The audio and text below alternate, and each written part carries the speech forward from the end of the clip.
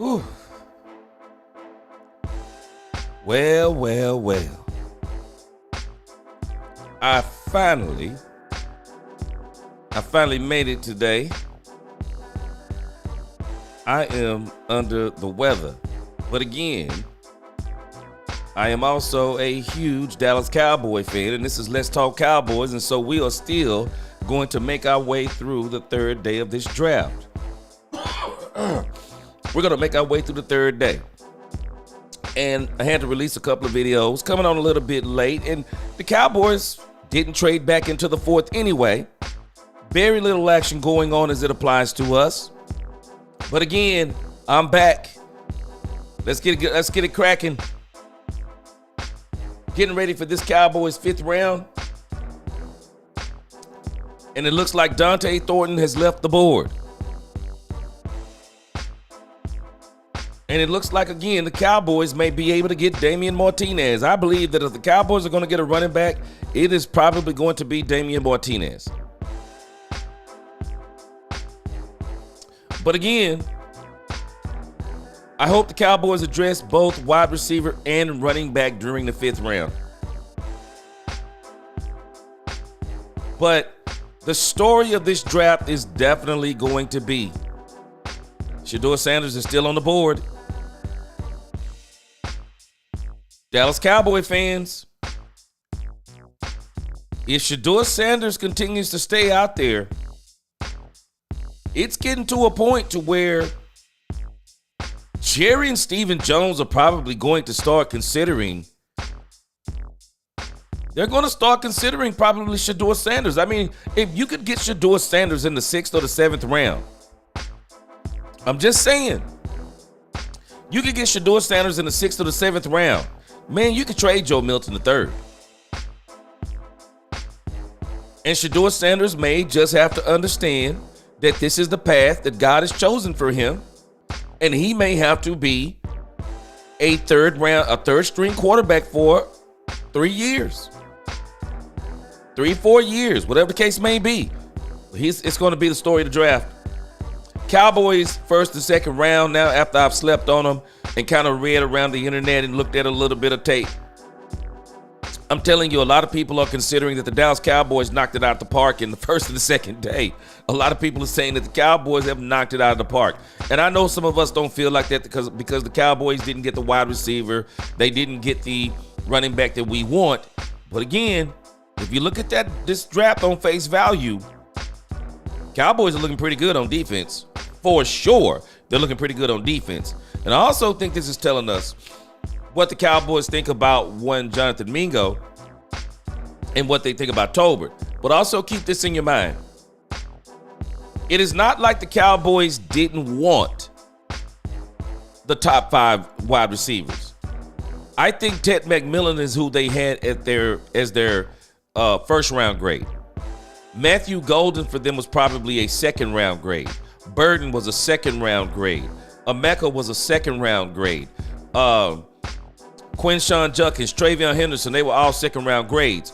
Well, the problem is, by the time the Cowboys came up, those guys were already gone. And so the Cowboys went with best player available on the draft board, and they wound up taking Donovan Ezeraku. And then in the third round, of course, everyone is saying, I went back and did a lot of research on it, and everyone is saying the cornerback the Dallas Cowboys got, he may be the steal of the draft. They're saying that this kid should have been a first-round draft pick the Dallas Cowboys got in the third. So we're going to see what he turns out to be. But for all intents and purposes, the first 2 days of the Cowboys draft are good, have been good, and some may even say great. For us, we're still waiting on the wide receiver and the running back. I think we're going to get it. And, of course, I do think we get it today. I just don't know what round. But let's get a quick roll call, and then we'll get into some more stuff on this draft. I mean, they're going kind of fast. The Cowboys should be up momentarily. Let's get us a roll call. I appreciate you guys coming in. We're already up to 101. Y'all hit that like button on the way in. Let's see how far we're going to get up there today. Let's get this quick roll call. Big D, man, I'm sorry I was up under the weather. Big D, he said, gee, waiting for the 5th round. Yes, sir, before he comes on. Since we don't have a 4th round. Big D, for real. I've been a little bit under the weather. I had to release a couple of videos, too. But again, nothing for us in the fourth, so no big deal. But we about to get back on it. Mirko, what's going on? He said Crosby married out of Syracuse. Man, the Cowboys, I believe, going to shock us today. So don't tell them who they're going to pick. Big D. Oh, man, Bashir Tootin, I know, gone. Dante Thornton, gone. Caleb Johnson, I didn't realize the Pittsburgh Steelers got him last night. He gone, too. Yeah, Mirko, they decided not to trade back into the fourth. Patrick D. Johnson Jr., what's going on? Doug Face, he said, I finally decided to change to my real name. Yes, sir. Got to catch your show, big homie. Trying to finish up these 12 hours. Yes, sir. Well, we're going to have some fun for the next few hours. Matter of fact, we're going to do this. I'm going to take a break, and then we're going to have a real big post-draft. We're going to do probably a couple hours of post-draft stuff, too. So it's going to be Cowboys all day for me. Mirko, he said, run on the bags. Mirko is in the crib. Again, appreciate you. The running back class is deep. The Cowboys are still going to be able to get a running back. Yes, sir. Tracy Bethune, what's going on? Jerry said they're happy with the wide receiver and running back room. I know it, but I do believe they're going to add to it. Yeah, the Raiders have gotten good fast. David Everett in the crib. What's going on? David Everett. If Shedeur Sanders continues to hang around, Shedeur Sanders may wind up being a Dallas Cowboy because I just don't think Jerry Jones will be able to resist. You're talking about Shedeur Sanders, a 6th round draft pick. The Pittsburgh Steelers passed up on him again. And again, don't get me wrong, that end that they got, they passed up on him again. I would have loved to got the guy that they just picked up. But again, if he's around there in the 6th or the 7th, he might be a Dallas Cowboy. Straight up facts. Lost in translation. He said, we are cooked. Hey, there's one more. Don't forget, lost in translation, Damian Martinez. Patrick M., what's going on? Tootin' and Scatty Bowl gone. Damian Martinez. Neo, what's going on? Yes, sir. Me and you on the same wavelength. Damian Martinez. The Cowboys better. I'm thinking, though, Neo, he may still be there. But we'll see. Patrick M., yes, sir. Let's see what we get. I will not be surprised, though, if the Cowboys go straight up in this thing and go tear it up again on defense. The Cowboys are trying to build a championship defense. And so championships win defense. Defense win championships. So it is what it is. We want to see how it turns out. Michael Smooth, Mike McCain up in the crib. What's going on? Thornton is gone. Yes, sir. That was one of my favorite players. Bashir Tootin gone too. Yes, sir. My man Lord Nova 85. I got you, Lord Nova 85. Danks 9000. What's going on? Hoodie Kush. He said we're going to get Marcus Yarns or whoever else. I wouldn't be surprised on that either. Lisa Worley, what up? What up? T. Lamont in the crib. What's going on? Dak Prescott's number 1 fan. I'm number 2. Jared Thomas is in the crib. What's going on? Yeah, they're going to take a wide receiver and running back at some point. They have to. I do believe it. But they're trying to build a championship defense, Jared. There's no doubt about it. They're trying to build a championship defense. And I think the Eagles have made the Cowboys say, we got to get a defense to stop those boys. They're right. You're going to have to get a defense to stop the Philadelphia Eagles. That's point blank range. T. Lamont, let me tell you something. While I don't think he's a clown, I understand what you're saying. We're going to talk a little bit more about this Shedeur Sanders thing, what you're saying with the clown show. I think there's a lot more to it than people may realize. Lisa Worley in the crib. What's going on? Lisa, it's not going to surprise me. If he keeps hanging around, I don't see how Jerry and Steven will be able to resist. Country boy, he said it is not happening. JS2, think of this G. Maybe this draft is telling us about their plans around Deuce Vaughn. Woo, man. I hope not. But if he turns out I'm good. D-Web, what's going on? Hey, we set it O-line for a while, and we're set at edge rusher for a while, too. Cowboys have done their thing on that defense, man. And I'm telling you, all intents and purposes, reading up on Savon Rebel Jr., Trayvon Diggs is cooked. Trayvon Diggs is on his way out of here. There's no way I can see the Cowboys keeping him. He out of here. Skull Unknown. The Giants are doing pretty good. They are. I give it to them. Yeah. Yeah, we're going to see how this all turns out. Hoodie Kush in the crib. What's going on? Hoodie Kush said he's still heated. Kerry Kelly, what's going on? God bless you too. Good to see you. Tony Perry, what's up? Hey, man, this first two rounds, man, have been great. They've been great. We just haven't got those skill players. I think we get them today. Jeff Shack, hey, man. If Shador keeps hanging out there, watch what I tell you. I'll be shocked. Shador Sanders as a 6th or 7th round pick, as much as I don't want the drama in Dallas, I just think it's going to be hard for him to resist. We'll see, though. Lokito, what's going on? He said, what's good, broski? Yes, sir. Leandrew Sims, what's going on? Irving Green in the crib.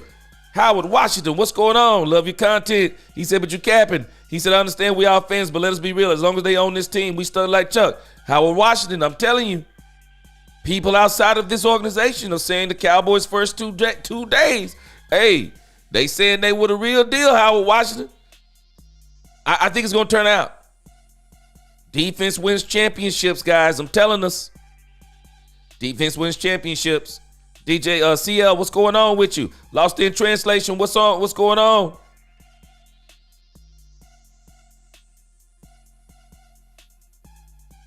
New York Jets on the board.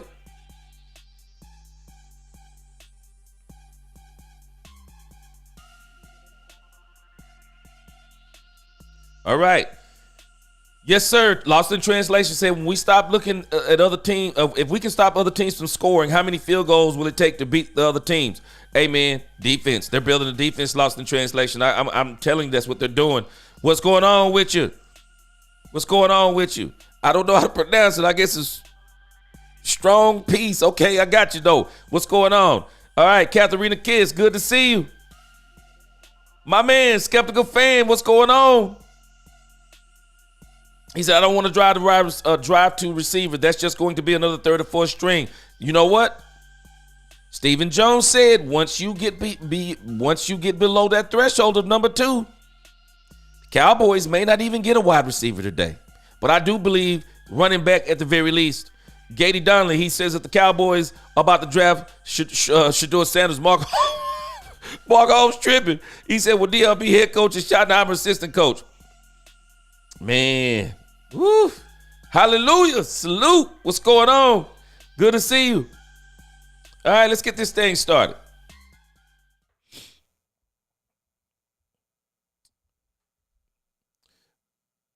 Again, if you just look at the Cowboys draft at face value, the draft has been absolutely great.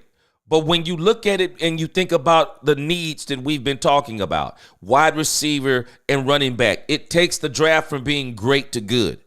If we already had a top flight running back, if we already had a bona fide number 2 receiver, this draft would be off the chain. We would be going crazy.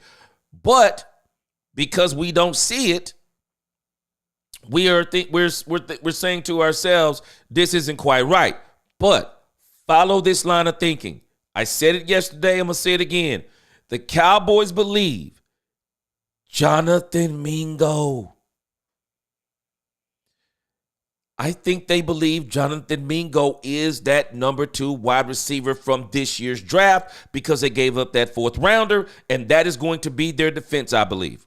I believe that will be their defense.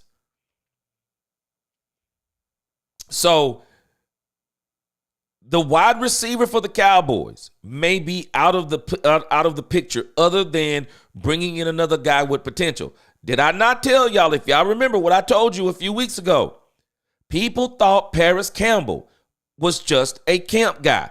I don't believe the Cowboys are looking at Paris Campbell as a camp guy. This guy is blazing fast. The Cowboys are thinking that Paris Campbell can be a contributor on this team. Somebody going to be odd man out, and I think it's going to be Jalen Brooks. But the Cowboys got Flournoy last year. You know Cowboys love their guys. The Cowboys got Jonathan Mingo. Well, they already had him on their board. Didn't get him. Now they got him. Cowboys got Jalen Tolbert. They drafted him. 3rd round, I believe. They're wanting him to make another step. So when you think about Ryan Flournoy, Jalen Tolbert, they added Jonathan Mingo. When you think about those three receivers, and then they got Paris Campbell, he's the speed guy. I believe they think their wide receiver room. Let me tell you about the Dallas Cowboys and Dak Prescott.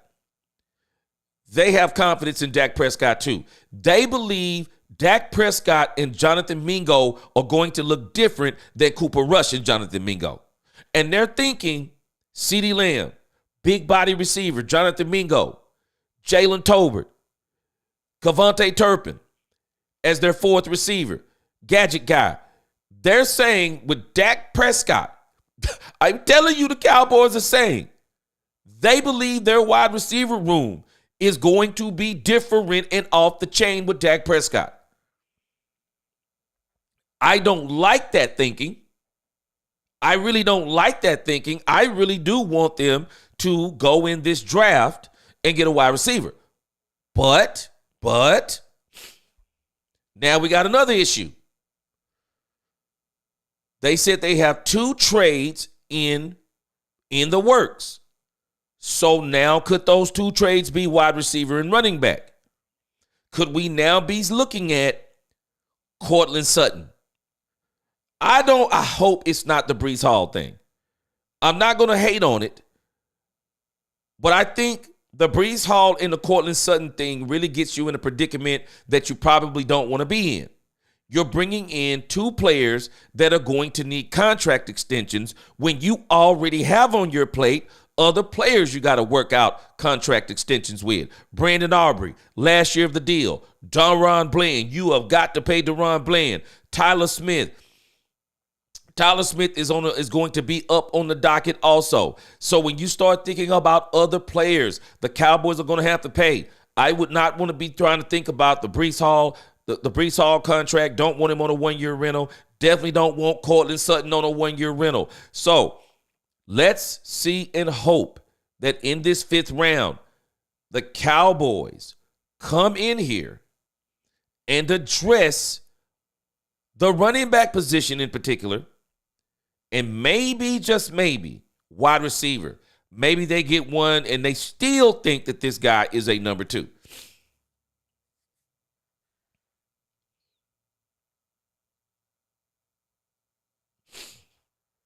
Again, the Cowboys, though, the Cowboys are still in good position today to do something really good. So we're going to see what happens. Neo, not from the Matrix. Appreciate that $2 super chat.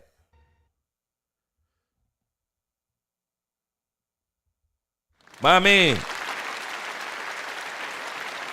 Neo, I'm telling us, man. I really do think they may be looking at Mingo as one of these guys that they've already drafted. I'm telling us, Neo. I do. But again, let's see.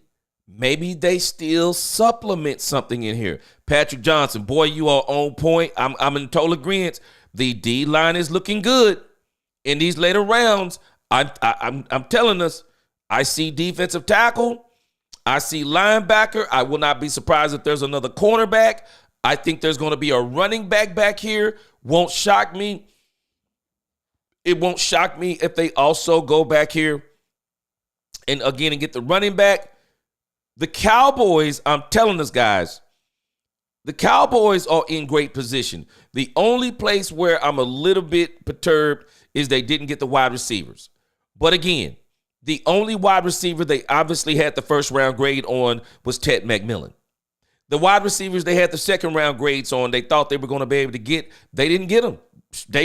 They went in the 1st. Matthew went in the 1st. They obviously didn't have a 1st round grade on him because they could have got him. Emeka was there. They obviously didn't have a 1st round grade on him. So Luther Bird in the 3rd. They probably had a 2nd round grade on him. Luther the Bird went at the top of the 2nd. So they couldn't get the wide receiver. And that's why I want to give the Cowboys credit. A lot of people, we got to be careful thinking that they didn't want to address it. They wanted to address it, but they also stayed true to their board. And they didn't want to, which I'll be honest with you. I kind of feel like the Cowboys actually believed in what they said. They believed their free agency was good enough that they put themselves in the position to get the best players available, right? And once those best players available were gone, they didn't want to reach down. They wanted to stay on where they had players ranked on the board. Now, me, I'm a little bit different. If there would have been a player I would have wanted, like a Matthew Golden, I just would have went and got him. Even if I would have had to, if I over pick for him, I'm gonna get Golden if I want him. I'm gonna get Burden if I want him. I mean, if I want him, I want him, and I'm gonna overpay for him if I want him. But the Cowboys obviously were not willing to do that, even though some people argue and say they might be overpaying for Booker. But I think Booker may pay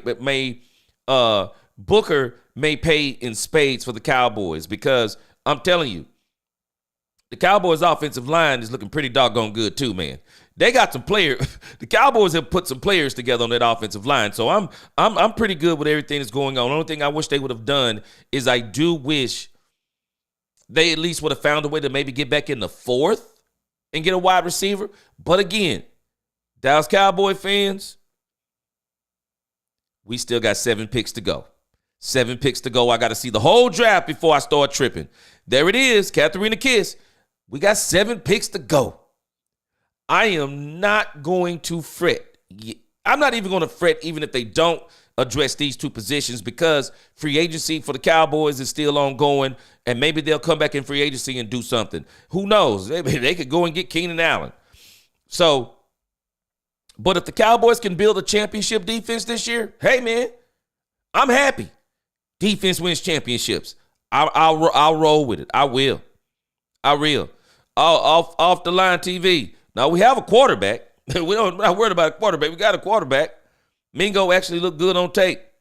Problem was, Alex, you're telling straight facts. We'll do that in this offseason. We're going to go back and do an expose on Jonathan Mingo, and we're going to look at his snaps with the Dallas Cowboys. And I think we're going to find something very strange. We're going to find something that we didn't know. Cooper Rush was the problem, and so was Mike McCarthy.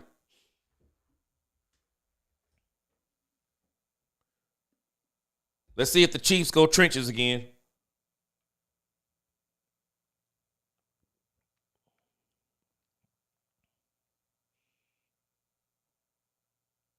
Okay.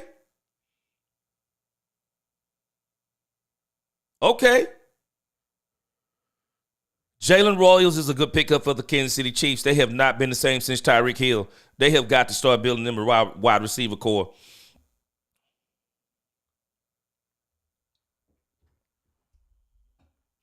But the way everybody is building up those doggone trenches, man, it don't matter who your wide receivers are if you can't throw to them. It don't matter if your quarterback's on the ground. It don't matter what you do. Would you take Diggins over Martinez at running back? I'll take Martinez. I think Martinez fits the style. I think Martinez, Neo, I think he fits the style of running the Cowboys want to do. Damian Martinez is a violent runner. And if the Cowboys want to be violent, he kind of fits the bill. Hallelujah. I hope Mingo balls out. But to bet on him while improving is wild. But this is the type of stuff the Joneses do. And hallelujah. Again, let's think about this.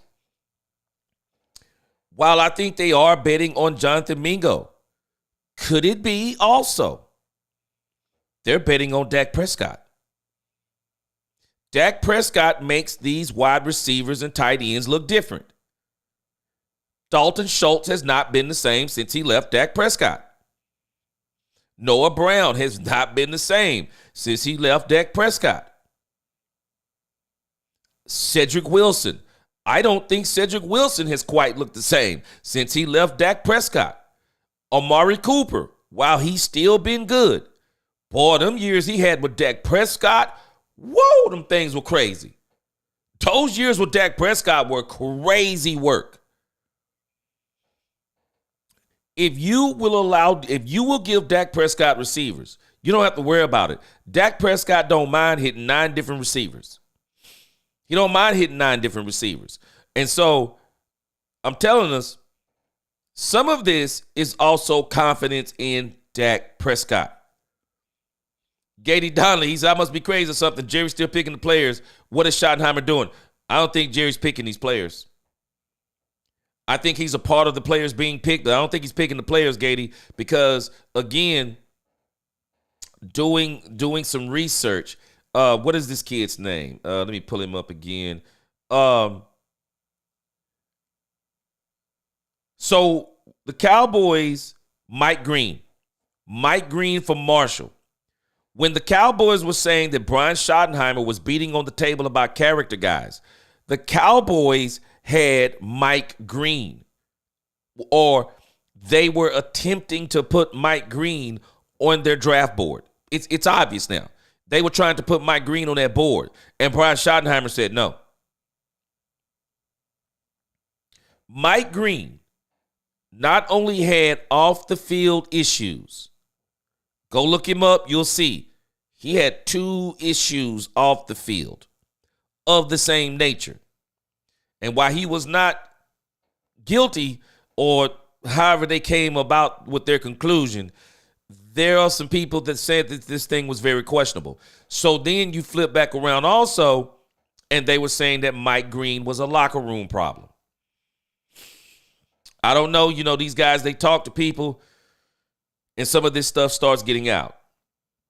And so the Cowboys didn't select Mike Green.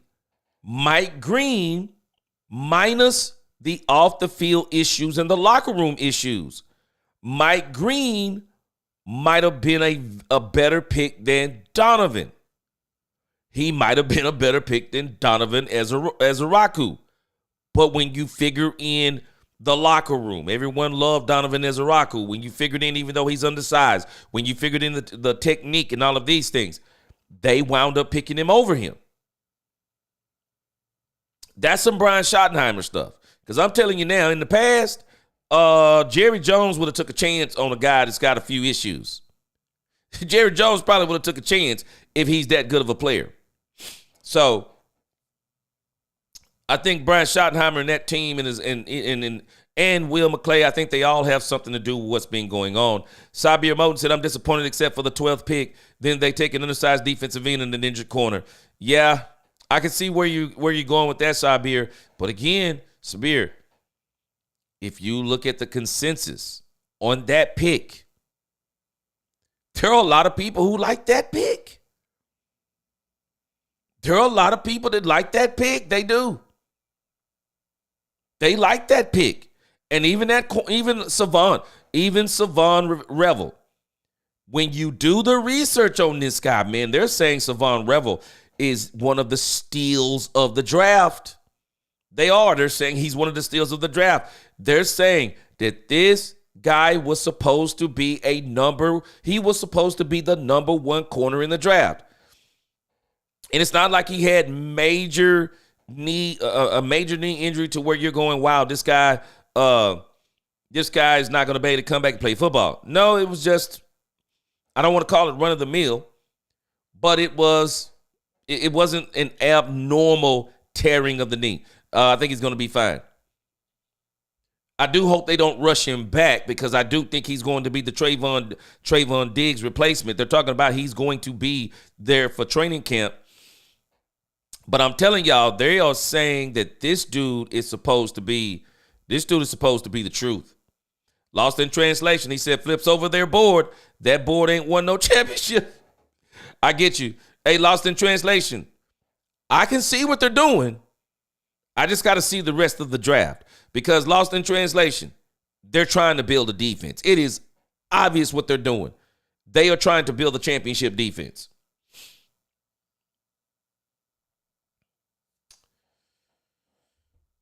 All right, so let's see. The Raiders are back on the board.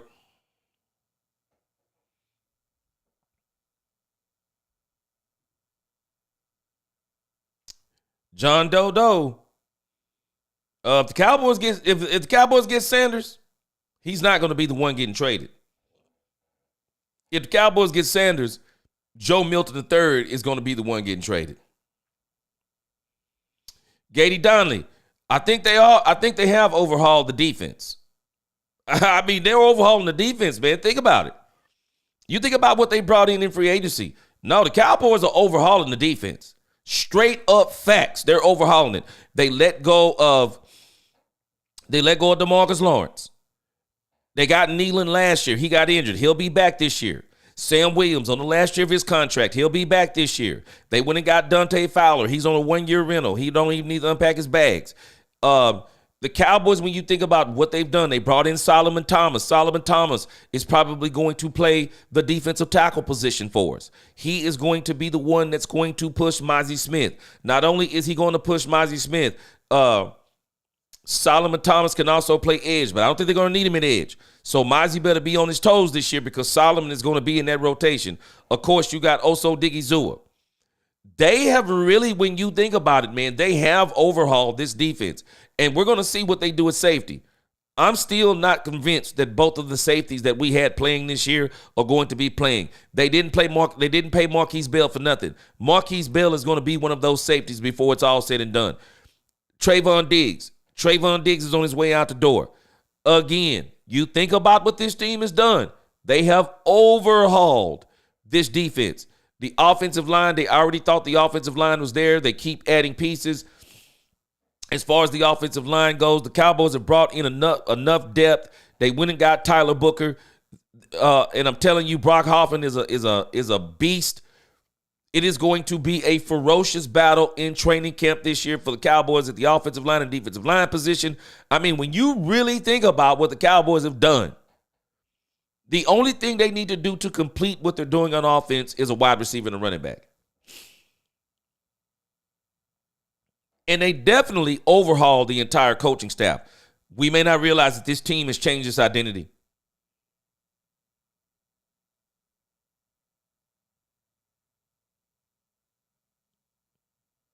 Okay. The Cowboys have actually overhauled this entire team. They're going to have a new identity this year. I don't know if we're paying attention, but again, they have already overhauled this team. It's going to look different. It is. They have overhauled this team. I like what they're doing. I have to say, I like what they're doing. And as far as this draft goes, I got to wait and see how it turns out.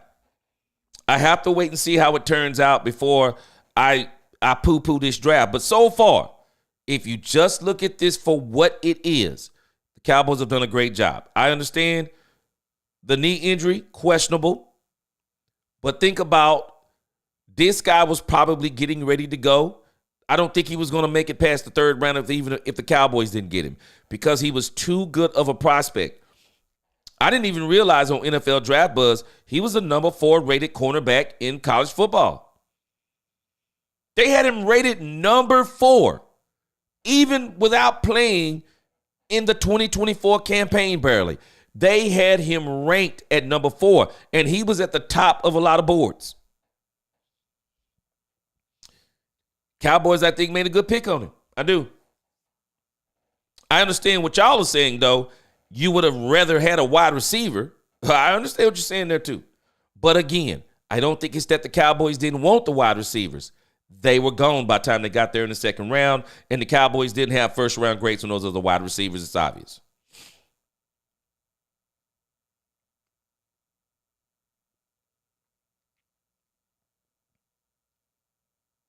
Patriots just traded back up. Patriots have had a very good draft, too.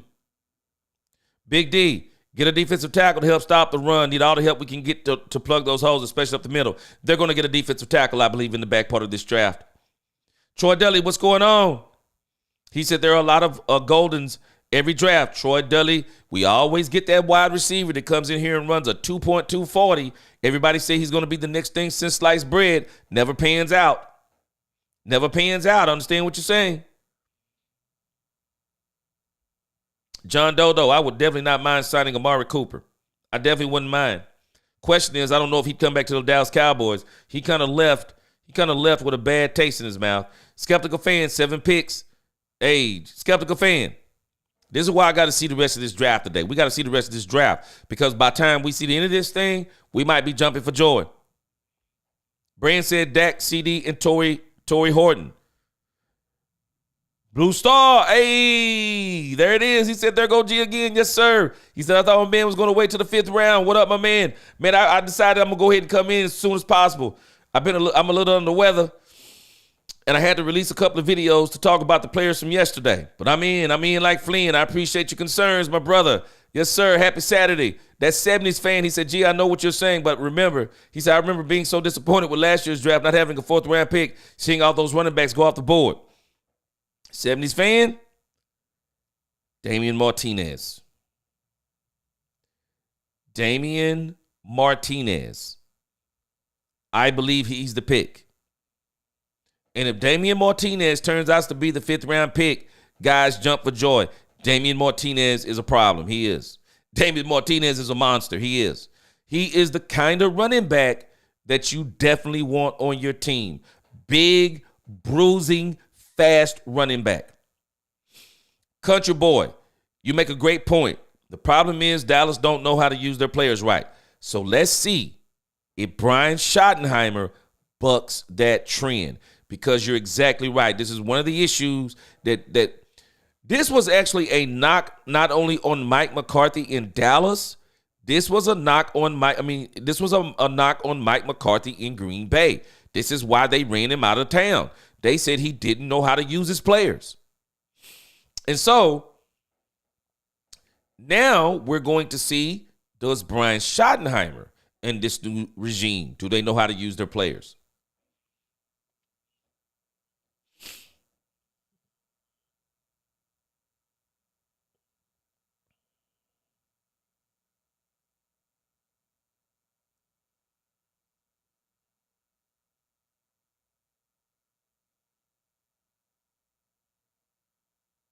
Okay.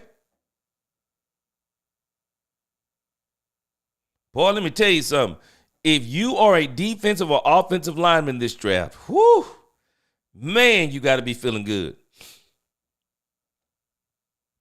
Adapa Ja Anu, he said, funny how Shotty and the Cowboys are doing the JG. Oh, you talking about Jason Garrett. And they fired him to get McCarthy. Sounds like Stephen Jones' move. Yes, sir. We had an asset that could have gotten us a pick in the 1st, the 2nd, and the 3rd. Now, Adapa Ja Anu, appreciate you being in here. Let me tell you something. I brought this up about Jason Garrett. A lot of people don't realize that it was Jason Garrett who threw this franchise, or tried to throw this franchise, back into the 90s Cowboys. Jason Garrett was the one who's responsible for pushing the Cowboys with the Travis Frederick, the Tyron Smith, the Zach Martin. When you think about the running backs that they had,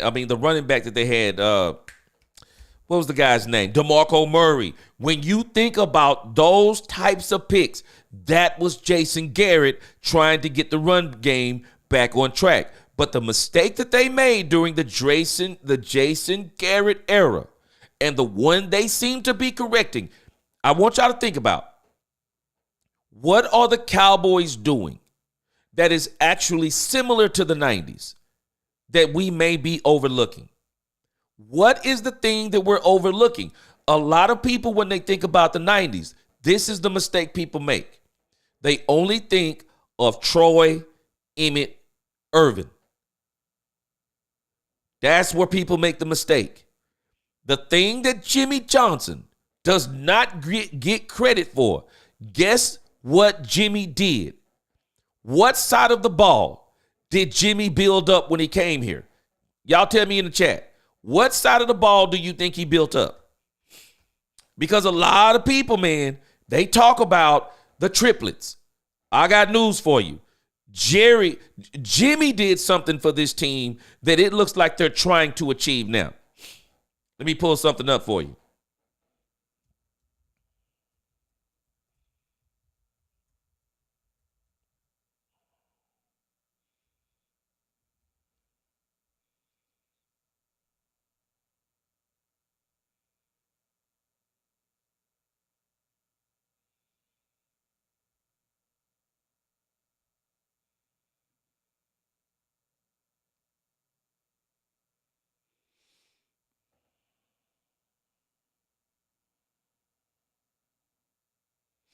All right, let me show you something. A lot of people don't realize something that Jimmy did in as he started building up to that 1995 season. A lot of people don't realize in I'm sorry, not 1995, 1992.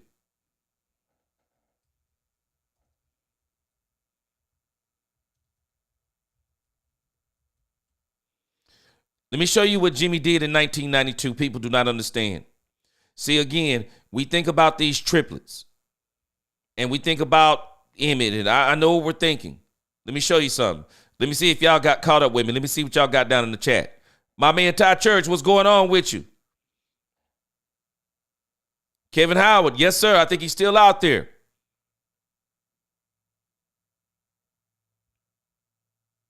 The dude, what's going on, my man? He still says the 49ers are taking Shador. If he's there in the 7th round, they're going to take him.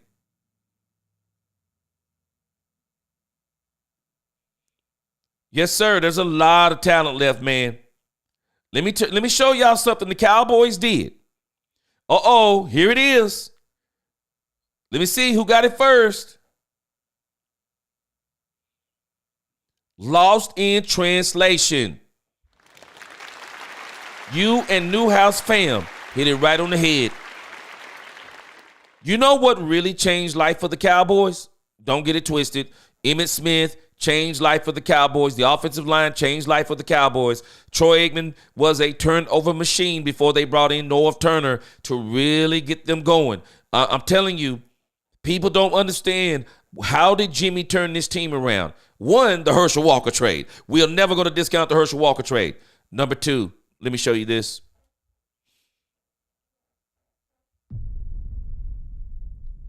The Dallas Cowboys 1992 defense ranked first in the NFL in total defense.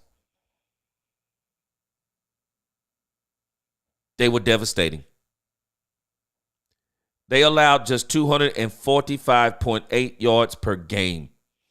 They led the league in defense against the rush and fewest first downs allowed. They ranked 5th in pass defense, allowing 168.1 yards per game.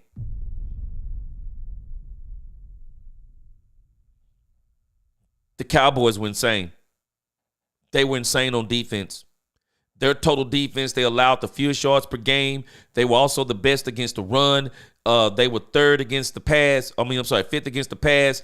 Least first downs allowed, 3rd down conversions. Their defense was exceptionally effective at preventing 3rd down conversions, allowing opponents to only convert 27.2% of the time. Now, do we not yet see what the Cowboys are doing?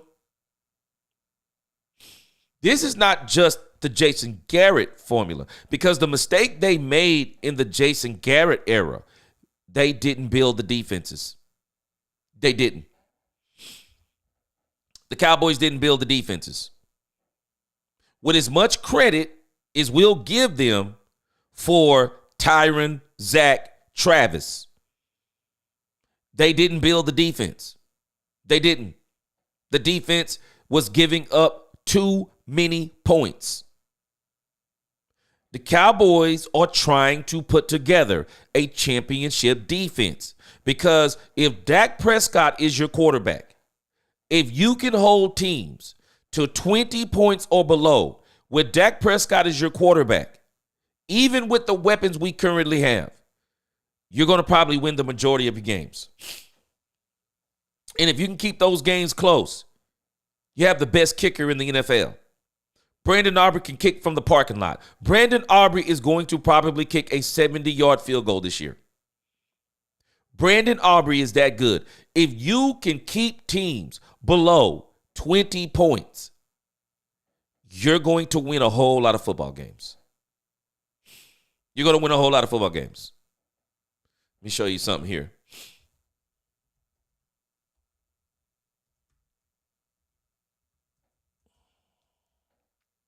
This is why I keep telling people, again, I'll take that 1992-93 Cowboys team. I will wreck every team in NFL history. I'll wreck every team. I don't care. You can give me any team you want to. I'll take that 92-93 Dallas Cowboy team. I'll take that team all through time. I'll destroy teams.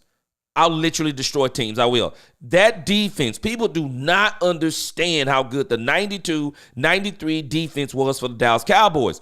They were incredible. They were incredible.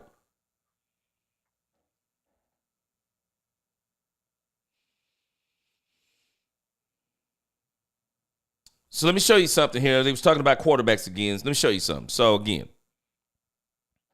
I want you to look at the Dallas Cowboys 1992 season. Again, I'm just showing you what I think the Cowboys are doing, and I don't think we're appreciating it. Look at this.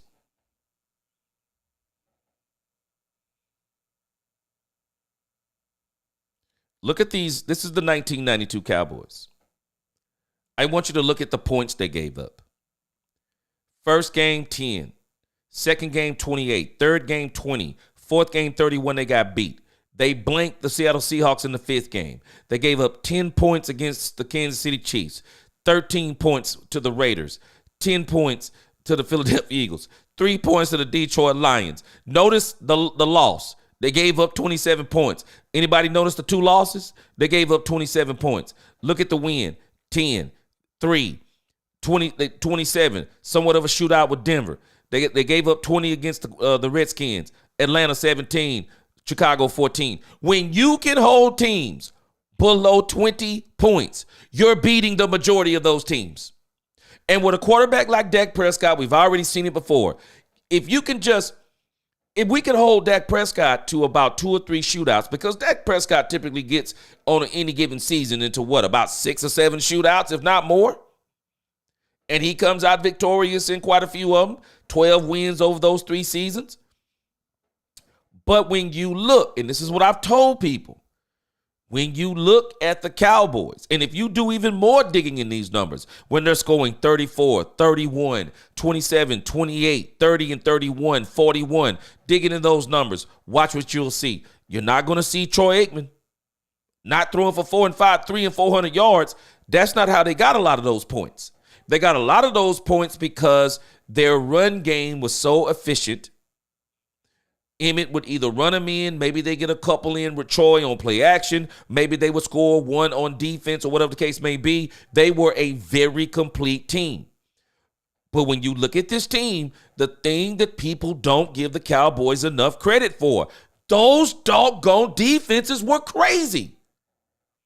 Those defenses were not mediocre. And the Cowboys, for as much as people say, oh, the Cowboys have had good defenses. No.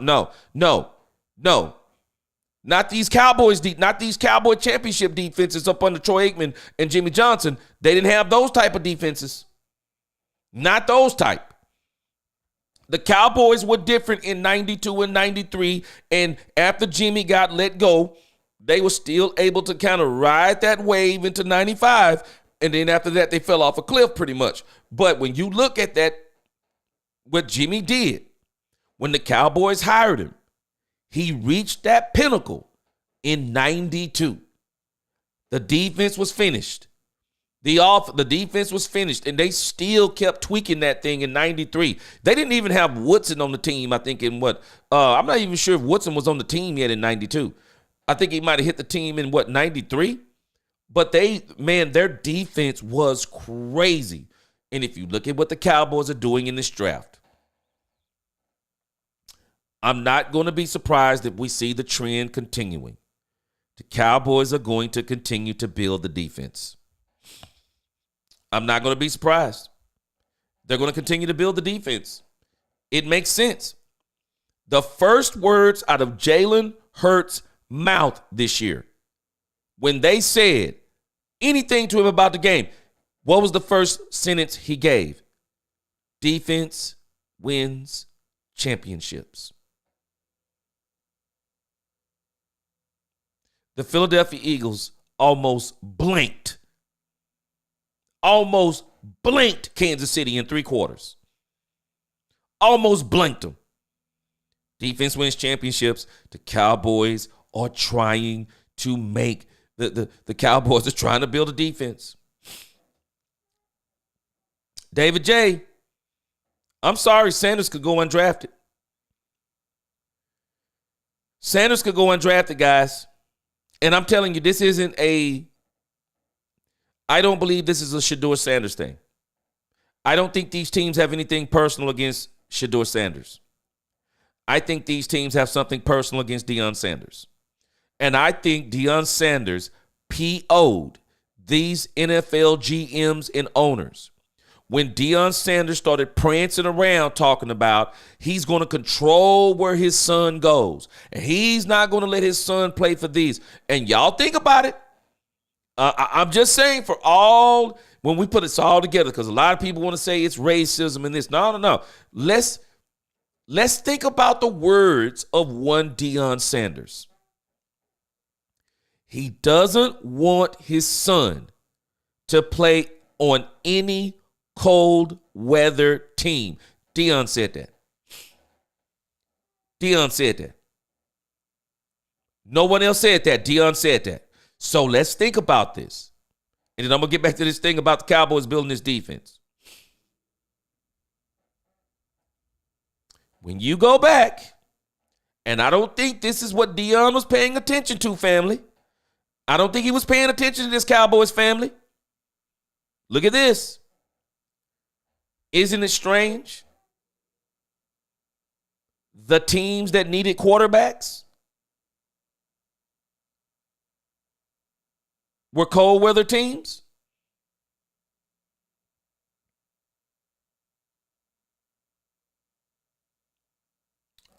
Let me hear who the Seahawks pick.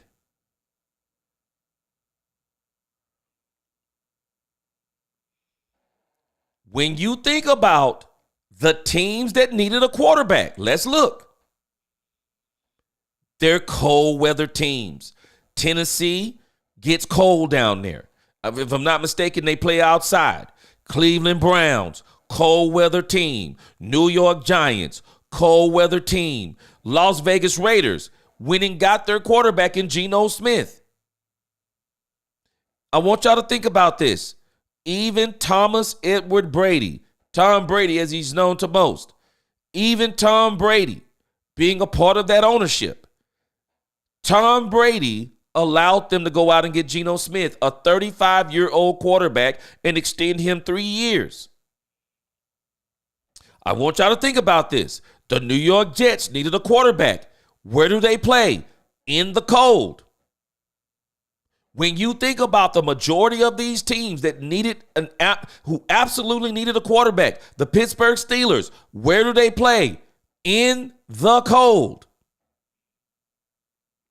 I'm not sure this is just about people don't, because I can't buy they don't like Shedeur. I can't buy it. I can buy that maybe some of them didn't like the interview. I can't buy they don't like Shedeur Sanders. This is a message to Deion. This is a message to Deion. I think it's a message. So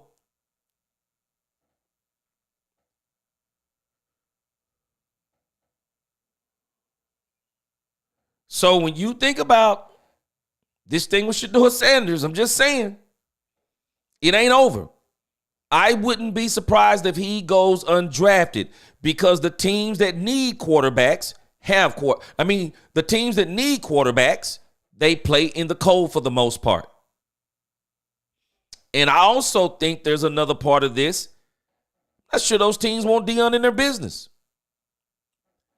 Shedeur, it's the blessing and the curse. The blessing. Deion Sanders is your dad. The curse. Deion Sanders is your dad. The blessing. Deion Sanders is a great father. The curse. Deion Sanders is a great father. I believe some of these guys are rubbed the wrong way because, and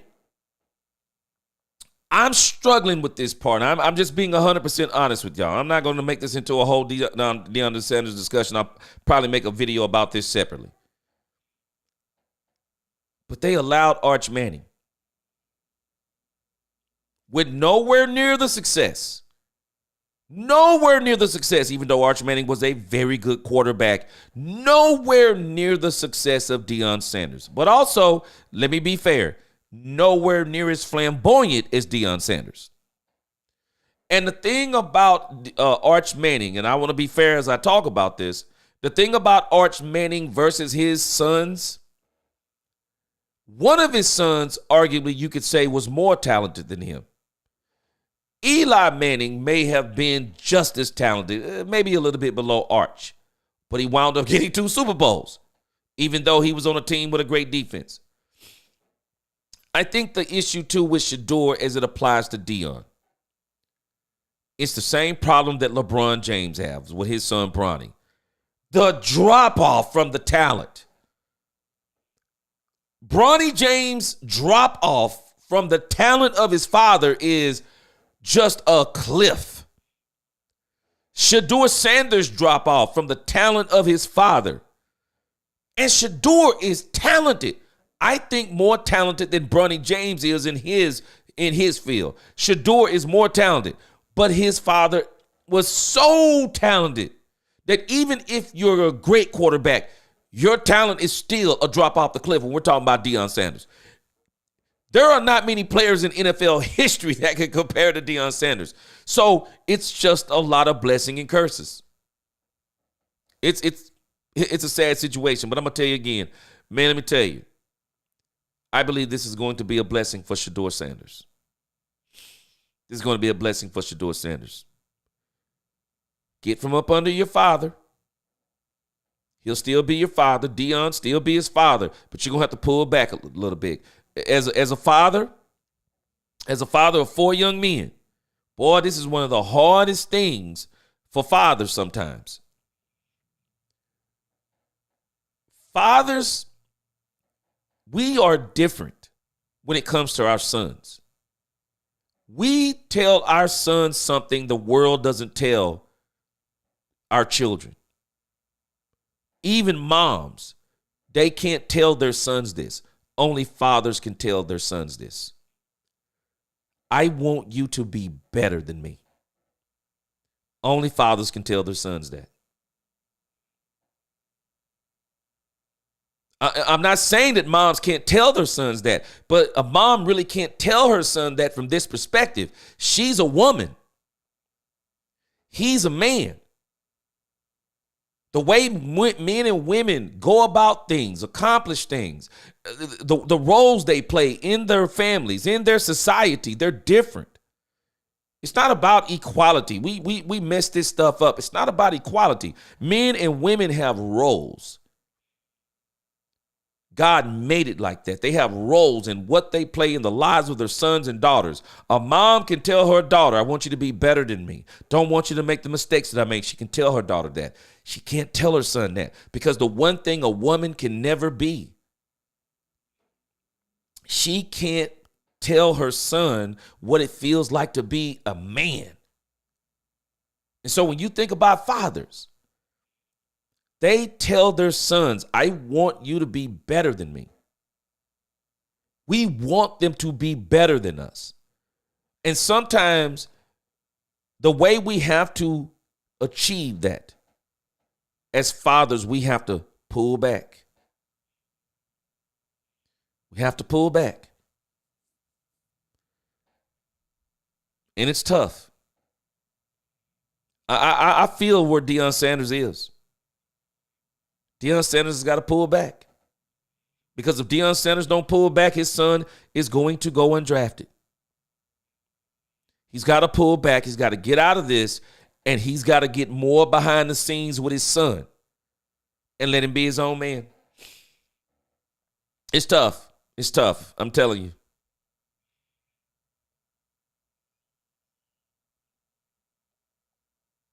Whoa! Yes, sir. The Cleveland Browns select Shedeur Sanders. Yes, sir. Yes, sir.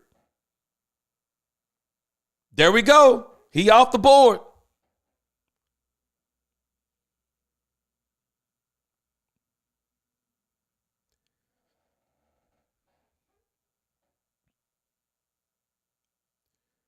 I'll be honest with you.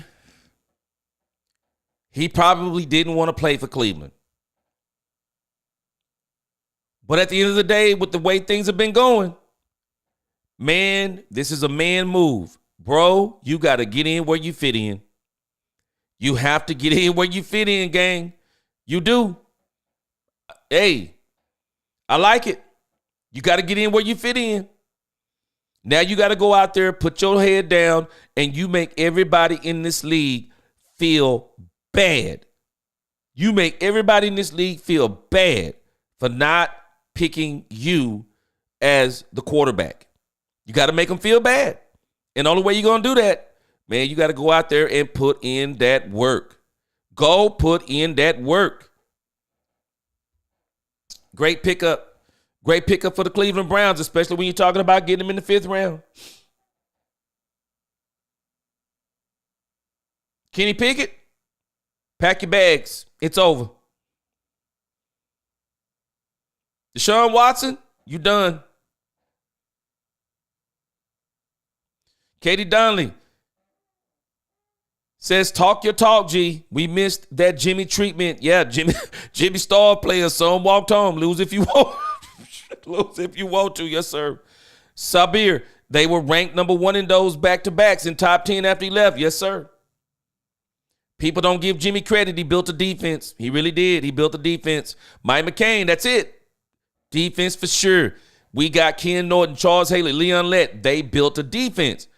And if you look at what they're doing, the Cowboys are building the defense. This is why I'm not mad. Wow. Happy for Shador Sanders. Garland Strowman, CeeDee Lamb, all our wide receivers, besides CeeDee Lamb, all our wide receivers suck. Garland, boy, they big on, I'm telling you, man, they're big on this dude. They are absolutely big on Jonathan Mingo. Y'all throw in the chat who you think the Cowboys are going to get in this on this pick. I'm picking Damian Martinez. 70s fan, yeah, offensive line, but what people don't really focus in on, 70s fan, the defense is crazy. Carlos Gill, well, what's going on? The dude, Casillas, Maryland, and Charles Haley, yes, sir, they built a crazy defense 2 years in a row. Carl Alder, he said Sampson equals 10 gone. I got a feeling this next pick is going to be Damian Martinez. The Cowboys will link to him early on. I think it's going to happen. Hey, yes, sir. Looks like he gone, though. My man Govin, what's up? Yeah, Jerry is great at drafting great players, for sure. But it looks like this season they're doing something a little bit different. They're trying to get that defense built up. The 70s fan, I believe we're about to see Damian Martinez for the Cowboys.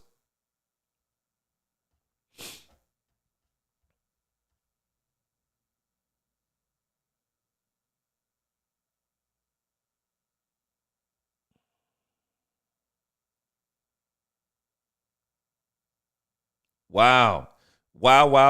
Kenny Pickett, you're out of here. I can tell you up front.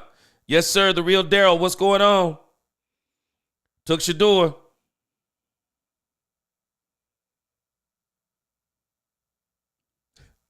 Adapa, he said that's crazy. Browns wrong for that. They traded up before the Cowboys got on the clock. Adapa, I'm telling you, Shador Sanders was not going to stay there too much longer.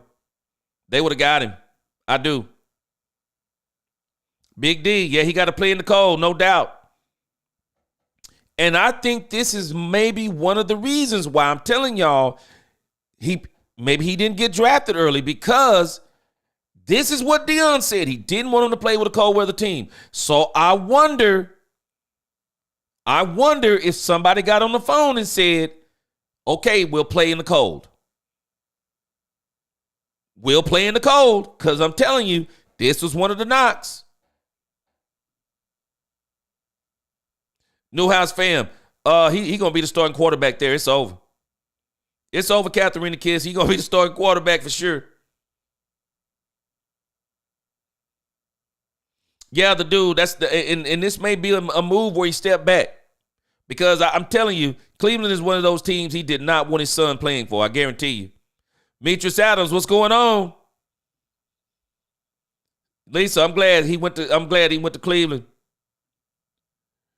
Anthony Jefferson said ESPN showed his pick behind the Browns logo before the commercial. Did y'all see that? Oh, I didn't see that.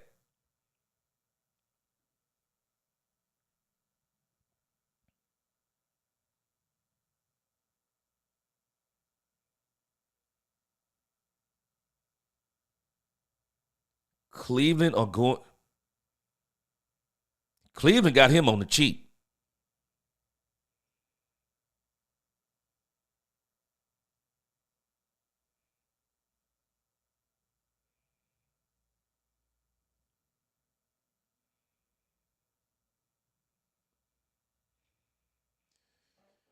They're saying that Joe Flacco is going to be the week 1 starter. I challenge that. I will not be surprised if Shedeur Sanders is the week 1 starter. I will not be surprised if Shedeur is the week 1 starter. If I'm the Cleveland Browns, the Shedeur Sanders era starts right now with me. Right now, it starts right now. I'm not even playing around with no Joe Flacco, Kenny Pickett nonsense. Hey, it's over Deshaun Watson. As soon as you get your Achilles done, we've already fixed your contract, bro. We're cutting you. I'm not even playing around. For me, if I'm the Cleveland Browns, this is the Shedeur Sanders era. All right, here we go. 49ers are on the board. I believe the Cowboys get Damian Martinez right here. Y'all tell me what you think. David J., if it's me, he's day 1 starter.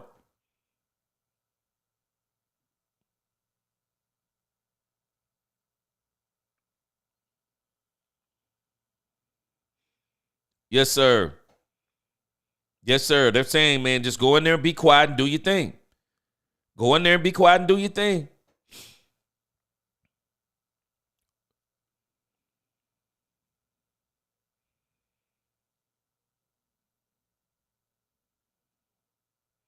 Nah, he winning that job. I guarantee you.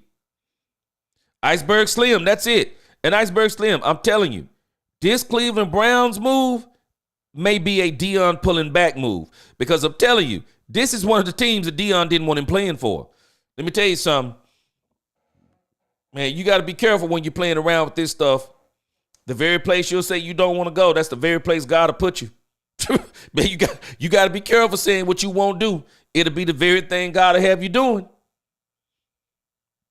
Newhouse, he says Shedeur Sanders, 5,000-yard passing, 30 TDs first season. He mad, man. Hey, Newhouse, this is what you want. This is what builds men right here. This builds men and women. Adversity. Adversity builds. It does. I'm loving it. I'm loving it. I'm loving it. Deion, pull back. Let him be a man now. You can be his father behind closed doors. You give him that advice behind closed doors. No more talking about your son in the public. You let your son get his own identity. He's Shedeur Sanders. He's not Deion Sanders. He's not Deion Sanders the third. You let him get his own identity. I love it. I love the pick. Should have did it earlier, though. But again, boy, they got him on the cheap. The dude, he said, I don't think you want Shedeur learning much from Deshaun. Man, let me tell you something, the dude, he ain't learning nothing from Watson. Watson is out the door, man. Watson is out the door. If I'm the Cleveland Browns, I'm not even dealing with Deshaun Watson no more. Bro, take your check, get out of here. I want y'all to think about this. The deal that you pay a quarterback at the 5th round? A 5th round quarterback? Y'all remember the money? Do y'all remember the money that Dak Prescott was making? Shedeur Sanders puts the Cleveland Browns in the catbird seat. They can literally cut Deshaun Watson because this man is going to be playing for nickels on the dollar versus what he would have been playing for as a first-round quarterback. This is the Dak Prescott scenario for the Cleveland Browns, but better. Don't even play with this Deshaun Watson stuff. Get out of here. I'm telling you, I'm cutting Deshaun Watson ASAP. ASAP Rocky. I'm cutting him. I'm cutting him. I don't need him. I don't need Shedeur learning anything from him. Deshaun, you're out of here. If anything, he could learn something from Flacco. Flacco has been on a championship team. Get out of here, Deshaun Watson. No offense, bro, but it's over.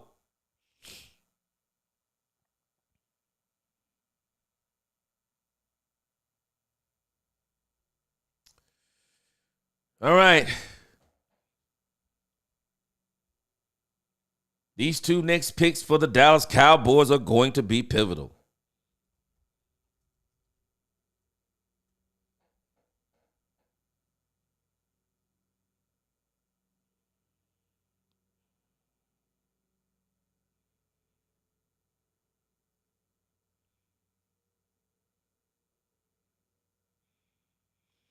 All right, I'm trying to see here.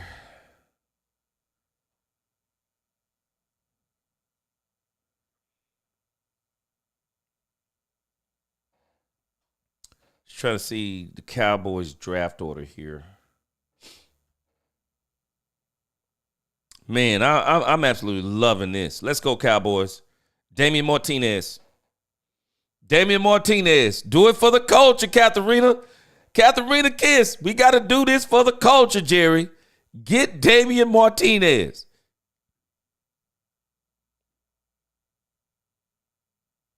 Anthony Jefferson already. I'm not sure. I don't think they did, but it doesn't matter. Shadour's going to be the quarterback.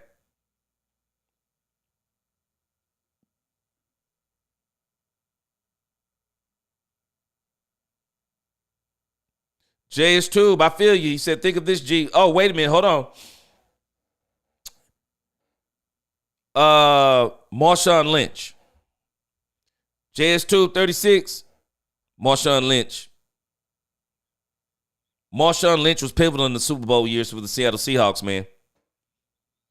Marshawn Lynch was pivotal. Not only that, they had the Legion of Boom defense. I mean, that really helped out the Seattle Seahawks. But, boy, Marshawn Lynch during the Super Bowl time. Oh, you're talking about – wait a minute. Hold on. I got you. You're talking about Russell Wilson time. I'm sorry. Shoddy with Russell Wilson. Yes, sir. I feel you on that. Yeah, he was still able to run the ball. But I still don't think that running back room is good enough right now.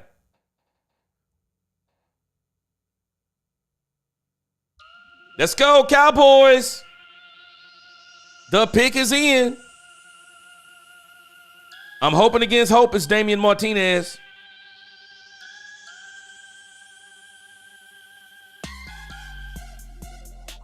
Let's go, Cowboys. Can we? Jaden Blue. They got a running back. It's okay. Jaden Blue from Texas. I got to go look him up. I have to go look him up, Cowboys fans.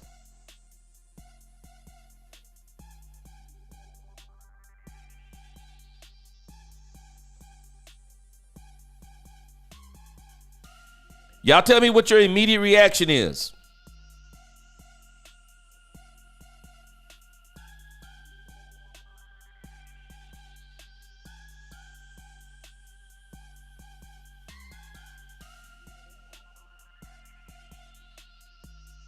All right, y'all tell me your immediate reaction. I'm just trying to see where he was ranked.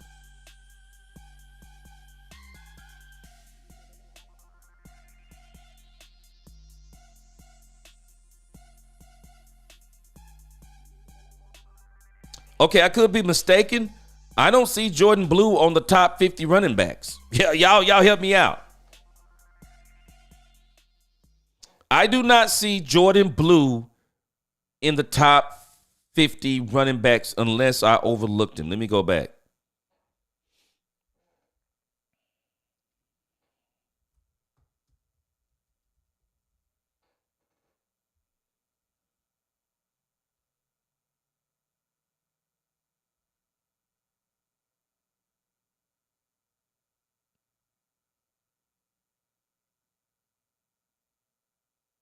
Okay, I don't even see this kid on NFL Draft Buzz.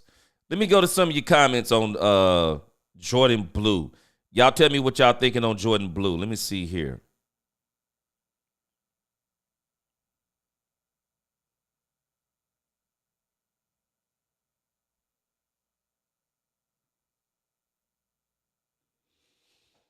Let me see here.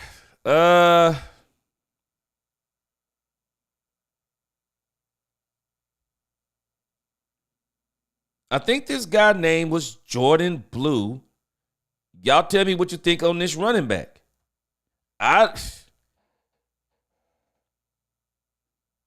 Okay, was that Jaden?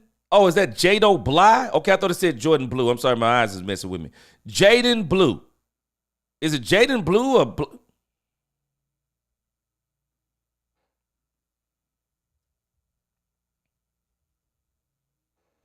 All right, here we go.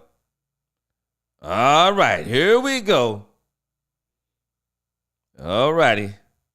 Let's pull up his scouting report, guys. Let's check him out here. Y'all start putting in the chat what y'all think about him. I'm going to pull him up. Okay. Let me put him up on the screen here. All right. So it says Jaden Blue. Of course, he played for Texas. 4.38 40. I like that. Looks like he's a 6-foot running back. Well, it says here 5'9", 5'9", weight 196.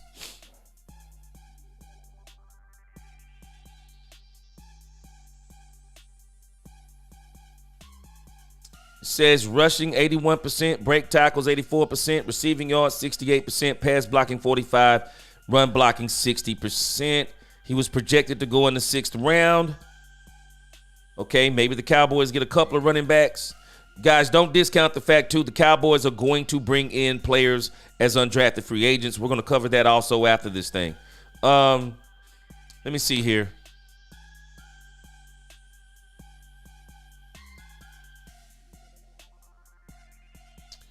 So if I'm reading this right,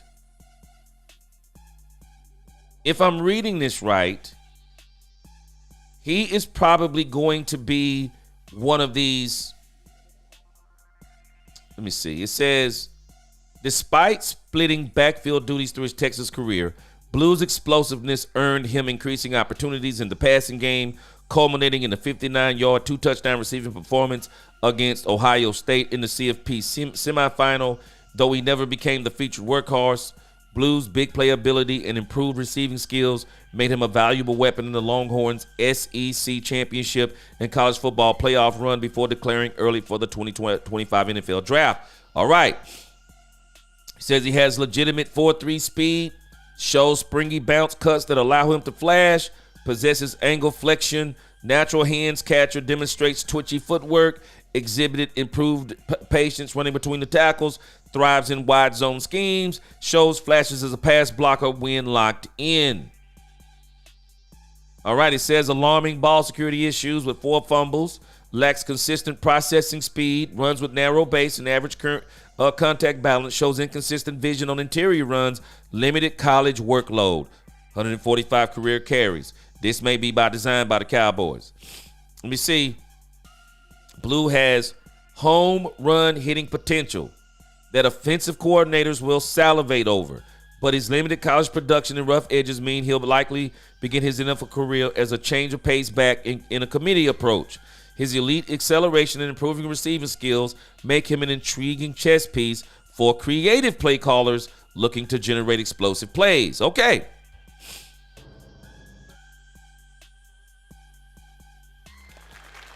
All right.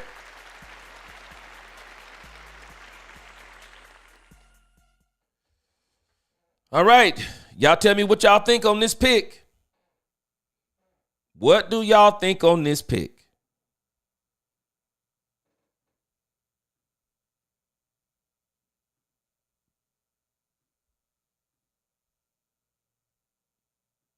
All right. Let me see in the comments. What do y'all think on this pick? Neo from the Matrix. He said Blue ran a 4.39 at the combine. Hard 3-round grade. Oh, had a 3-round grade. Yes, sir. Yes, sir. He looks pretty good. He looks pretty good. Let's see if they get another one.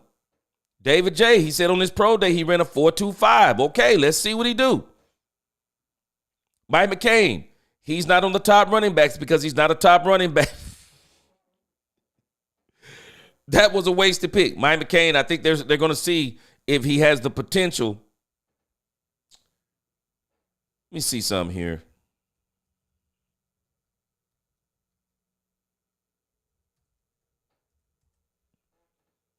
Okay. Do y'all know who I see him as? I believe the Cowboys may see him as their next Tony Pollard. He may be the Cowboys' next Tony Pollard. But again, the Cowboys may double up at running back. Let's see if they double up at running back. Damian Martinez is still out there. Mirko, that was one of the knocks on him. They said he fumbled. Mirko said Blue is fast but fumbled like crazy. Hands too small. Marcus Warner says, watch Texas football. He has game. Yeah, lost in translation. He's a Texas guy. Greatness, what's going on? Yes, sir. Jason Dunlap, part starter, always injured. Ooh, okay. What up, Rod? What's going on? I think they'll still get one in this draft. Poobie D, Jaden Blue.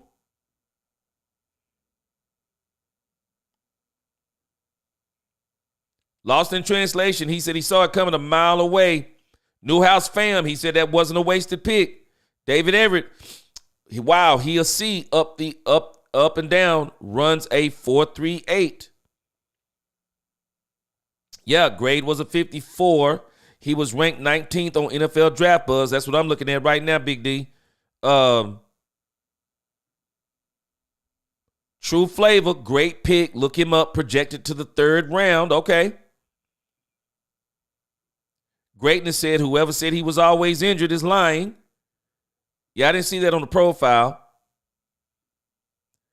The pick is so bad that ESPN didn't even stop to talk about the pick. Let's see. Jaden is that 3rd down back. Speed to burn. Okay. Yeah, he kind of. I'm thinking he's probably the new Tony Pollard for this team. This is probably what they're looking at him for. Maybe he's a 3rd round back. I mean, not a 3rd round, a 3rd down back for us. Big C Tennessee, what up? Big C said he's the truth. Alfredo says just because Blue is not a big name splash player don't mean he can't play. Hey, man, we're gonna see what up. I'm not mad at it.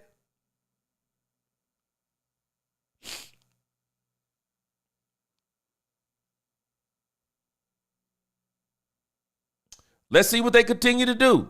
Damian Martinez may still be on the menu. Damian Martinez may also still be on the menu. DJ Giddens, Martinez, Sanders still there. CJW. I think they ought to double up. Double up at running back. Keek, what up? What up? I think they ought to double up. Jaden Blue doesn't seem like a bad pick. Poobie D, Blue ran a 4.38, 2 touchdowns in the playoff game. Good receiver out the backfield. That's why I say he may be the new Tony Pollard. Leandrew Sims, good backup with potential. Now you think about it. The 2 running backs we have right now, they're on 1-year rentals. They're basically 1-year rentals. Will not be surprised if the Cowboys double up. Let's see if Damian Martinez is still there. Maybe they'll get Damian Martinez with the next pick, or maybe they'll get Damian Martinez in the 6th. Big C from Tennessee, 2 touchdowns against Ohio State. Yes, sir. I'm not mad. I'm not mad at the pick. Cowboy 5 rings, what's up? He said he can stop on a dime, leave defenders grasping at air. He was Athlon's 13th running back, 5th round grade. Okay. Lasay Williams. We got Blue. He got the thumbs up from Lasay. Keek said, solid pick, top end speed, fumble problems that can be corrected. Yes, sir. That can be corrected with ball, the way you hold the ball. Newhouse fam said he'll be all right. Blue Star says, finally, Jerry. Jaden Blue's official dash time at the 2025 NFL Combine was 4.38. Yes, sir, Blue Star. Let's see here. Kenny Nichols, home run hitter, can break it at any time for a touchdown. That's what you needed. Poobie D, yes, they already lined up. Lisa Worley, he's a breakaway back like Zeke. Uh-oh. Okay. Mirko. Mirko said he ain't that good, bro, but I'm rooting for him since he sold the team. Better backs on the board should have gotten. Damian Martinez is still out there. Let's wait and see. Brandon Childress, he's listed at number 19.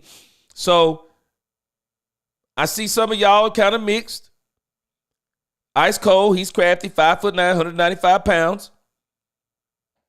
Okay, Giddens went to the Colts. D-Hawks, what's up with you?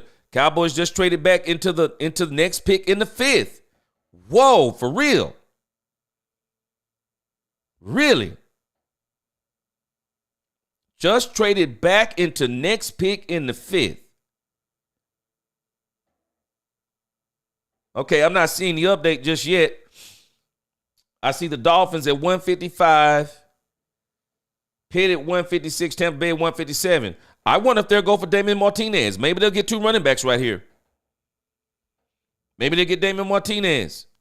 Chris Soprano. I'm actually shocked they didn't get Damian Martinez. He said Martinez would have been better. Maybe they think they can get him still.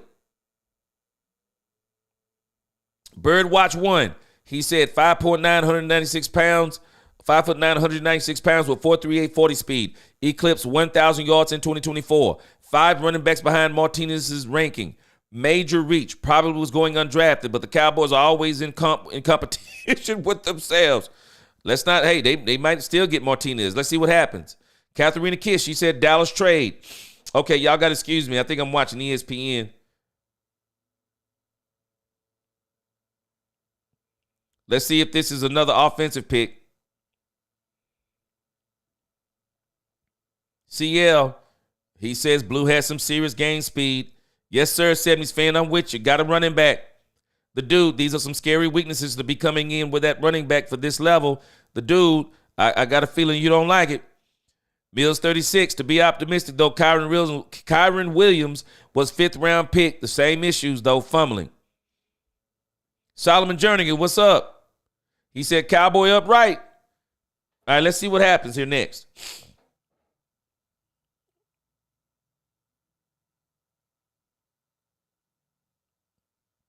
All right, so y'all saying the Cowboys got back up.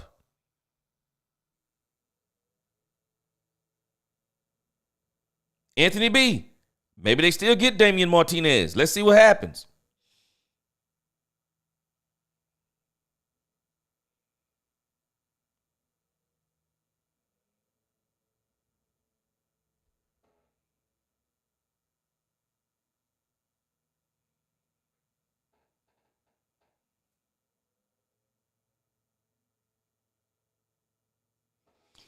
Okay, I'm seeing what somebody said the Cowboys traded back in. But I'm looking at the Dolphins at 155. Is what I'm watching like way behind? I keep seeing everybody saying the Cowboys traded up.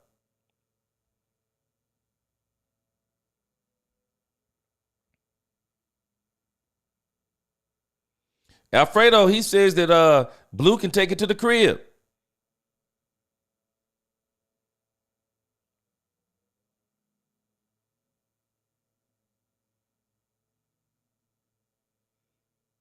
Okay, again, am I looking at a bad?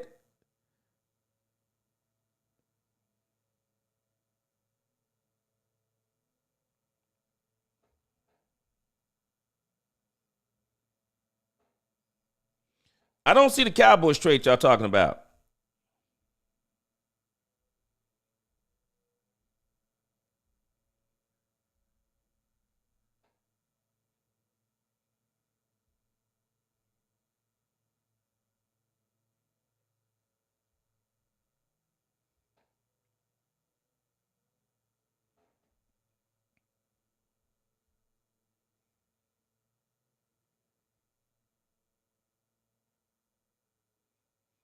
Yeah, I didn't see the Cowboys. I didn't see the Cowboys trade back up unless I'm missing something.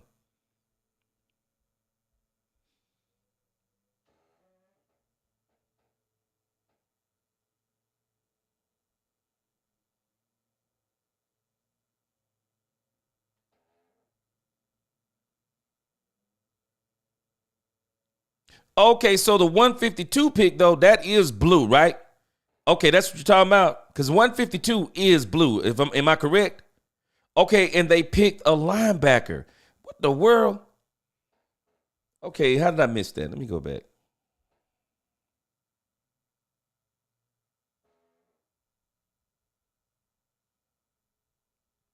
All right, let me go back and look at this linebacker that they picked.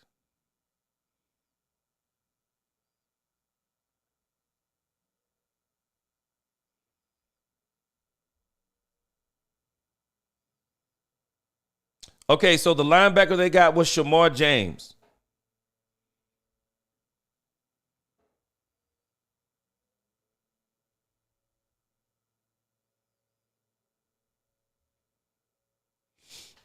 All right, let me look at Shamar James real quick.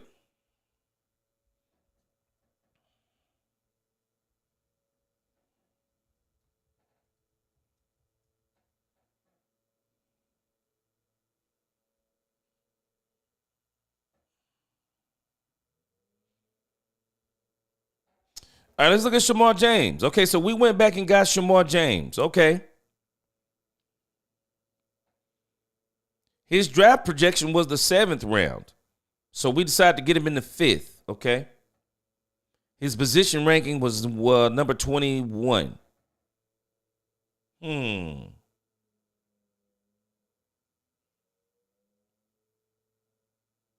Okay, looked like he was injured in 2023. Says he returned in 2024 with a vengeance. 6'1", 229 junior.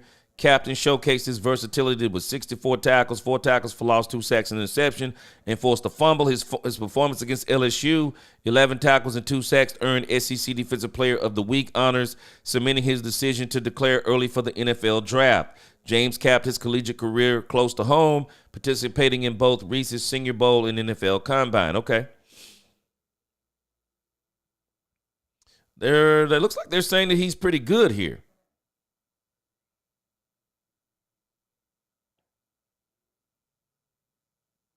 Yeah, that 4.69 is very concerning. Let's look at his strengths real quick. Excellent first step quickness, sideline to sideline pursuer, natural coverage instincts, terrifying blitzer, motor runs hot regardless of scoreboard situation, shows developed hand technique to defeat climbing blockers, transitions from read to reaction fluidly when playing zone coverage, special teams demon who embraces dirty work on coverage units. Scouting report on his weakness, below average athletic profile and concerning speed limitations, being 4.69. Processing speed fails to match athletic ability. Tackle technique turns sloppy in space. Overextends when pressing the line against zone runs. Coverage anticipation needs development. Okay. Let me read a couple of super chats here. You got to tell me what y'all think about him. Neo, appreciate that $2 super chat.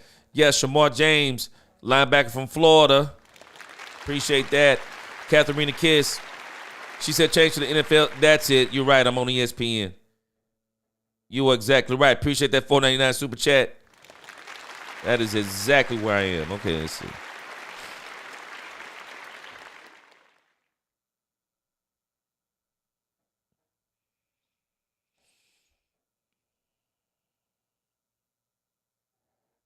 All right, I'm back in the game. Thank you for putting me up on game, Katharina Kiss.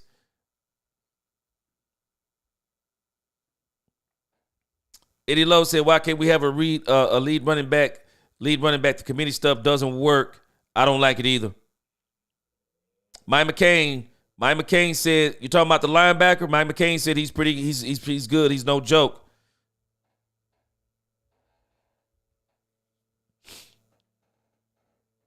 All right, so does that mean the Cowboys, did they get an extra 5th round pick, or are they done?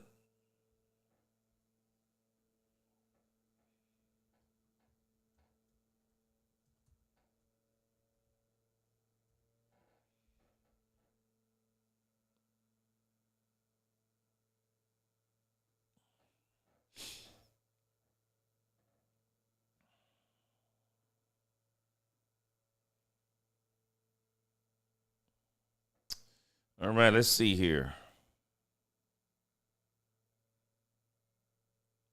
All right, Shamar James. All right. Let's see where the Cowboys are they back on the board. Okay, so from what I can tell, then the Cowboys are done with the 5th round. So they gave, I wonder, let's see. Yeah, they're done with the 5th round.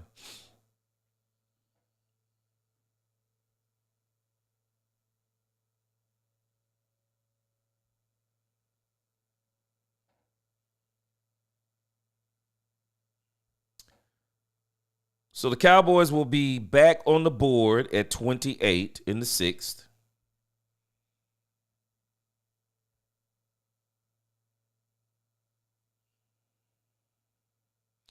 Okay, so it looked like the Cowboys gave up one of those 6th round draft picks then. Because from what I'm seeing, the Cowboys only have 1 pick remaining in the 6th.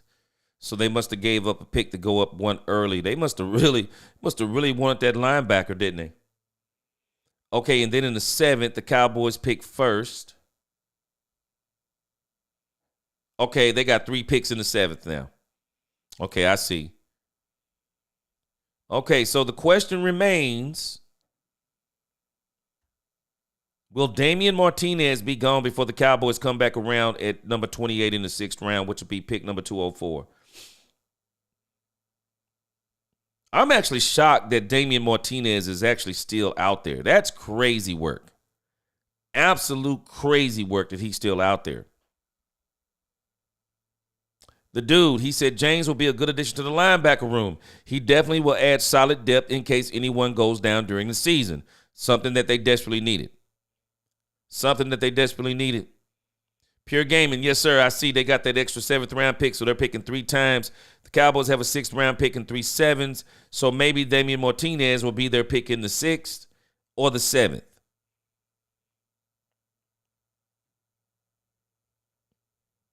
Yeah, they took Buffalo Bills pick.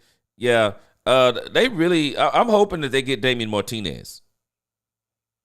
Maybe they're thinking that Martinez is going to still be back there. Lost in translation said we have 3 7th round picks. He said I'm going to take a nap. The dude said, like it or not, we're now moving past the plug and play part of the draft. Solid picks like James that add depth at the position and can give you solid downs is all you need. Yeah. I think the Cowboys are telling us something about what they feel about their and I don't know if it necessarily means they feel a certain way about their running back room and wide receiver room. What they may be telling us is they're going to add to those 2 positions after the draft. And again, let us not discount undrafted free agents. Do not let us discount the undrafted free agents. Lost in translation. I'm shocked too. I got to give it to you. I'm shocked too. And I'm shocked, but it also, again, it's telling me the Cowboys really have high hopes on Jonathan Mingo. Mingo probably feeling really good right now. The Cowboys probably watched tape on him and they said, hey, man. They probably watched tape on him and said they like what they see.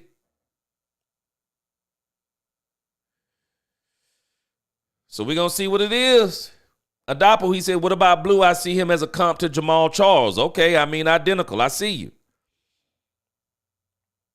Pooby D said, reminds me of the Lions running back. Okay. GV1, he said, I'm not too excited on how this draft has turned out. Yeah. CGW, he said, yes, Mr. G, Martinez will be gone. 7th round picks are questionable. We're going to see if maybe he'll fall to the Cowboys at 6. Maybe he can get him. Hey, Kazama. Maybe we can get him at 6 in the 6th round. Let's see what happens. Yeah, I noticed that he was pretty young, Big D. That's a real, that is a plus when you think about him. Carl Aber, what's going on? Man, Damian Martinez again. Maybe he'll still be there.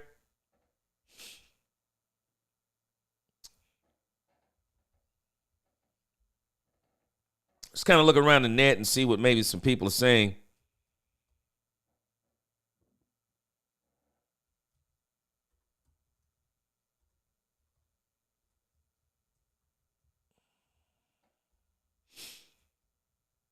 Go to the Bleacher Report. Let's see if they're saying anything about these picks.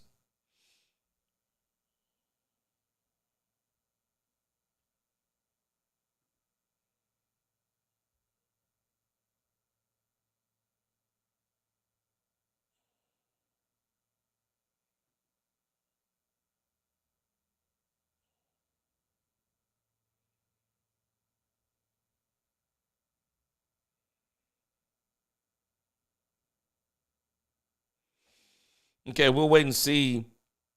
I want to wait and see what the Bleacher Report says as far as the video. Maybe they won't do it, but they did give him a pretty good rating here when you look at it. They said that Jaden Blue is a dynamic satellite back who excels when operating on the edge of the defense. It says, as a runner, Blue is patient in allowing lanes to develop. He follows his blocks into the open field. He's not rushed or sped up. He runs the ball at a good pace. It says Blue is a charged up runner with explosive burst acceleration once a lane is created.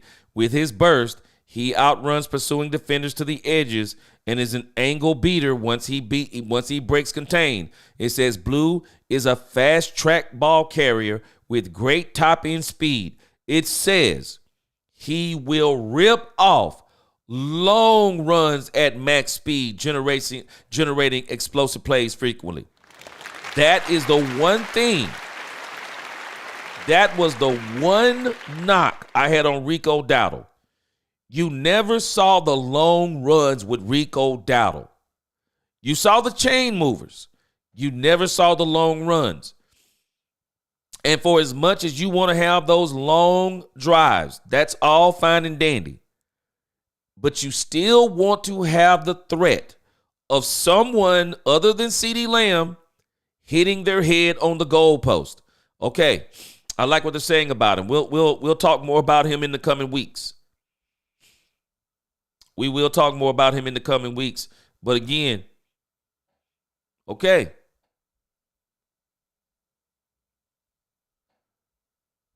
Let's see what they said about Shamar James.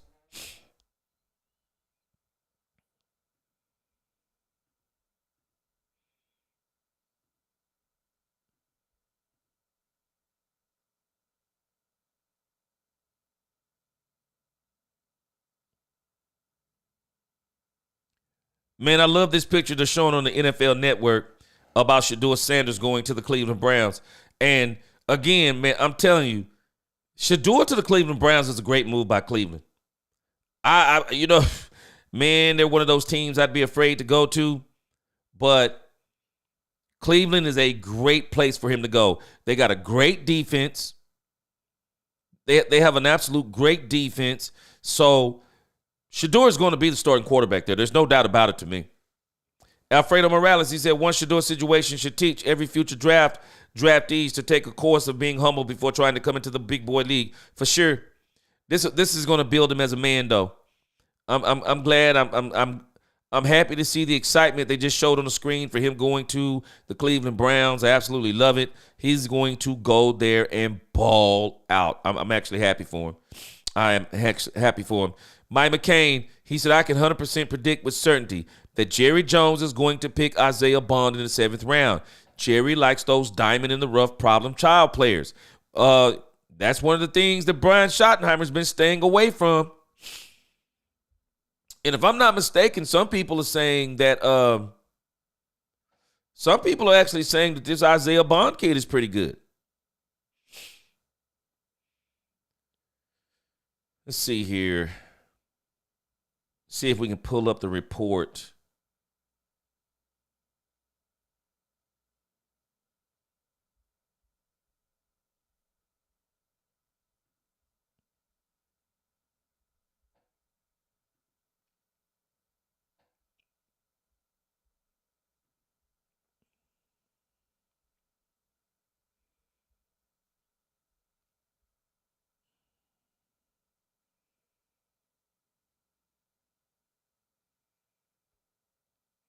Okay, the Cleveland Browns did get Dylan Gabriel in the 3rd round, Shedeur in the 5th round. I'm sorry. Shedeur Sanders is going to be their starting quarterback. I'll be shocked if he's not their starting quarterback.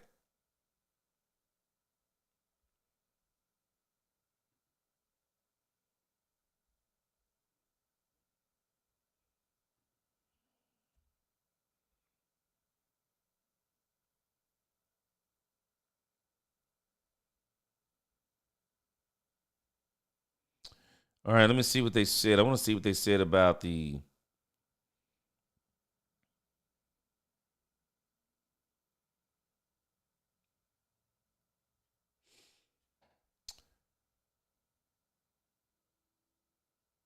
All right, I want to see what they're saying about this Cowboys linebacker. But a lot of people seem to be pretty up on the running back. A lot of people seem to think he's a good pick.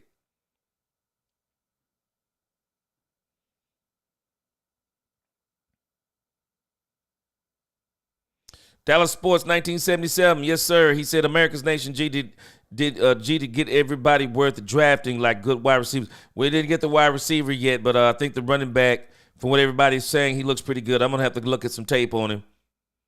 Big C from Tennessee, they got 5 quarterbacks. You're exactly right. I just realized that. But I do believe that 2 of them are out. Joe Flacco is not – he's a one-year guy again. Deshaun Watson, they're done with Deshaun Watson. And it's really going to be down to Kenny Pickett, Shedeur Sanders, and the other guy they drafted. But I got my money on Shedeur Sanders.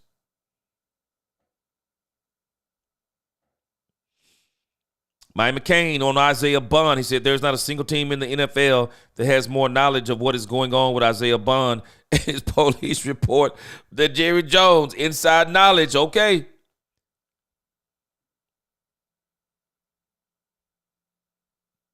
Kazaba, he said Shedeur haters out. Keek, Brown's actually got to steal because of everybody else's stupidity. Oh, yeah, Keek, he's going to be the starter there. No doubt about it. Dallas Sports 1977. I got to let them finish it up. I have to let them finish it up for today. We're going to see what they do for the rest of this. They still got about 4 more picks to go. I got to see what they do. Yeah, Bob Hayes was an absolute monster, boy. He changed the NFL with that speed.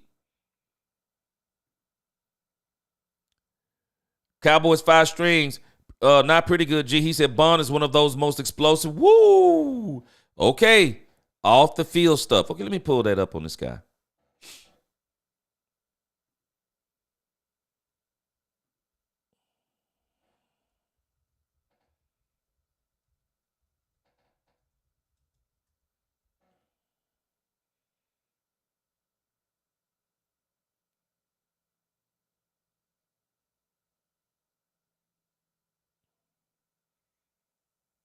Okay, I think I remember this guy now.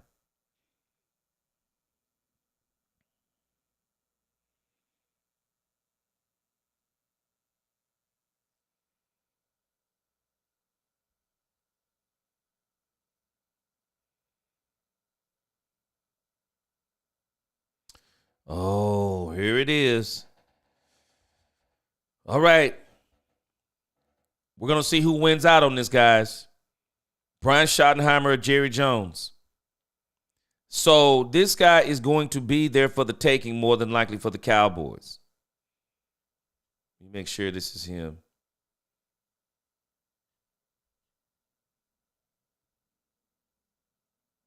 Okay, wait, this is not him. Hold on.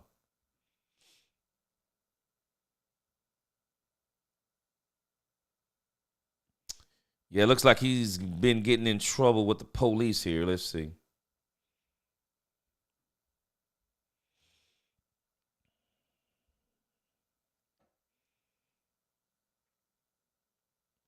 Oh, I see. Outstanding warrant for sexual assault.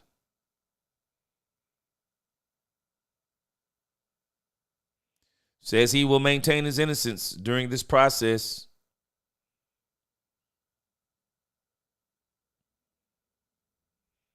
Hadn't heard anything on it. Wow, it says that Bond was expected to be selected in the 2nd round range, but could certainly see his stock take a hit with teams potentially looking to avoid his off-the-field issues, innocent or not. So, wow. Excuse me. It says, so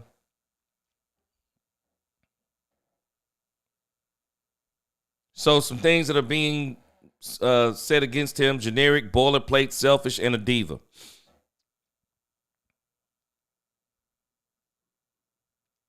He said, my response to that is, this season I did suffer a high ankle sprain, grade 3 bumps, and when others told me to sit down and shut it down, I chose to stay and fight with my teammates and win a national championship. Okay. Okay, he's from, he went to Alabama, it says, first years of his college career. Okay. Whoa, okay. Okay. All right, Mike McCain. We're going to see if you're right on this one. Mike McCain has Isaiah Bond going in the 7th round to the Dallas Cowboys. Y'all tell me what you take a chance on Isaiah Bond. If I'm not mistaken, let me go back to my go-to. If I'm not mistaken, Isaiah Bond is actually one of the top-rated wide receivers. Let's see here. Yeah. Now he's a 5'11" receiver. Runs a 4.39 40. His draft projection is 3rd. Wow. Somebody is going to get an absolute steal on this kid. He could definitely be when you look at the size, maybe a good slot receiver.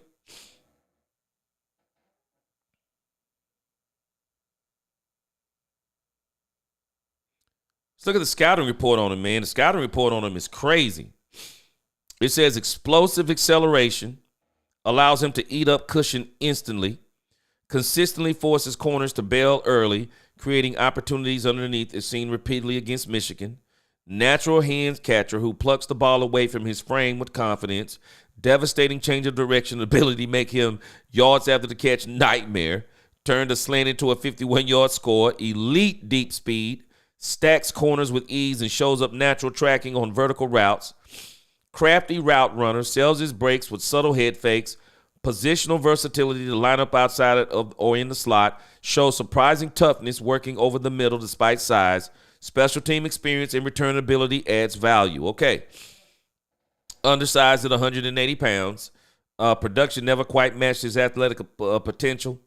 Only one 100-plus yard receiving game in his college career. Can get knocked off his route. Understandable. Sometimes relies too heavily on pure speed. Moderate catch radius combined with smaller frame. Is currently on a $25,000 bail for sexual assault. I wonder would he be a candidate for an undrafted wide receiver. I mean, if you can get him undrafted, the Cowboys may run and get him on the undrafted thing. Andre Kingston, he said he is. Let me go back. Let's see. Woo, boy, Mike McCain. He said this man is going to be similar to Deshaun Watson. Oh, he going to be hard to resist for Jerry then. Kick said, I like Tez. His frame is small. He probably go undrafted. He has connections with our wide receiver coach, Oregon. Andre Kingston said that Isaiah Bond, I think, is battle-tested. CGW, it appears the Cowboys are developing the culture in the first year and is forecasted to be a force next season. Just have to wait and see and pray. Yeah, I think the Cowboys are trying to. I've already said it. I think 2026 is going to be the season. The Cowboys are going to tear this league up. But this year they got to get that chemistry together with the new coaching staff and the players.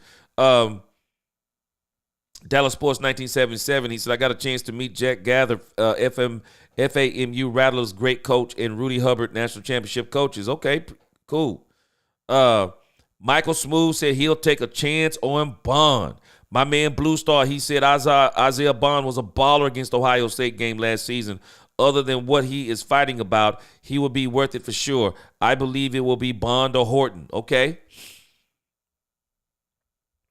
The dude, there's a prank call played on Shador going viral. It's worth a good laugh. Oh, I hope they didn't do that man like that. I hope they didn't do that man like that. D. Cross, he said, you are the old O.Y. Martinez fan. Man, I'm holding out hope, D. Cross. I'm holding out hope. Andre Kingston said he would be a great pick for us now. SEC guy. Man, I'm on Damian Martinez bad. Definitely want to see what happens with this one. Adapa said these are late draft picks. He will be drafted free agent signing. Man, I'm very interested to see who are the undrafted free agents today. Murko said Bond ain't that good anyway. Bro never got 800 yards receiving in college at Bama or UT as the number one guy. That's why they leaned on Golden for 4 games. Andre Kingston, he was the number one guy at Texas, and Golden was the number 2. Okay. 2 different perspectives on the same kid. Whoa, Michael Smooth said Jerry's going to get him too. Okay. D Webb, I want them to double up and running back. And the one I want them to get is Damian Martinez. Boy, McCain said, G read it wrong. He's going to be like Deshaun Jackson. Did I say Watson? I'm sorry, I might have said Watson. Yeah, Deshaun Jackson. Yes, sir. He's going to be like Deshaun. Boy, if he's going to be like Deshaun Jackson, ain't no way Jerry's going to be able to resist him. Boy, that boy Deshaun Jackson was taking the tops off defenses, man. He was taking the tops off them joints for sure. Cowboys like Nick Nash at wide receiver. Okay, let me look him up. Big D said you got to take a chance on Bond. He said the receiver cup damn near empty. He could be a good choice through the though he definitely got talent. I wonder because of the character. That's the only thing I'm questioning. Brian Gomer said, man, I've been patient. It's a great draft, and I don't overreact about Booker, but taking Jaden Blue over DJ Gittin irks me. A little dude with injury and fumbling issues. I'm surprised he didn't get Martinez. Mills 36 says, we're cool at running a wide receiver. I don't mind another back. I'm holding out for this man, Damian Martinez. Michael Smooth, yes, they do him like that poor Sanders. Yeah, I'm waiting on Martinez. I'm telling you. Let me go back. There was a guy that was mentioned. Let me see.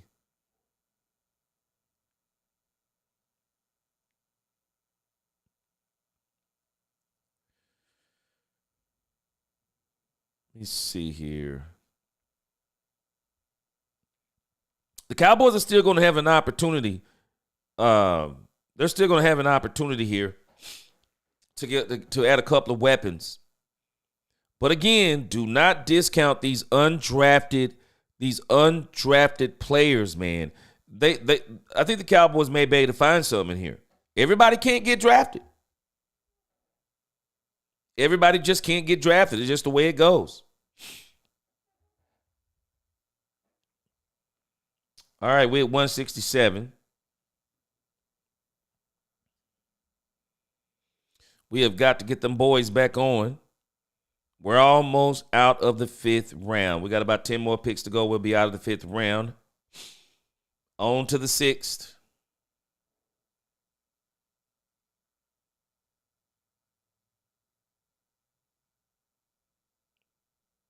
Man, I'm looking forward.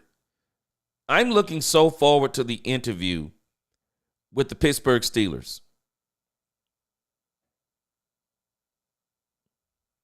The Pittsburgh Steelers, why didn't they get Shedeur Sanders? I really would like to know. I mean, I know they're waiting on Aaron Rodgers, but I wouldn't be waiting on Aaron Rodgers.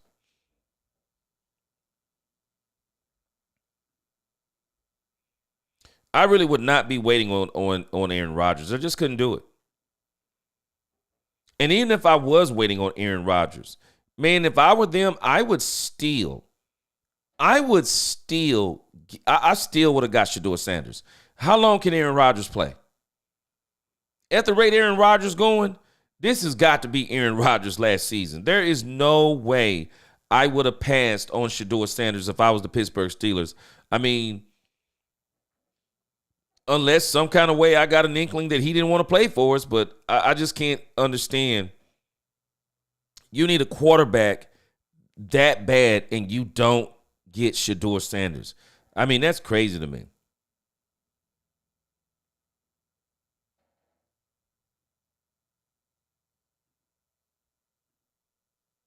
Let's pull up. I want to see.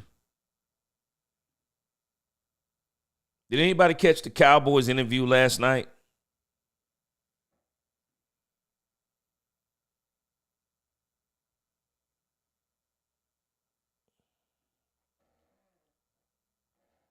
They seem to be pretty. They seem to be pretty happy about. Well, of course, they seem happy about the draft picks.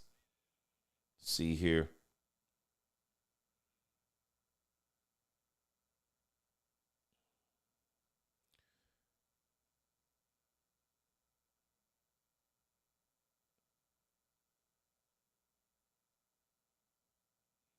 Yeah.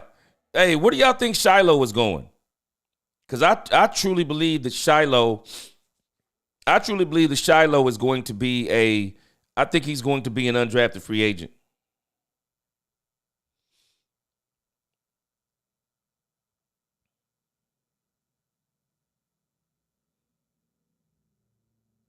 Yeah, I think he's actually going to be an undrafted free agent. Shiloh Sanders will be an undrafted free agent. I want to look at the Dallas Cowboys real quick and see maybe while we're waiting.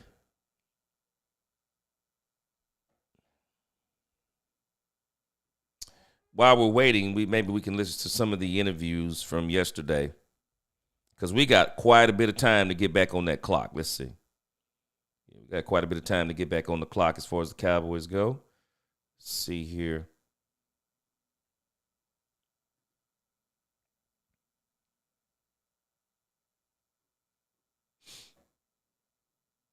All right. Did anybody catch the Cowboys? All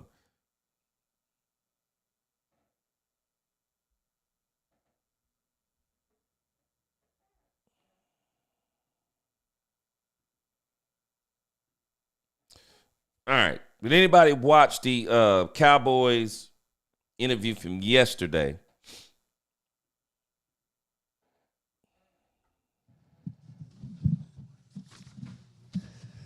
Let's check some of that out.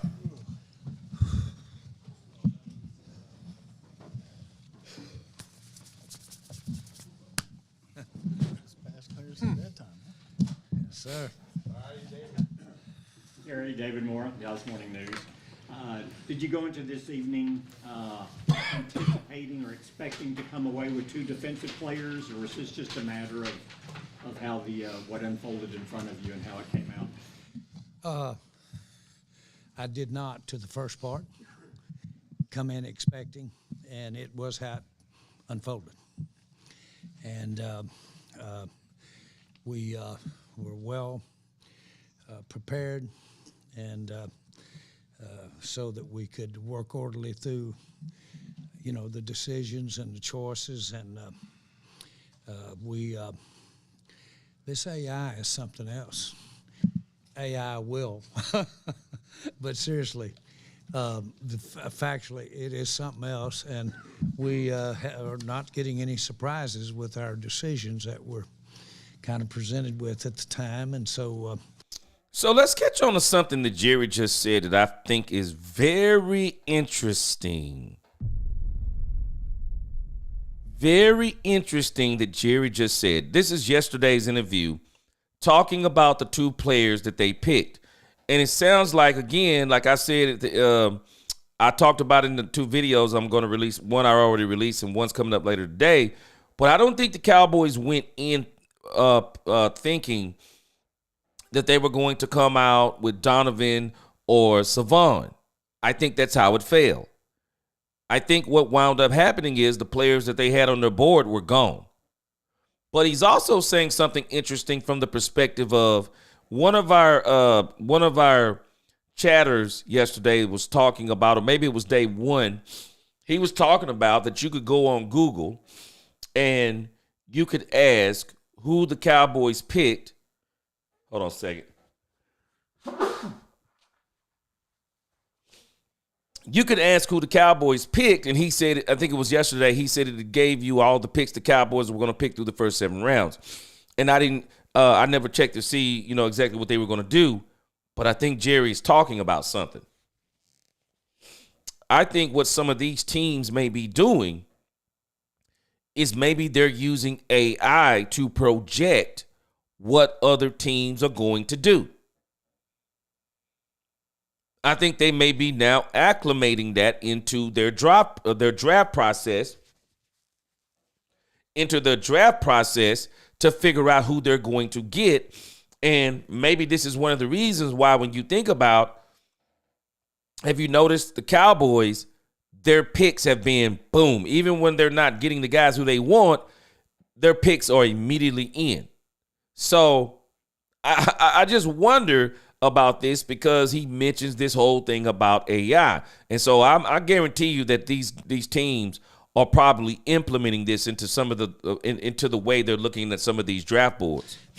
We had great debate, great time to talk through all of our picks relative to other people on the board, relative to a trade. It was almost the old adage that when you really get the great players, it all slows down, and it's kind of in slow motion as it's coming through. So our preparation made these decisions, feel as good about these as I've ever been involved in a draft. Welcome to the Jungle. So Jerry is saying he feels good about the day 2 draft. We'll see what he says today after this draft. With ESPN, you tell us that player acquisitions 24/7, 365 with what you've not been able to add so far on offense. Do you anticipate looking back at free agency to find some impact players, either running back, wide receiver, or other spots? Yeah, I think we'll continue to always look to improve our football team.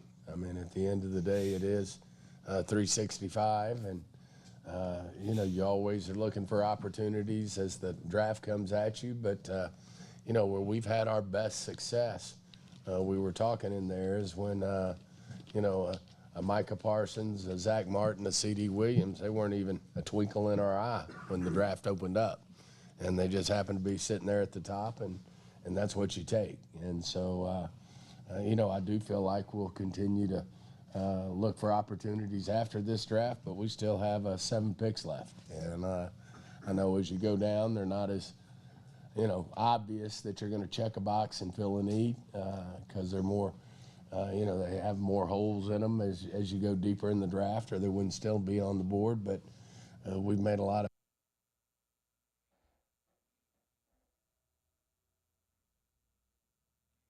I think Steven is saying something, guys. Steven is basically letting us in on something. I don't think they got the people who they necessarily wanted.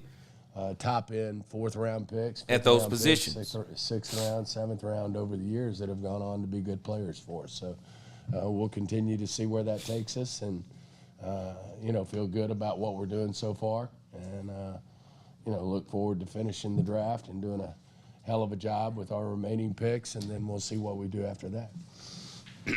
John Machado with The Athletic for Jerry. So again, this is what I've been trying to clarify, as I've been talking about these draft picks. The Cowboys are following their board according to who's next after these players that they wanted are gone. And I'm telling you, while they're all, just look at their faces on the screen. Look at their faces. They're all saying that they're happy with the draft, and I'm sure they are. But look at their faces. Some of it, I'm sure they're tired. It's late. But it wasn't that late when they got on this thing yesterday. Look at their faces. I think they're happy with what, we stayed with our board. But I don't think they're happy from the perspective of the Cowboys. They didn't miss. They missed, as in some guys just went sooner than they thought. They went sooner than they thought. And I'm telling you, I hope this comes out later on after the draft. I'm telling you, the one player I believe that shocked the Dallas Cowboys, that came off that board before the Cowboys got there at 44, I believe it's Quinshon Judkins. I believe Quinshon Judkins was a shock to them that he was gone at 44. Because we all kind of figured that maybe Travion Henderson, Luther Burden III might not make it there, and there's still a chance that Luther Burden III could have made it. But Quinshon Judkins, he was projected to go to the Cowboys. People thought Quinshon Judkins would make it to the Cowboys at 44. Didn't happen. Didn't happen. And I'm telling you, I bet you that surprised them. That surprised them. And so I think there were players. I think they're happy with the players that they have because those players were on their board. But again, just look at their faces. And you think about the question that they were asked about wide receiver and running back. Think about why they're asking this question. The Cowboys were trying to address the wide receiver in round 1. Missed on Ted McMillan. Obviously didn't have a first round grade on Matthew Golden. obviously didn't have a first-round grade on Emeka. And those two players wound up going in the first. Think about how disappointing that would be. You're thinking that those players are going in the second, which would have pushed Emeka, I think, was a first-round projection. But people were wondering about Matthew Golden. So you're hoping that if those guys are further on down, maybe those wide receivers get pushed to where or they get to 12, or at the very least, Burden was still on the board. Maybe Burden gets there, Henderson gets there, Juckins get there. There is no way they thought that all three of those players are going to be gone at 44. I'm telling you, I think Quinshon Juckins surprised them. And so now it left the Cowboys in a situation. You're following your board. You're going best player available. And that's kind of what Jerry's talking about. Because at the end of the day, which they're doing in the later round to me what they might should have did in the second round. It seems like now in the later round, players that were projected to be sixth-round picks, the Cowboys got a sixth-round pick in the fifth round. They probably could have got the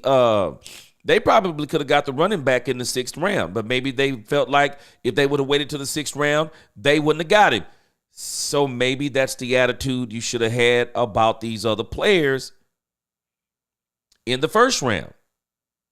Maybe they should have traded back. But they followed their board. They're taking best player available. So this is where we got Tyler Booker, Donovan, and Savon. So just look at their faces. I'm just telling you. The cameras caught you after the third round pick, you doing a little dance there. Was that because of the third round pick, or is that for the full first 3 rounds together? Well, a little bit of all of it, but certainly we were pleased to get Siobhan. Had such a great appreciation for how hard he works, his story, and we really had a need there potentially with our injury situation at our corners. Plus, he brings something to the table if they weren't injured, as far as making our secondary what we want it to be. But I was listening, and they were talking about what he was as a player. I was listening to Saban talk about what he was as a player and how much he appreciated him. And again, all of that came together right there and got him. I do want to mention while I'm answering that question that I see we don't have a fourth pick because of me. USMC, what's going on? Good to see you in the chat today. USMC, that was a shocker. I didn't think Juckins was going before Henderson. And I guarantee you, Juckins was the shock of the night for the Cowboys. I would love to hear a conversation on that from them, because who thought Juckins was going before Travion Henderson? He went before Henderson. And I believe that Juckins, they had him circled on their draft board. I really do. I think they had him circled on the draft board. 70s fan, he said, do you think Deion Sanders said those things to humble him? Okay, the things, what are we talking about here? Gady Donda, he said, what's that one receiver we had that went to the Browns? Now, allegedly, he's back.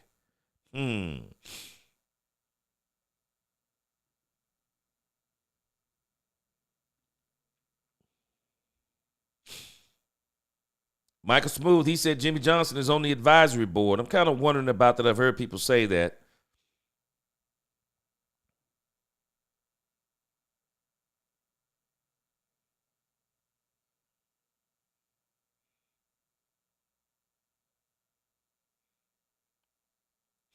I think, man, the way this draft is going, Damian Martinez is still going to be back there for the Cowboys.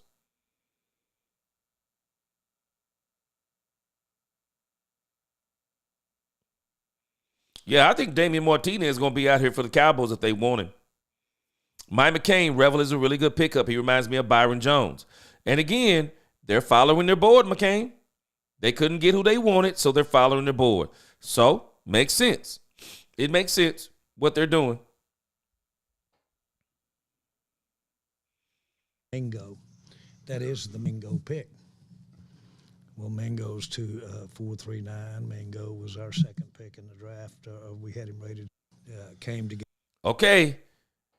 In case y'all haven't heard this interview, Jerry Jones, again, is telling y'all where he is with Jonathan Mingo. So he's answering the wide receiver question. I agree with Angie, the Rebel Chick. She said, hit that like button, please. Yes, hit that like button. Look at this. Listen to Jerry talk about Jonathan Mingo. Together right there. Got him. I do want to mention while I'm answering that question that I see we don't have a fourth pick because of Mingo. That is the Mingo pick. Well, Mingo's to 439. Mingo was our second pick in the draft. Jerry is saying basically this is why they didn't trade back into the fourth round. Jonathan Mingo is their fourth round pick this year. They saw no need. They're counting Jonathan Mingo as a part of this year's draft. I'm telling you, man, they have had high expectations for Jonathan Mingo. We had him rated second in the draft 2 years ago, so we think we've done a pretty good job of picking Mingo right there as well. What's all that? Jerry is counting Jonathan Mingo in this year's draft. Got to do with it. The thing that I saw was a relative picking players that really fit, not need, I'm not going to say it was need, but really fit to the leadership and to the ethos of what we would like to have be able to claim that was Shoddy's first class. And I'm telling you, these guys, those three picks that we've made right there, their makeup to have that in Schottenheimer's first class will set a tone in terms of what's to go. And it's Y'all answer me a question in the chat. Are the Dallas Cowboys overemphasizing, and I don't want to say this the wrong way, but I'm just going to say it for lack of a better way of saying it. Are the Cowboys overemphasizing character? Are they overemphasizing this leadership, character, culture thing? Because it's really starting to make me wonder about something. So they're saying that they have a leadership problem as far as the players. And so they're looking for leadership type players, character type players, because I really can't think of players on this Cowboys team in the last year that I didn't necessarily consider character guys. I don't know what is this, what are they talking about with this? I understand the culture and stuff, but I just wonder, are they overemphasizing this? Because Jerry is doing it again, and I talked about it in the videos I made about these players, how they're emphasizing the character of these players. And it made them pick a player who may not have been as good as another player they could have got. But they're saying because of the character, they didn't get him. And this is one of the reasons why I'm questioning Isaiah Bond. Because Jerry is emphasizing the character guys. And these guys, this is the thing that they're putting at the top of the list. Y'all tell me what you think. it happens, it's there, and we're going to talk about it too, because these are guys that are really the type of people that you want on the team and lead. I'm going to say it again. These guys have that Michael Irvin stuff relative to leadership. And these guys are working to make everybody better. And that was a common thread among those three picks. Producers, this plugin helps you finish. Yeah, they're really emphasizing this whole leadership. Dallas Morning News. What are your medical people saying about your cornerback in terms of when he'll be ready to go? By the end of, were you asking me? Yes, sir. Okay, that's a big question for me, because one of our needs is, because we've got a couple of medicals out there. Okay, so how does that fit? This is the best medical we got about being ready. In other words, he's better than the guys that we're counting on being ready that we've got on an injury situation. Feel good about it. Feel very good about it. I think he'll start on PUP, but we'll. So they're basically asking Jerry, why did he draft an injured player? I talked about this last night. The Cowboys drafted an injured player. And let's be real. They drafted an injured player to take the place of an injured player. Now, Trayvon Diggs has a very serious injury, and I'm wondering if he's really going to be able to recover from that injury. I mean, this may be career-threatening for Trayvon Diggs. He probably won't ever play the same again. And so Jerry just said something in Jerryism language. Jerry just said that his injury report is better than the injury report of Trayvon Diggs, better than the injury report of some of the other players the Cowboys had hurt at the cornerback position. So he's basically saying this guy's going to be ready. But again, I like what Steven said. He's going to start on the PUP list. We do not need to rush. If the Cowboys are looking at this guy as a future player, they don't need to rush this guy back. Rush this guy into the lineup. Let's see what Kyer Elam is. Get him in here and see where he is. Dr. Cooper did the surgery, and, they feel optimistic. This kid's very motivated. This man's very motivated. And, there's obviously an opportunity here. He's young, that he exceeds expectations and, start to practice up during the process of training camp. But we also know it could be later than that. What do you think about his story? He was at JUCO, he worked at Amazon, just how he came out, he passed on some big-time schools. That's what I'm talking about. You add that to Donovan's particular story. You add that to Tyler's story. And, boy, I'm telling you right now, if Schottenheimer attracts these kinds of character, which are really leadership-type character, as well as work ethic. If I don't know if he's brought that to the table, we need to bottle it up. But really, that's the point. I can't think of a better way to define these top three players that we have of, boy, these are the kind of people you want to be around if you're trying to play football. Nick. Nick Harris, forward Star Telegram. What was it about Donovan Ezaraku that you guys fell in love with to pick him up? Rush the passer and get sacks. He's very explosive, bending around the corner.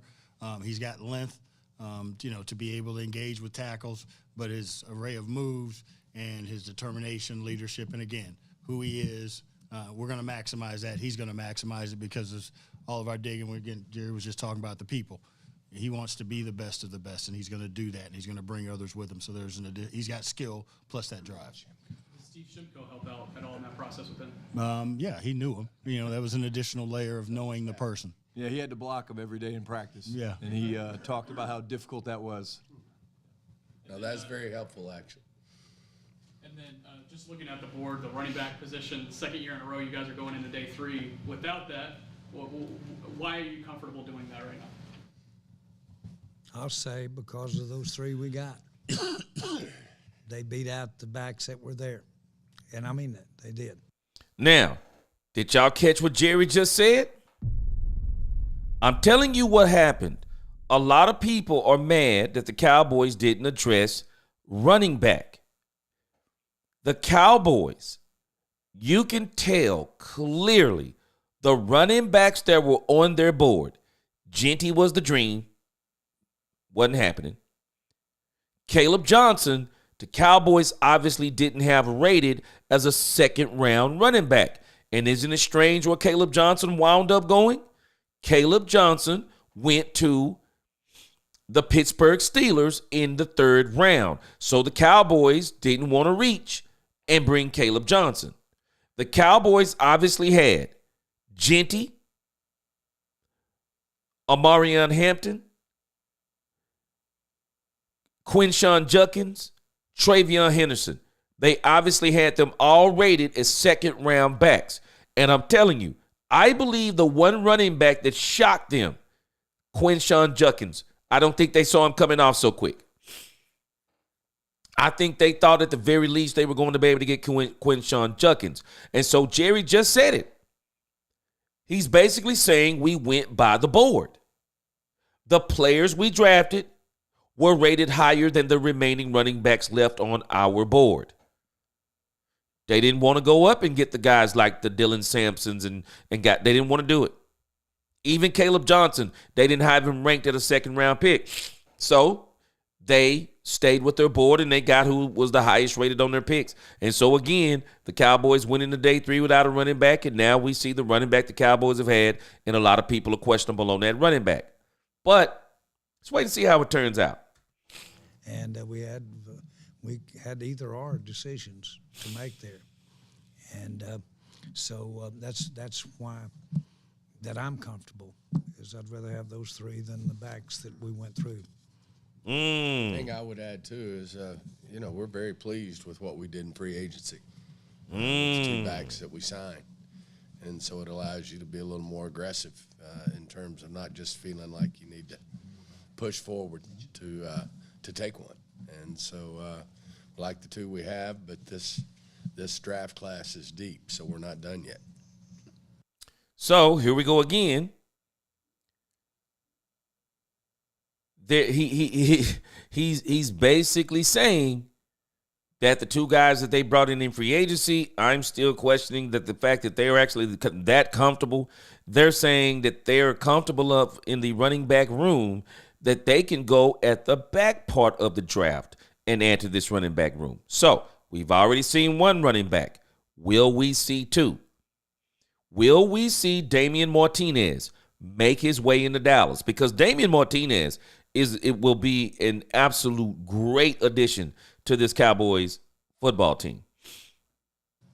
It is a deep draft of running backs, and we feel like that. And feel comfortable where the depth is and what we added with that. There are some running backs in the NFL come from every round. I mean, if you look every round, there's free agents, whatever, and we have to do our job and find the right ones, but there's a lot of depth in this draft. If your neck looks like this, you need to watch this. So the question becomes, how far back is the depth at running back? But the one thing they didn't say, I don't think that depth at wide receiver is there.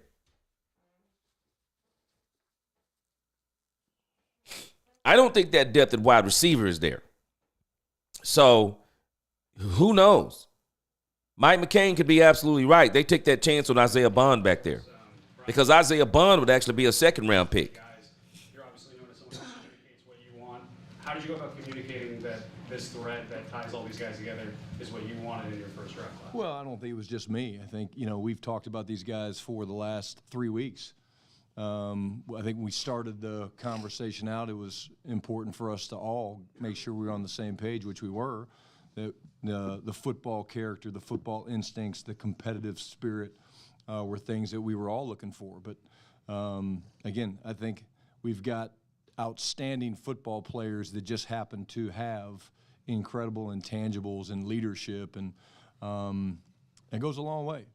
Some of the best players I've ever been around, LaDainian Tomlinson, Drew Brees, they weren't just great football players. They were great people. They were great leadership. I love hearing Jerry and Steven talk about some of the former players, the Michael Irvin stories, and how they impact other people.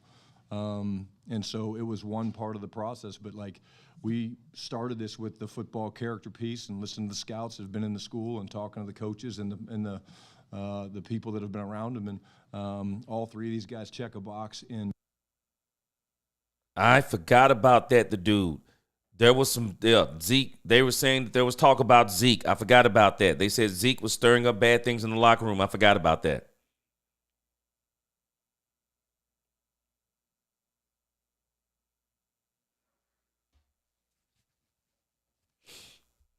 Okay, yeah, I didn't think about that, the dude. I forgot about Zeke. So good. Reminded me.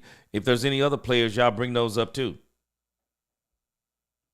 In multiple categories, not just the leadership and the character, but Donovan's an incredible pass rusher. His get off and twitch, his ability to bend a corner is amazing. We love adding him to the mix. And then, Savon, I mean, how do you not like a corner with size, speed, and length that in his free time worked at Amazon? They're all guys from an offensive mind. You look at it and you say, okay, that creates a problem because you got to block him. And then you don't want to throw over there into the boundary because he's so long and, it's hard to get the ball complete. I appreciate the answers you guys are giving on the character guys. Andre Kingston says, you don't win with choir bars. Look at the Eagles and all the GA guys they got with issues. Yeah, because I'm wondering if you're overemphasizing this thing about character. And the only reason why I'm saying this, as a man of God, you think about character guys. You really got to do some digging when you start talking about bad character guys. Because sometimes these guys, they're just young and immature. They're making bad decisions. But are you the one? Are you the one that can actually take that bad character guy and you can turn him into or help him be a character guy? Because I think when you start talking about character, you have to dig into the character of young people. And what you're trying to dig into with the character of young people, are we talking about bad character from the core? Or are we talking about bad character from bad upbringings and bad upbringing or bad character from just bad decisions? Because sometimes you talk about bad character and someone says, well, his upbringing was not good. Then you go and look at his family and you're like, wow, the family is great. Oh, well, the parents weren't, and then you find out the parents did everything they could for this young man or this young lady. And so, when you start talking about character, you really got to dig in to see, are we talking about someone who is truly troubled and just got bad character issues from the core, no matter what the environment has been around them? Or are we talking about people who are, have character issues and they've had good issues around them? I mean, what are we talking about? Are we talking about things that can easily be corrected? Easily be corrected. I think about myself, for example. I never was what someone would deem a bad character person. But I went to jail for something stupid when I was a senior in high school. I went to jail for something absolutely stupid. And some people were saying that I shouldn't have went to jail. I shouldn't have went to jail. I look back now, it was one of the best things that happened to me. I only spent one night in jail. It felt like a week. And it only took me one time to go. And it made me stay away from even something that could even give the appearance of evil. I stayed away from it. But again, at the end of the day, what kind of bad character are we talking about? Because I just think sometimes, man, if you get into this whole mode of, man, character, and we got to have these guys who are of the utmost upstanding, I think you're missing an opportunity also. You're missing an opportunity to change a person's life. Maybe they're not a bad character person per se. Maybe they're just someone like me who made a bad decision. Man, I'm going to tell you, young folks, we just have to accept it for what it is. They make bad decisions sometimes. And I just wonder, it's one thing, like the kid from Marshall. Now, he's had multiple issues. But then let's go to Isaiah Bond. Is it multiple issues? Or we look at Nolan. Is it multiple issues? What are we talking about? Bad to the core or just bad decisions? Bad to the core, hung around the wrong person. Bad to the core. What are we talking about? And so, because I'm not advocating for bringing in people who are just straight up bad actors, but because their talent level they excel at talent, that we're saying, well, just bring in the guy anyway because he's so talented he can help us win. I'm not saying that. But I just wonder, what kind of message are we sending when we just start eliminating everybody who we call bad character guys? Do we not understand these are kids we're talking about? I mean, we're not talking about 35-year-old grown men we're going into the draft and get. We're talking about 18, 19, 20, 21-year-olds. Is it possible that we have the environment that can change that player? What are we talking about? Because, man, I'm going to tell you something about playing high school sports. Some of these coaches, if you've ever played high school sports, man, let me tell you something about some of these coaches. Some of these coaches can be downright evil and despicable. They'll put something out on a kid for some of the dumbest reasons. They'll put stuff out on kids because they have an ulterior motive. They want another kid to go over that kid. Coaches do this stuff. I watched it firsthand. They do this stuff. And especially sometimes to some of the most talented athletes, they do this stuff. They may not like the upbringing of that kid. They may not like the parents. They may not like certain things, or they like another kid because the parents are on the board, or their parents, or something in society. I'm telling you, I'm just wondering when we start talking about this whole character stuff. I'm not saying you're supposed to build your team on criminals, but man, are you really missing out on some players, again, that you could really change their life, and maybe you could be a part of their story on, man, let me tell you what he was when he got here, but let me tell you what he is now. I'm just wondering. Y'all tell me what you think in the chat, man. I'm really starting to really kind of like, so you guys are really prioritizing character, and you're saying that you're such a judge, you're such a great judge of character. I'm actually laughing at Brian Schottenheimer, and I'm not knocking Brian because I like Brian. Michael Irvin is a character guy. No, Michael Irvin was a flat-out monster on the field. Character guy on the field, beast on the field, ultimate leader on the field, but off the field? I'm just saying. Jerry Jones know about that White House. Jerry Jones know about that White House over here in Dallas. Jerry Jones probably did some partying with him too. I'm just saying, man, we're talking about this character stuff. I'm all for having the right guys on your team. But I think we need to be talking about what kind of character are we talking about, man, and be very careful about just, we're going to be this, I don't know what to call it, but we're going to be this team that we're not going to let anybody on this team unless they're squeaky clean. Just saying. Y'all tell me what you think.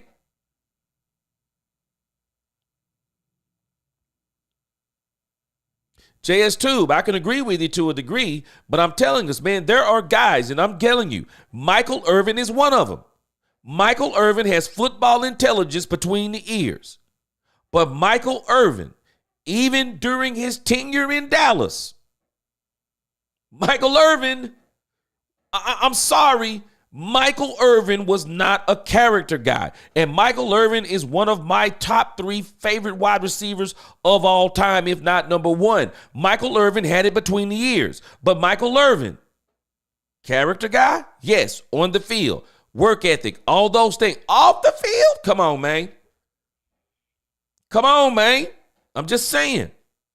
We start talking about these character guys. I'm just saying. Adapa Ja has been doing things he posted on Twitter. Yeah, I seen he's been getting better. CGW, he said, like Mike Singletary put it, we need winners, and the numbers preceding them don't lie. I'm just saying. Y'all tell me what you think on this character stuff. Dallas Sports 1977. Thomas Hollywood Henderson, number 56, was one of the greatest linebackers in the league and had problems. Why do the Cowboys can't get their heads out their butts? Yeah, he had problems, but boy, he was a championship player.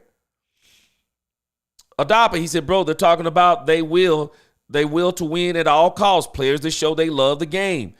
Tech is silly. He says tech-ish is silly. They teach that. There are some dumb people out there. True. I'm not disagreeing with you. But I'm just wondering how they're emphasizing. And you can tell it's going into their way they're picking players. I'm not knocking it. I'm just asking the question. Because, again, when we start talking about these, talking about having it between the ears, man, I am telling you, some of the best football players I've ever seen in my life, some of these people, sometimes they're troubled people. And I've seen some of those people get put back on track, getting into a football family. And a lot of those guys, they do have a will to win. I'm just wondering. I'm just saying.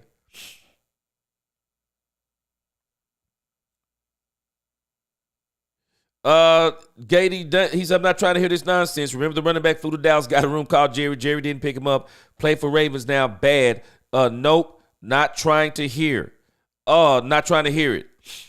Okay, you must be talking about somebody that's actually good. Is that what you're talking about, Gady Donnelly? CGW, he said, look at Will McClay's facial expression. Don't believe a word he is saying. Hey, man, I'm telling you, I think they're happy with who they got, but I don't think they're ecstatic about who they got because who they wanted on day 2, I don't think they got. You think about when you put your draft board together. You don't go into those days on the draft, thinking that I'm going to have to go to the third option on my draft board. If you have to go to the third option on your draft board, it's not like you're not like, okay, we still worked our board, we're happy, but to have to go to the third option, you're kind of like, oh man, but we had to go to the third option. So I just wonder about this when we talk about these problem players. Again, Dallas Sports 1977, he says we need game changers. Game changers. USMC, he said how did they not get Martinez instead? We're gonna see. Maybe they think they can get him on the back end. I hope they can. Big C from Tennessee, he said we have to trade for the Jets. We have to trade for the Jets running back right now. I think Martinez, unless I'm missing it because we've been looking at this video, I think Martinez is still out there.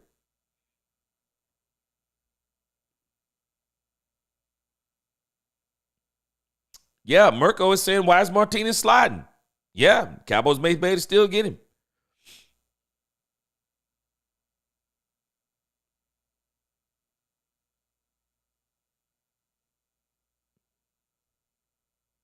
Okay. Philadelphia Eagles get a quarterback.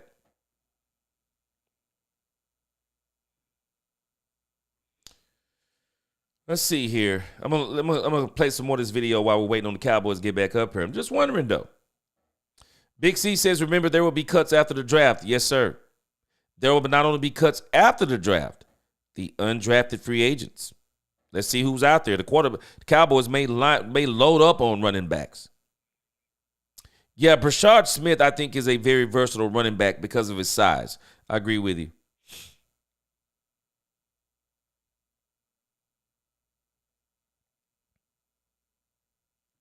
The dude says they told him to stay at home from the Atlanta game. That shouldn't happen in the NFL. He said, I think McCarthy wanted Zeke gone after that. Yes, I do too. I do too. D-Law, but he's someone else's problem now. Yeah, I think there may have been an issue there too. DeMarcus Lawrence was a problem in the locker room. I agree with you. I think he may have been a problem in the locker room. He couldn't let go of that hot boy stuff. Hot boy stuff was gone, man.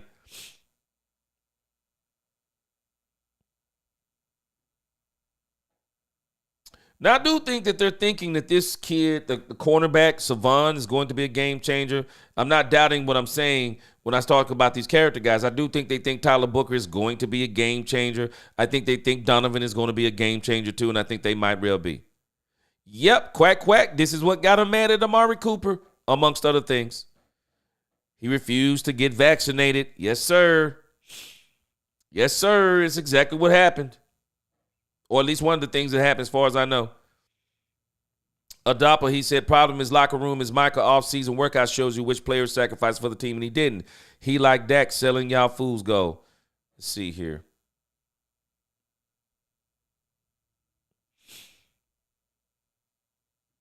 Yep, Todd Church. I think the Cowboys may still get their opportunity at Martinez. I think they may still get their opportunity at him. Sizzling Bacon, what's going on? He said, I remember the players from back in the day. I thought some were bad to the bone.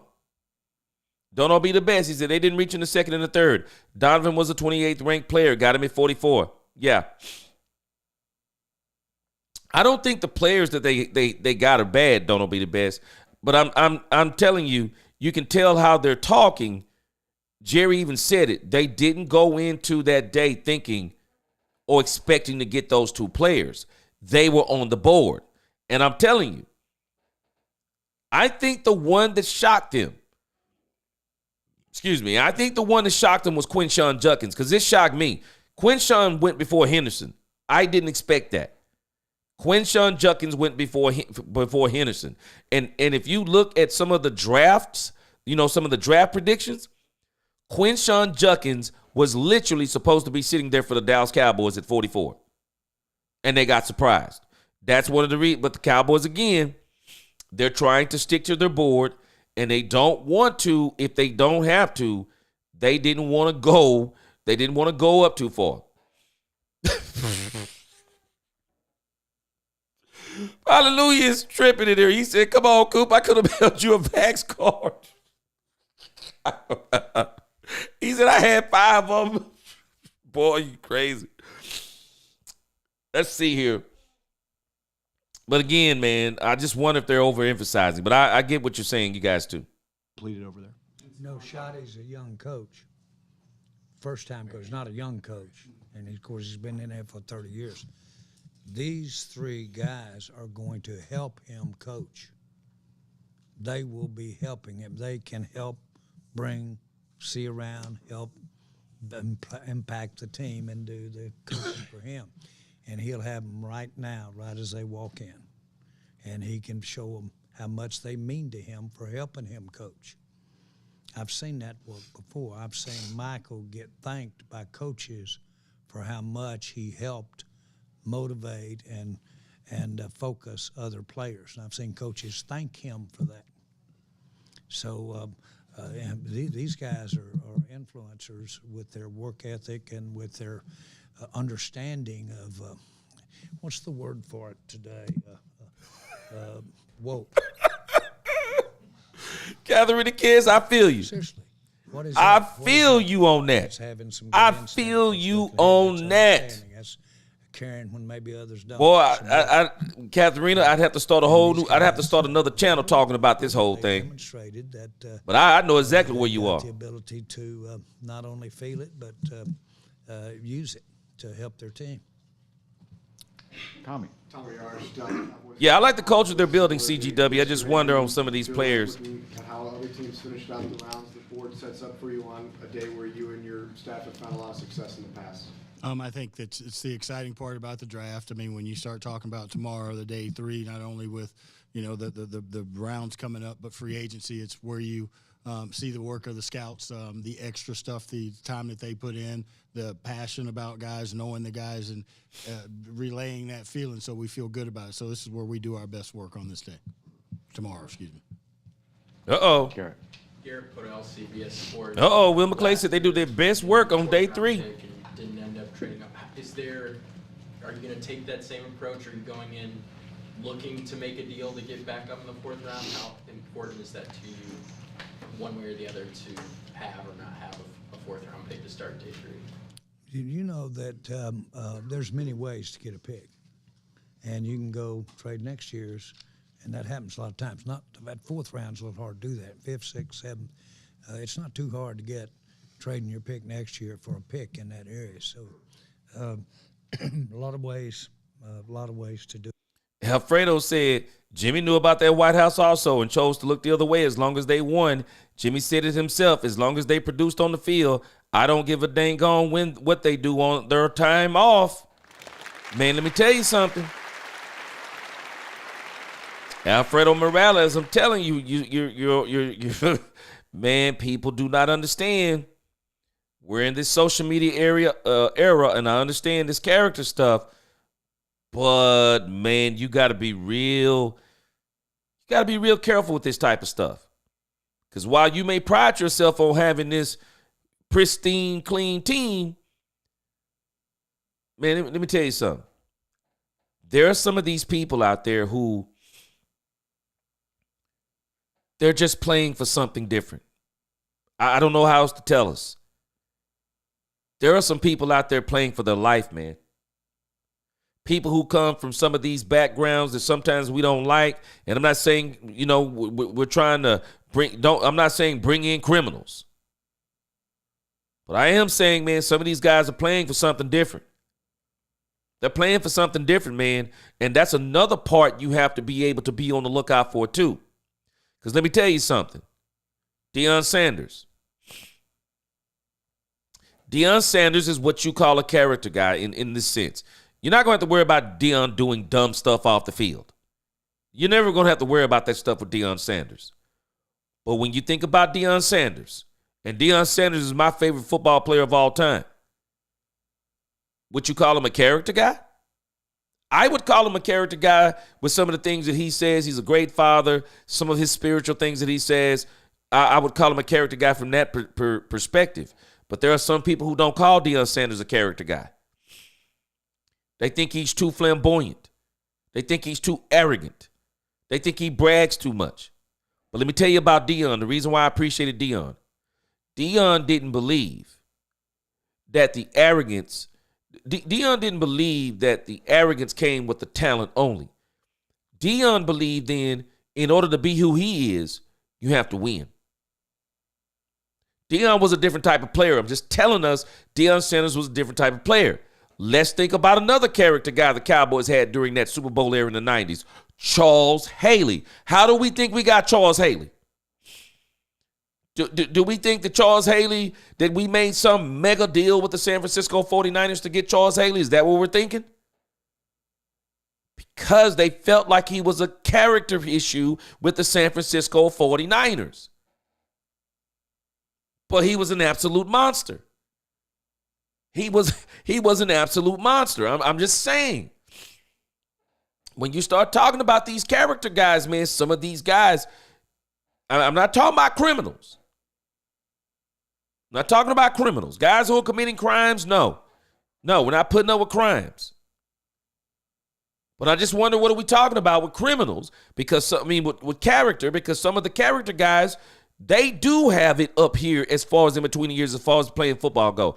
Let me give you another example. Lawrence Taylor. Would he be called a character guy? I'm just saying.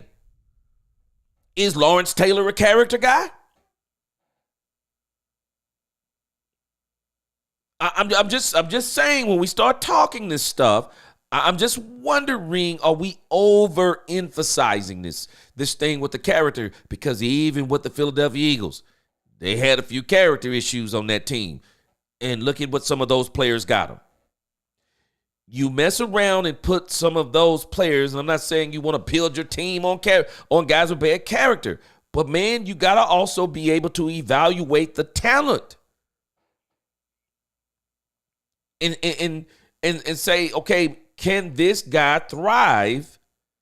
If we create the right environment, can he thrive in that environment? You think about basketball. Dennis Rodman, you probably were not going to have to worry about Dennis Rodman doing something stupid as in going to jail per se.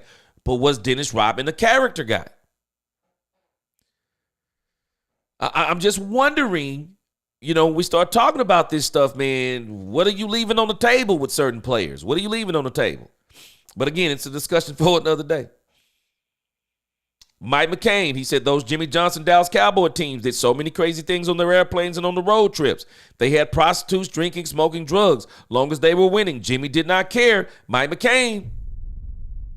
I'm just saying. I'm just saying, man.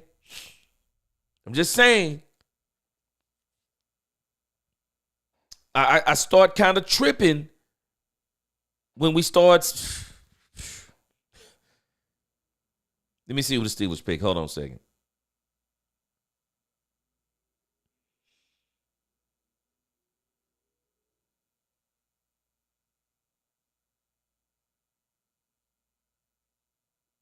All right, this guy gonna get to it in a moment. I'm just saying, man. They're emphasizing this, and I love it. Don't get me wrong. I love the character stuff, but I just wonder, man. Okay, are you overemphasizing this stuff? Let's kind of calm down a little bit. Let's stop acting like all the other teams aren't trying to get character guys too. I'm just saying, calm down a little bit.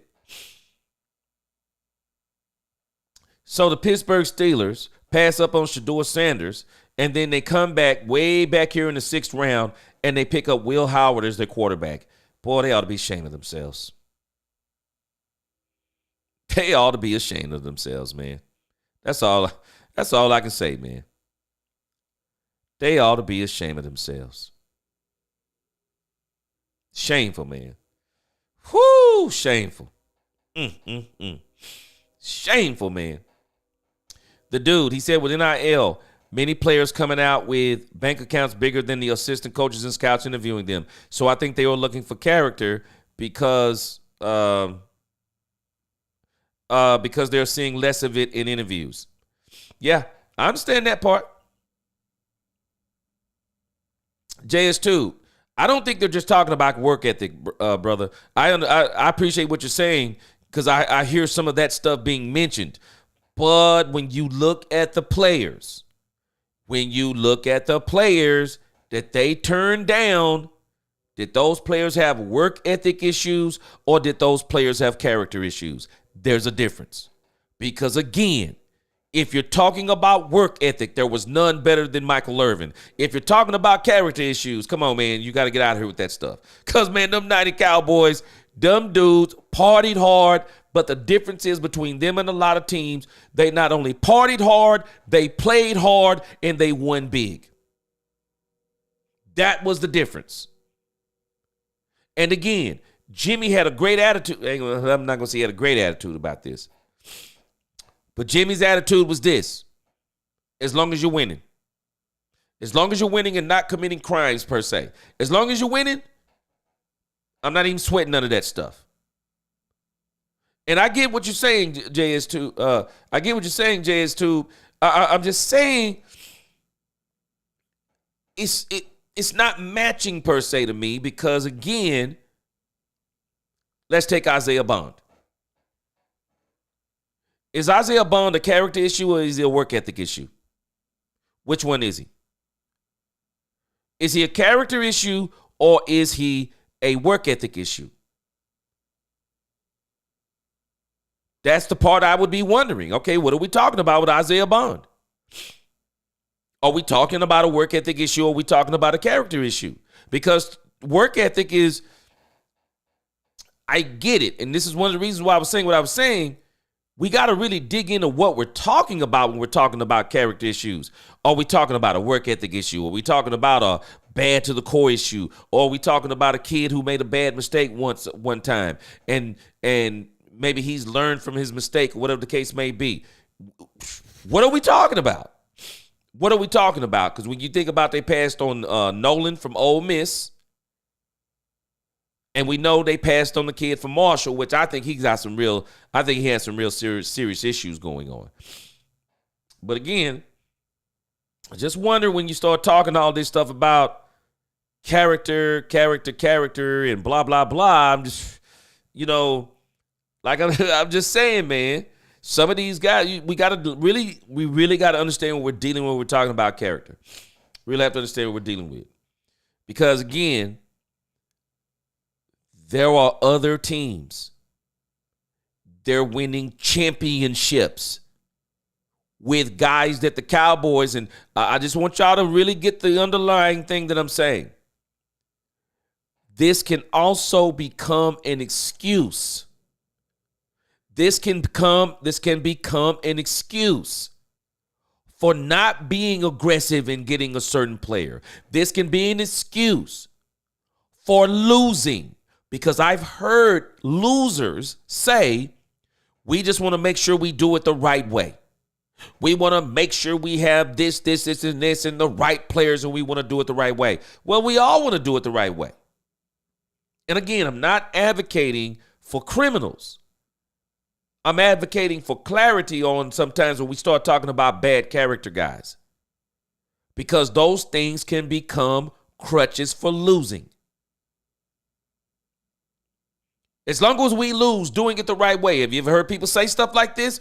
As long as we lose with integrity, as long as we lose with the right people, as long as we fill in the blank. They're saying stuff like that because there's another team that beat the absolute decals off their helmets because they had a player or two that may have been what they call questionable, and quote unquote, they didn't want them on their team. And that player is absolutely killing it on another team.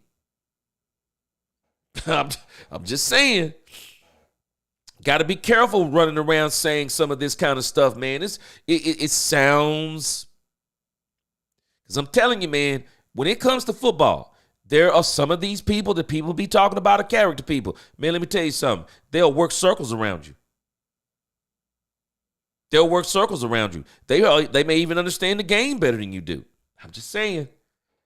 Just saying.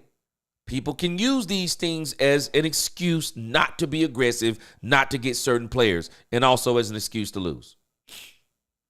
Do it. We have talked about that all day and talked about this run where we're not going to be picking.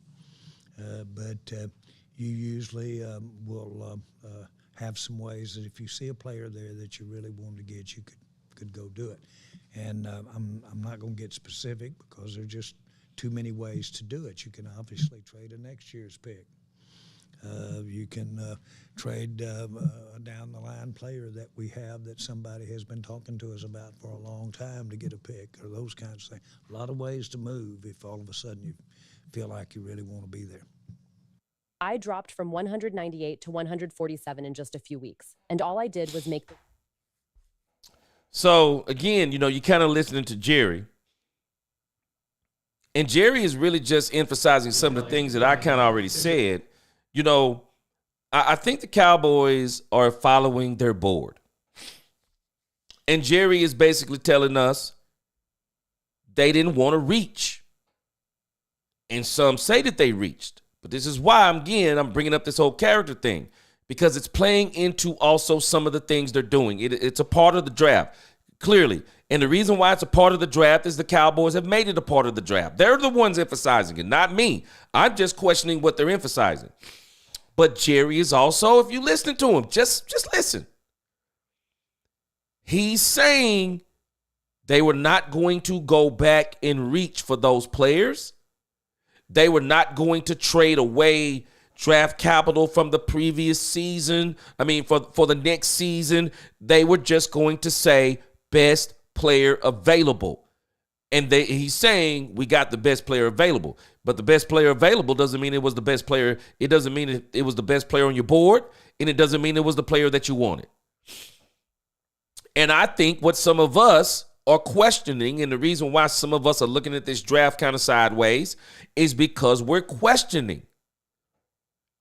Why would you be so disciplined to your board that at number 12, you had an opportunity if you wanted it? The Cowboys had every opportunity. Golden, Emeka, Burden, Henderson, Judkins. They had every opportunity. And Jerry throwing out the character stuff in this discussion.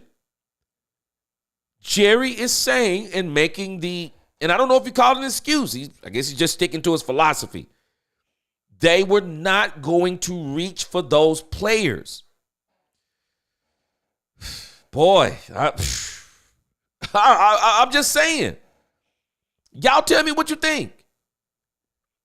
Y'all tell me What do you think? So we got Donovan and we got Savon. So you're telling me, based on what the Cowboys are doing, you would rather have those two players than Golden, Emeka, Burden, Henderson, Hampton, and Judkins? Would you rather have the players we got over them? Especially with some people saying Booker could have probably they could have got Booker in the second, or could have traded back and still got Booker. People are saying that too. People are saying that even maybe Savon, and he could turn out to be the steal of the draft. But because of his injury, I wonder who was going to get him in the third. And even when you think about Donovan, could the Cowboys even waited to get Donovan a little bit further back? Again, it's things we'll never know now, but I'm just saying, I'm questioning all this stuff. And again, you can just hear Jerry basically saying we kind of stuck to our board and we were not going to reach, even though it seems like now that they've gotten back into the fifth, it seemed like they kind of did reach. Because I don't even know if they had to trade up to get the linebacker that they got, unless they got some kind of inclination that somebody was going to get him. Your opening press conference, you kind of talked about the trenches, the importance of that, and your first two picks are in the trenches on both sides. Just how important is that philosophy to translate into your vision for what you want to have in your program? Yeah, I think I said yesterday when we were talking about Tyler, I mean, after taking care of the football and taking it away, winning the line of scrimmage, is critical. Tyler's ability to move people up front, to create a secure pocket, Donovan's ability to wreck pockets and sack the quarterback and bend edges and require double teams and things like that. It's where the game of football is played, because as you guys know, the way these games play, most of them are one-score games, and you're either trying to go in a 2-minute drive to win the game, or you're trying to end the game with the ball in 4 minutes, and you got to run the football and things like that. So taking care of the line of scrimmage is something that we believe in, and I think we've added two really nice pieces, and again, we're excited about adding them to the mix. Steven, you kind of mentioned this on the radio this morning, but when you look at your wide receivers right now that you have in the building, how do you view them? A lot of people on the outside might say you have a Boyd at number 2. How do you view where your depth chart is right now at wide receivers? Well, I would start with, and Shotty probably wants to chip in here better than me, but I would start with Mingo and guys like Jalen Tolbert and, See, I'm telling you, the Cowboys went into this draft with a specific target, and that target, I believe, was Ted McMillan. And if they were not going to get Ted McMillan, they were willing to take the chance on another wide receiver falling to them because of how they feel about Jonathan Mingo, and now we see even to Jalen Tolbert. I think they're hoping that Jonathan Mingo actually develops into the number 2. I do think that's who they're hoping develops into the number 2, and they're hoping Jalen Tolbert makes that next step, and he's a solid number 3, which is what we think he probably is anyway. And so the Cowboys took the attitude that if Ted McMillan wasn't there, then everyone else had to fall to him because they were not going to reach to get him. And this is why I'm telling you, everybody is questioning them on this, because my question becomes again, you can tell by the way the questions are. People are saying, we like Donovan, we like Savon, but we would rather you have just said, no, we're going to get Matthew Golden at 12. Matthew Golden at 12. Or trade back and get Matthew Golden or Emeka. They could have got Emeka back there. They could have got right before the Tampa Bay Buccaneers. They could have traded back. They could have got Luther Burden. But again, let's go back to what Steven said. Because of what they did in free agency, they didn't feel the need. No. They didn't feel the need to be aggressive. Rather, sticking to their moniker, selectively aggressive. we will select when we are aggressive. And so at this point, I would say, I don't know if we even got a real aggressive pick per se, other than Savon Revel might fit that bill. Maybe Savon Revel, but when we think aggressive, I think we're thinking trade back and get doggone one of these top 5 wide receivers. And then you can be right there to get that running back. Boom. Because you will change up the order of the draft once you trade up and get someone, freeing up someone else. That's how you kind of manipulate the draft. And some of these teams have done a tremendous job. Some of these teams have done a tremendous job of manipulating this draft and changing it to where players that they actually really want are falling to them. They're just doing a great job of it. They are. They're just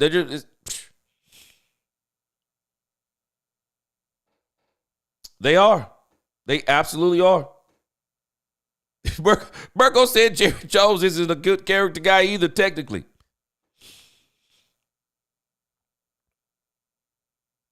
Appreciate you, funny, Freddie. Appreciate you for being here first time. He said first time texter. It's cool to finally be a part of the show. Yes, sir. Appreciate you. Appreciate you. Oh, yeah, Michael Smooth. I'm with you. Touche.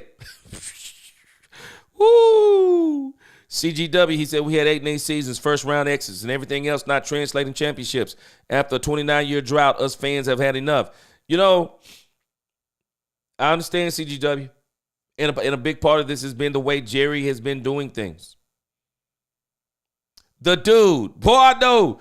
That's why I brought that comment up. He said we do our best work on day 3. That's what he said. He said we do our best work on day 3. Big D, he said it does sound like an excuse for not getting players.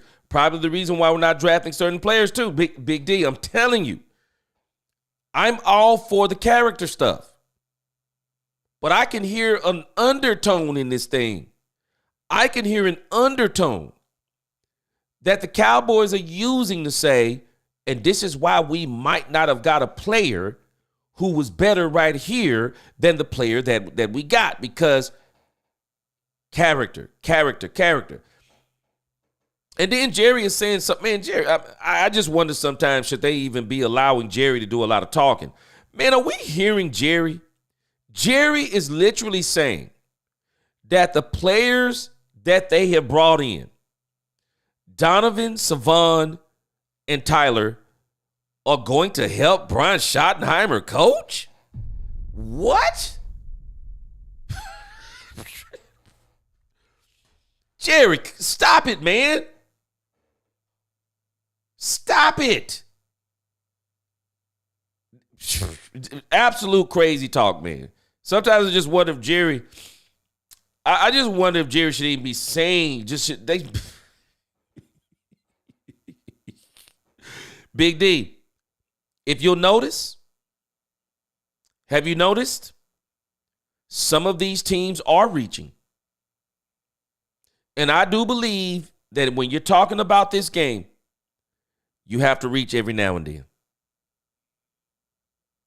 You have to reach every now and then. Don't get me wrong. I like what they've done. But I'm just saying, when I start hearing this stuff, it sounds like an excuse not to get certain players. Freddie, I appreciate you. You said, I love your wise takes. You bring nothing but facts. I appreciate you. I'm just saying, man, this sounds a little escape hatchish, a little escape hatch-like to me. And so, again, I like the 3 players that we have. But I know where some of us are thinking right now. We're thinking, man, we could probably have done better in these positions, or we could have got something here and still got what we got here back here. Or we could have traded back here and got this. I know some of us are thinking this because, again, I can't be the only one wondering, why didn't they get Damian Martinez? Why did you not get Damian Martinez in the 5th? Damian Martinez would have been an absolute steal in the 5th, unless the Cowboys think they can come back around and get him in the 6th. So we'll see. He's still out there on the board. I'm kind of wondering, why is he falling? Maybe there's something out there on him. Yeah, Bashar Smith, SMU, is still out there. I'm just wondering, man, what we'll see. But maybe this is one of these things. Will Smith has scouted it out, and he's saying, Katharina said Tobin is not good enough at wide receiver. I agree. I absolutely agree. Katharina, if it was up to me, both Jalen's would be gone. Both Jalen's would be absolutely gone. Jalen Tobin and Jalen Brooks. If I was the Cowboys, I'd actually trade Jalen Tobin. Ken Armstrong, he says Mingo is trash. Well, you can't tell Jerry that. Ken Armstrong said Tobin is too small. He is a little small in the frame. They love Mingo, I'm telling you. Freddie says Shotty can't afford a bad season. We'll just have to see how these expectations play out. I do think what they've done on defense, I'm not going to poo-poo it. What they've done on defense is good. So what may have to happen is the Cowboys may have to complete this offense in free agency. So we're just going to have to wait it out and see what happens until when the season begins. But again, I'm not going back on Brian Schottenheimer. I like his philosophy. I really like his philosophy, but I'm just kind of like, okay, guys, we listen. Okay, we get it. We get the character stuff. Are we kind of overemphasizing this stuff? Stop trying to sell us the character stuff as the reason why you got some of these players and why you didn't get others. Okay, we got it. Stop overselling it. William Jackson said, go get Bond and call it a day. Man, Bond is going to be there in the 6th. Bond is going to be there in the 6th, man. For sure, he going to be there in the 6th. David said he never dogged Tony Romo, but he had fake news to dog Dak because he doesn't know what they're doing. Boy, I already know what you're talking about with this thing on Dak. Chanel, my man, what's going on with it here? Give me some truth. Chanel said, gee, let's tell the truth, please. Tolbert on a good team is a 4th or practice squad player.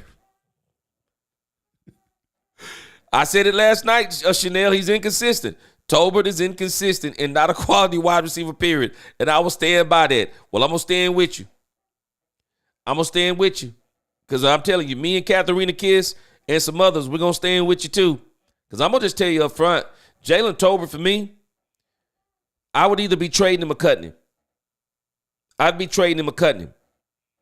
If you want to stay with Jonathan Mingo and see what he can do as the 3rd, I would keep him. But as far as Jalen Tolbert, I've seen enough. How much more ceiling does Tolbert have? You don't get 4 seasons as a wide receiver, at least not to me. You don't get 4 seasons. You don't get 4 seasons on this team. You had the opportunity of a lifetime last season. And that was a great play against the Pittsburgh Steelers. But then the problem is we don't know who you are in the other games, like the Philadelphia Eagles. We don't even know who you are in those games. No, the Cowboys should have went into this thing intently looking to replace Tolbert. But Tolbert is an example of we like our guys. We like our room. We like them. And this is why they keep asking Stephen Jones about this doggone wide receiver stuff. They all know this wide receiver room isn't good enough. Now let's listen to Brian Schottenheimer. Let's see how he smooths it over with Tolbert. The whole crew, Flournoy, and, those guys have potential to be a 2, but they're not there yet. They hadn't done it. They hadn't hit that level yet, and that's why, we have had an interest in upgrading that room. But I think once you get to 3, 4, 5, the positions you try to fill, I think that receiving core checks all those boxes. So Stephen Jones just made it clear. They don't have a number 2 on the team. They don't have a number 2 on the team. So what's the answer? What is the answer? Will they go the route of free agency? You can't use the draft anymore because some people were saying the Cowboys could use the draft to trade to Denver and get Cortland Sutton. They could use the draft and whoever else you fill in the blank. the only possible way for the Cowboys. Now, Isaiah Bond. If the Cowboys get Isaiah Bond could probably be the number 2 here. You still got Keenan Allen out there. You still have Amari Cooper out there. And there will probably be some other people after free agency. So the Cowboys may play the wait-and-see game. But we're going to see. I think the Cowboys may still get a wide receiver in this draft. I mean, in the draft, or maybe there's a wide receiver maybe they have their eyes on in the undrafted portion. Maybe they have their eyes on it. But, man, with the way Steven just talked, so again, why not be aggressive and go get that wide receiver then? Because it would be better to be aggressive in the draft and go get that receiver. Because I believe Emeka, Burden, and Golden was a number 2, better than the receivers that we have. So why not go get one of them? I don't know. Maybe they didn't feel like that. It's just, will one of those guys, like Jerry said, Mingo, we had in the top of the second round, does he ultimately achieve that? No different than we're looking at Elam at corner. Does he ultimately achieve where we had Elam there it is. When he came out? Jonathan Mingo. Very high on our draft board. Can he take that next step that he hadn't quite done yet? That's, I think, the way we look at it. And, as I said, the fact if we don't come away in this draft with an obvious number 2, then we'll continue to see if there's a better situation out there. But at the same time, we do think we have tremendous upside in the current core to take the next step. Yeah, and I would add, I think we're deep. I really do think that we're deep in terms of guys that are young. They have talent. They have traits. They need to be developed. That's part of our job as coaches. But at the same time, rookie receivers, young receivers, at times there's learning curves, right? I mean, it takes them time. A lot of these guys come from different systems and no huddles and things like that. So I really believe that we can make a jump with some of the guys that we're talking about that Steven mentioned, the Mingos. You look at what Tolbert's done. I mean, he led the team in touchdowns last year.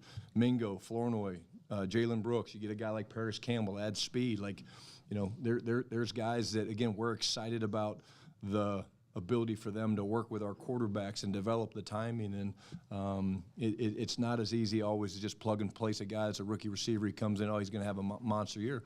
It's not always that easy. And so, but we're never done looking for new players and acquisitions. And why?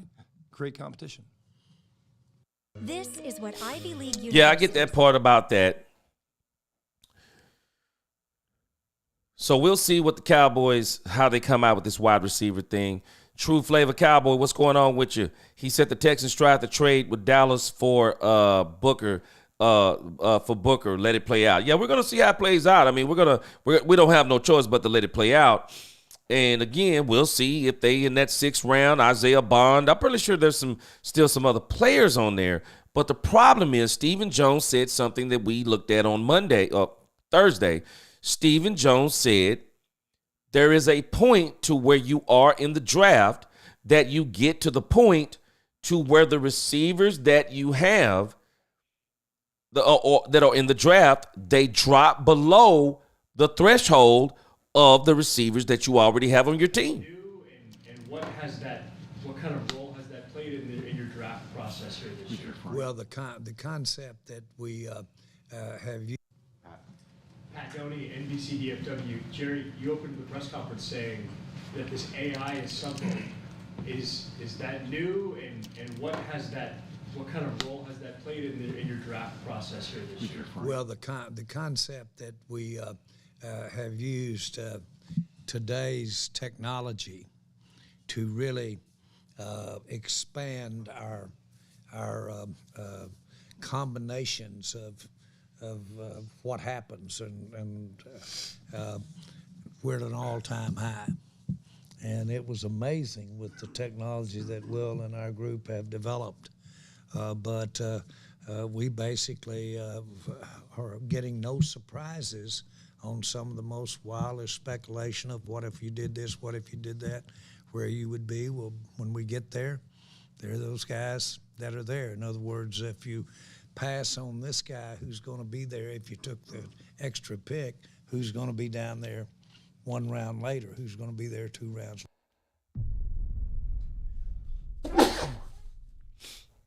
I want you to look at Stephen Jones' face. Stephen Jones doesn't want Jerry to, at least this is how I'm looking at it. Why is Jerry telling this type of information? But I'm sure this artificial intelligence stuff has made its way into the draft on many of these teams. Just like the caller said, what was it, last night?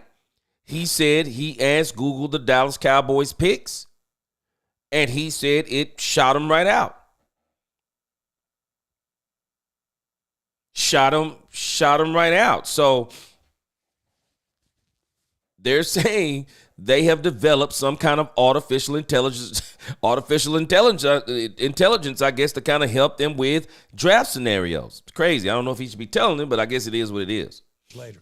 So without getting in the detail of it. You've already got the details of it, Jerry. It's very helpful.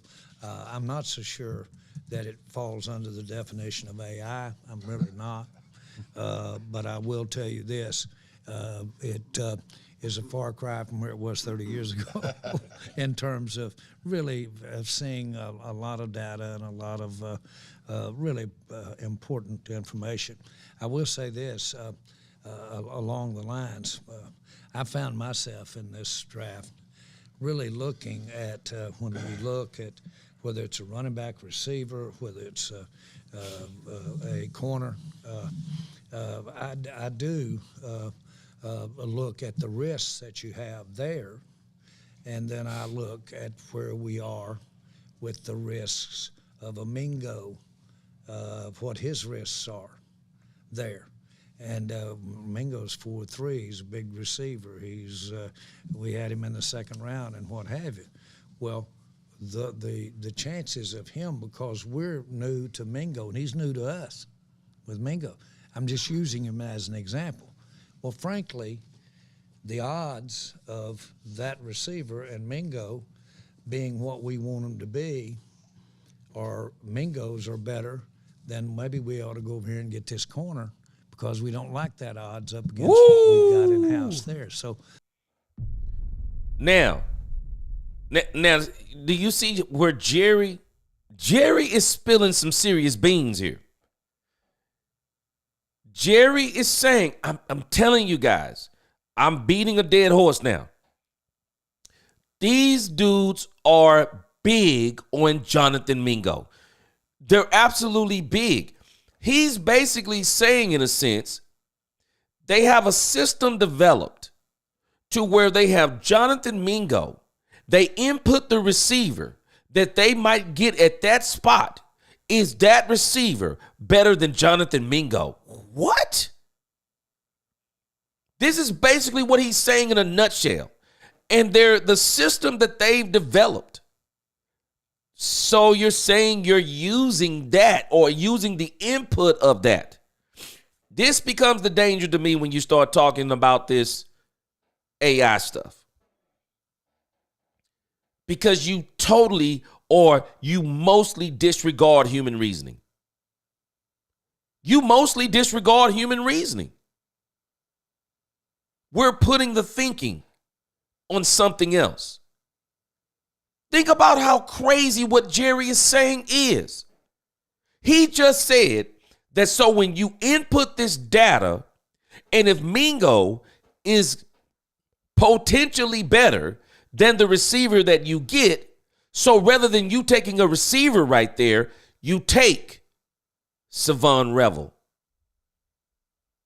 You rather take a chance on Savon Revel coming back healthy from an injury than getting a wide receiver right there at the third. Are we listening to what Jerry is basically explaining? You see Stephen Jones' face?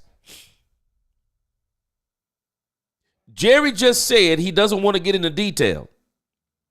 Only for him to come back a minute later, and what does he do? He gets into detail. Man, that's crazy when you think about what he's saying.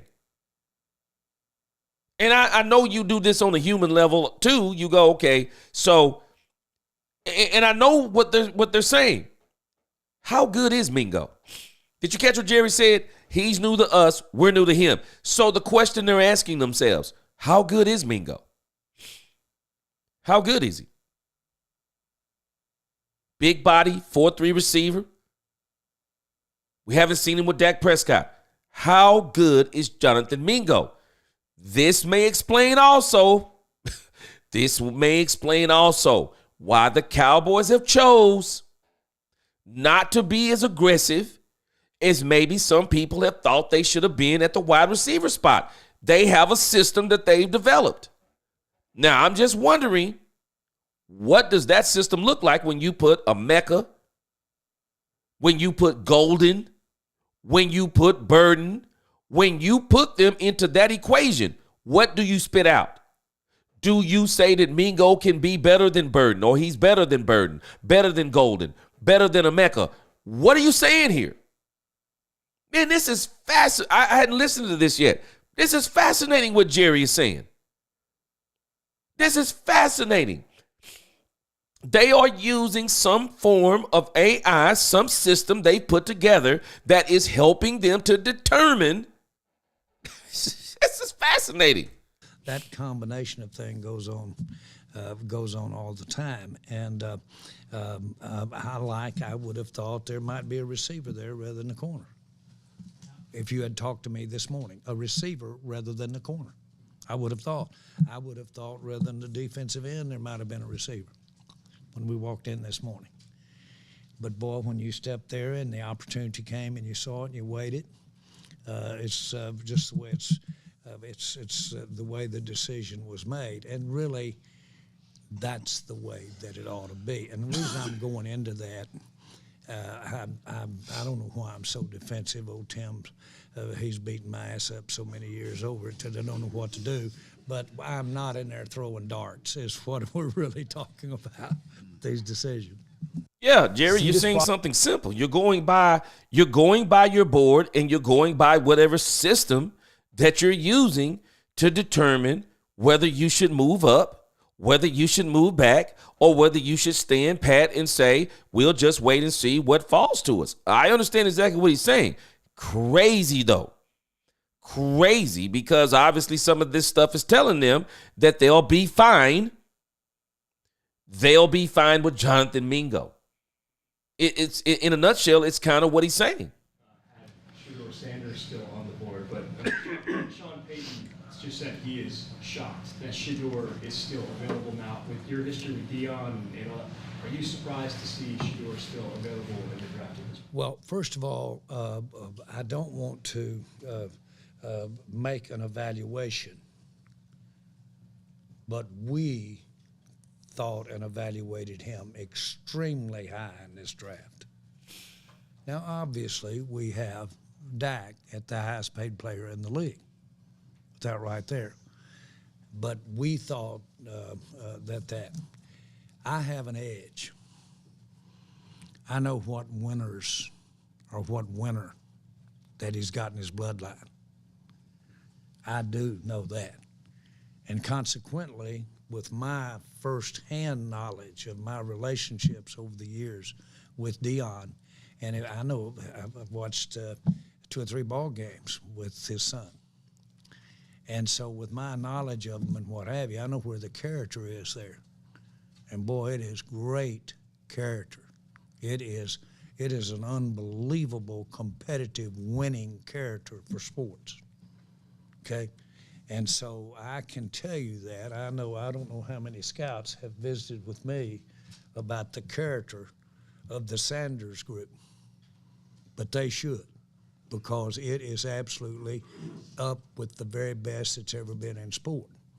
And everything Dion has ever done, and he, by the way, I'm a big believer in osmosis, a huge believer in osmosis. Okay, and especially when Dion came to sign with us, when he was a free agent, just left San Francisco.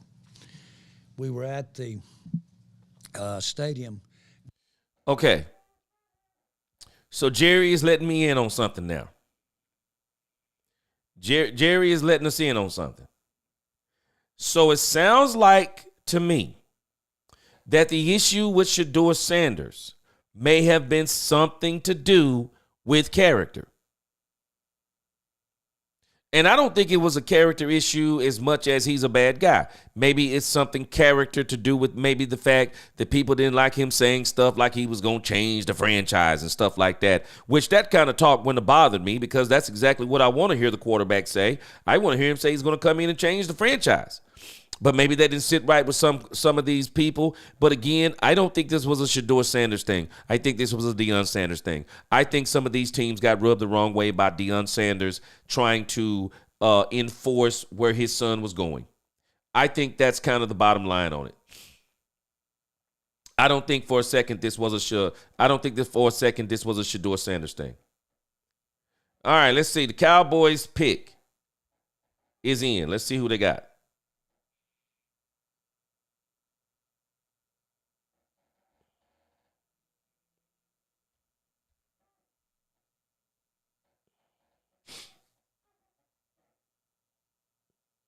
Okay, so the Cowboys got a Johnny Cornelius. A Johnny Cornelius, guard, Oregon. Y'all tell me where we are on this. We'll come back to this interview here in a moment after we get a little further, after the Cowboys get their picks, because the Cowboys are about to, let's see here. So the Cowboys actually only got one pick in the sixth, but they got a Johnny Cornelius. Anybody familiar with a Johnny Cornelius? Would y'all consider this to be a good pick for the Cowboys?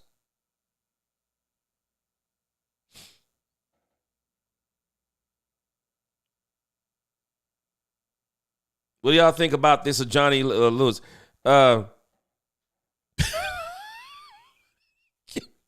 Kippy said, bro, they haven't won in 30 years. He said they'll try cocaine if they think we can win the Super Bowl. Don't know be the best. Yeah, it's O-line. Yeah, Katharina Kiss. We got a guard from Oregon. A Johnny Cornelius.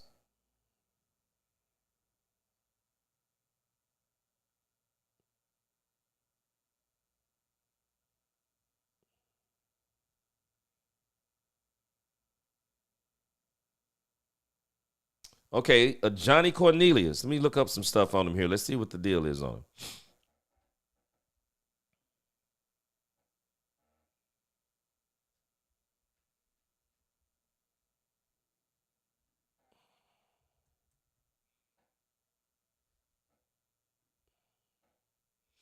All right, let's see what we're working with here.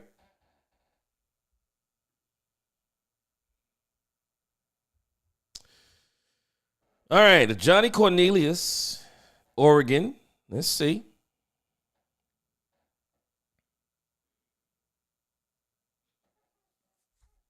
Definitely a big guy. Let's see. His draft projection was the 6th, so this is exactly where the Cowboys got him. Pass blocking 80%, run blocking 78%. Looks like he's facing pretty decent competition. He's got a 92 out of 100 rating for 24/7 Sports.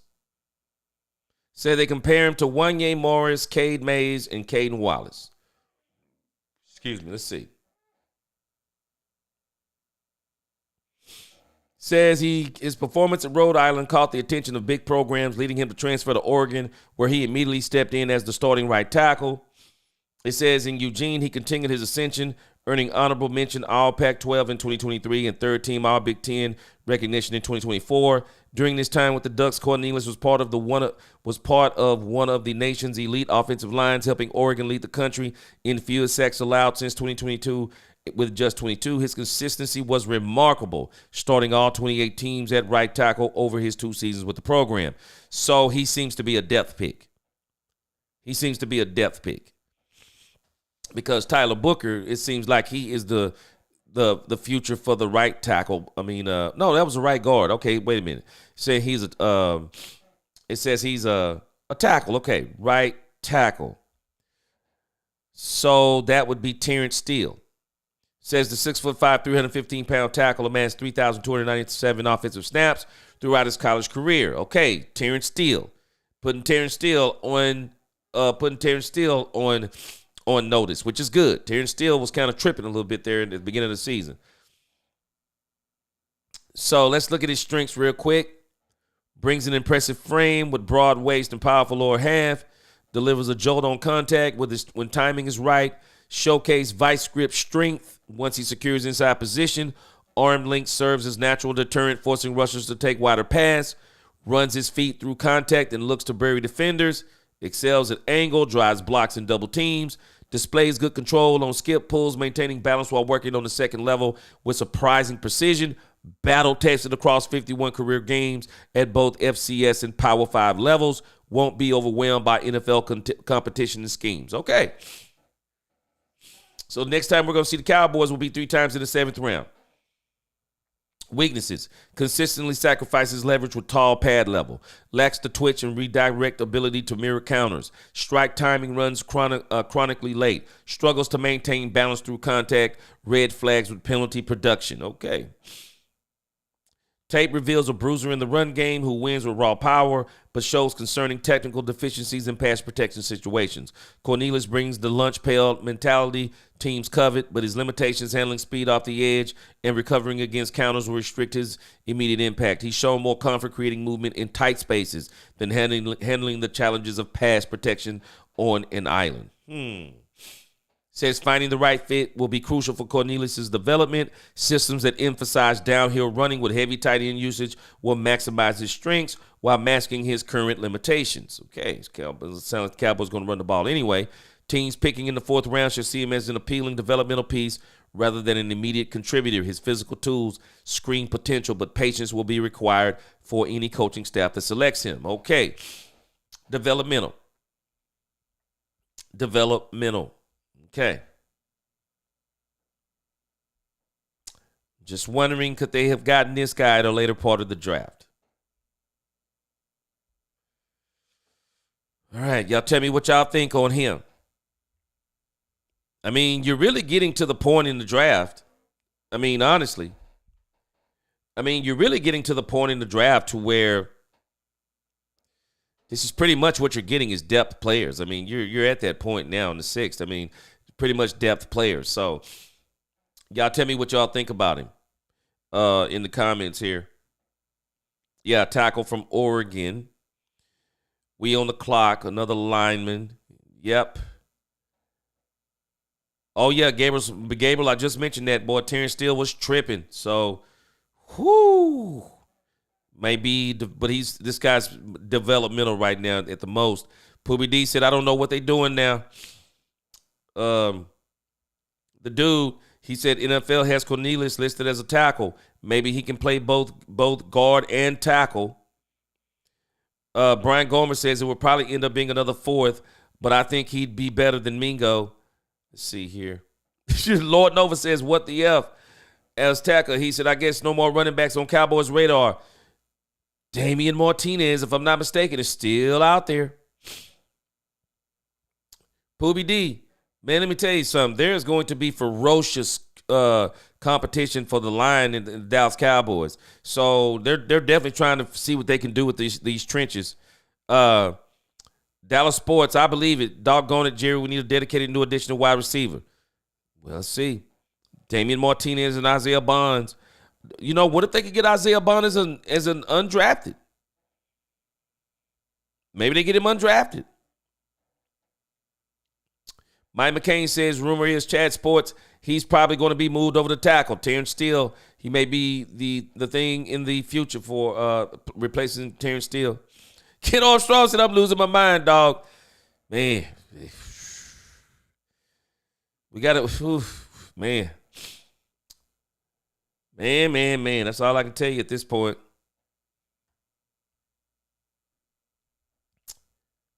Cowboys took a guard in the 6th round. 70s fan. I still think they would go after receiver after the draft. Gabriel Marks, I think they may go after multiple receivers after the draft because there should still be a couple of guys on here that people probably think should have went in the draft. Boy, you ain't lying, Mirko. They are getting him all the bodyguards he could ever want. Boy, they are definitely trying to get some people around him. For sure. Poobie D, I was just saying it. Terrence Steele been put on notice. Poobie D says Steele is gone.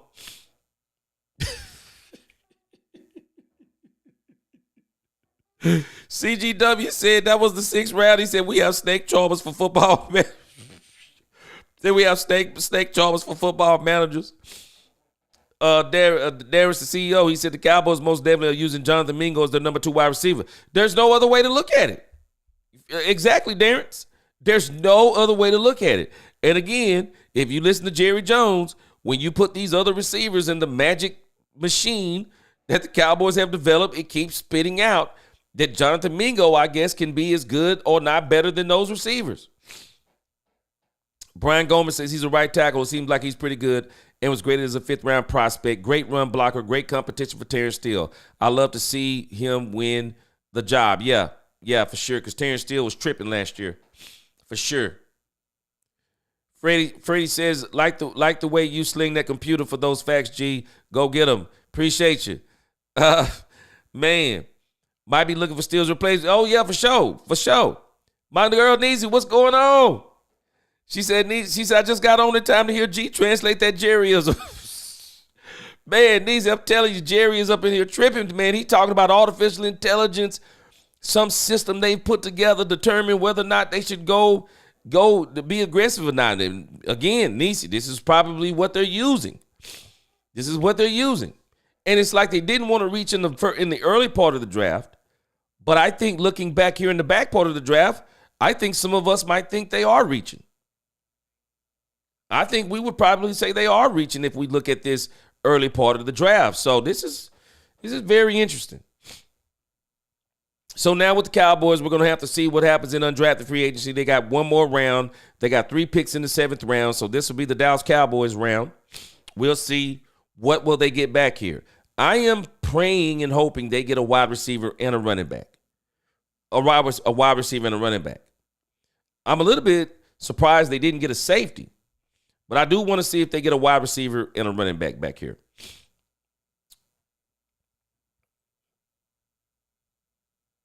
Lost in translation. He said, I like this guy. He punches pretty good. He serves up pancakes. Okay. I like him. I'm going to have to go back on all these guys. I'm going to have to go back and look at all of these guys on film because I really don't know what they are. So I'll be seeing what it is on film. But again, Brian Gomez says, man, I swear there'd be a bunch of negative Nancy's in Cowboys chat rooms. Man, a lot of salt on them cheeks. And I don't think people, as far as I'll just speak for myself, I'm not being negative as far as what I'm explaining. I'm just looking at the process of how the Cowboys are picking some of these players.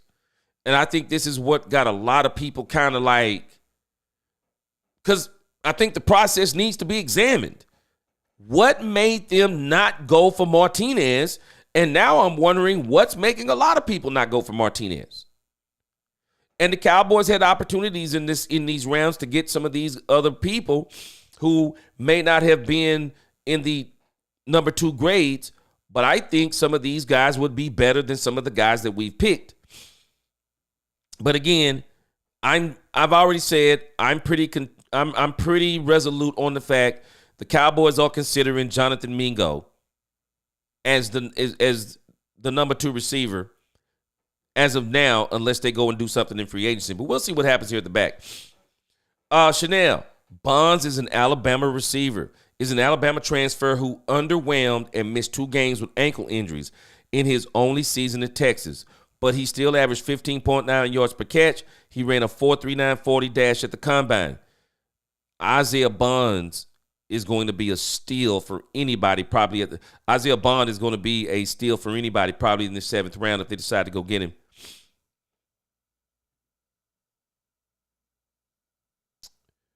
Ken Armstrong, they got their running back.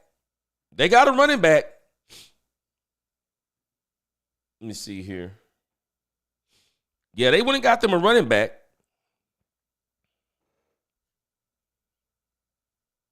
Now, we might not agree with the running back that they got, but the Cowboys did get them a running back.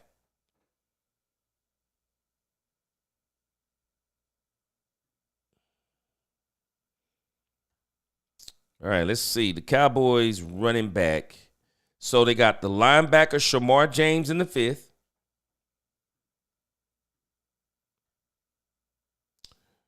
And then when we look at the running back position,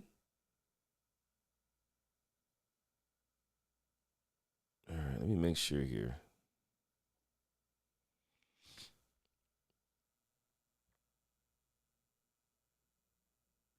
forgot his name. I think we actually did get him in the 5th round, didn't we? Yeah, the Cowboys got Jaden Blue. Jaden Blue, Ken Armstrong, Jaden Blue is the running back that we got.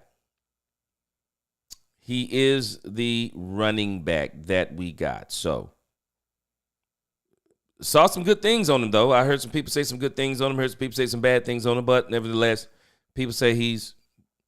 Kippy Gardner says that this guy, our last pick, got to get used to these names.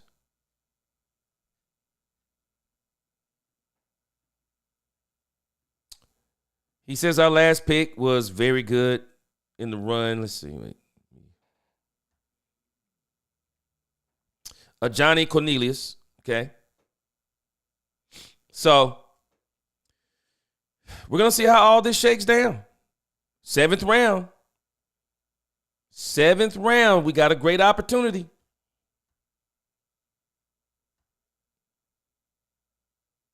Yeah, we are about, what is that?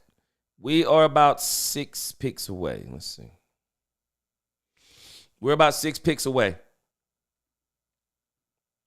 I'm actually kind of tripping on the fact that Damian Martinez is still on that board, though. I thought he would have been gone, man. He seems to be a very good running back. Cowboys got 3 picks in this round, so should be, I mean, I'm a Dallas Cowboy fan. Y'all are Dallas Cowboy fans. We got 3 picks in this round. Should be exciting, at least in my estimation. Catherine Kiss, I'm excited. We got 3 picks in this round. Let's see what we can do. Gabriel Marks, Tyler Smith, and Tyler Booker are monsters inside. Well, let me tell you something, Gabriel Marks. One thing I know for sure, the Cowboys line looks like it's going to be pretty good. The Cowboys line looks like it's going to be pretty good on both sides of the ball. I really do think it's going to be good. Brew McCoy from Tennessee can be a solid wide receiver to compete for our number 2 role. Okay.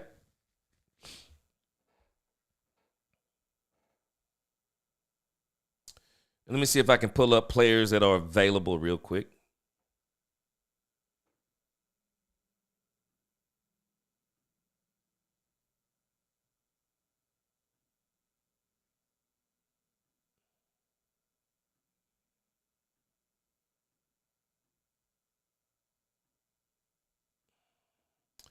All right, let's see if we can see what players.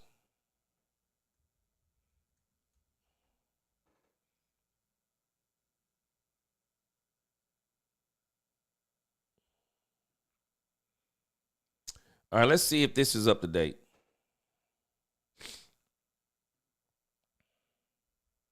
ESPN has best players available left in the draft. Let's go to the wide receiver. Look who it is. The best receiver available is guess who? Isaiah Bond. Cowboys. Damian Martinez. Isaiah Bond. Do it. Damian Martinez and Isaiah Bond. Do it. Do it. Isaiah Bond is the number 1 receiver left. Number 2 is Brew McCoy. There's still Tez Johnson out there. There's still some wide receivers out here.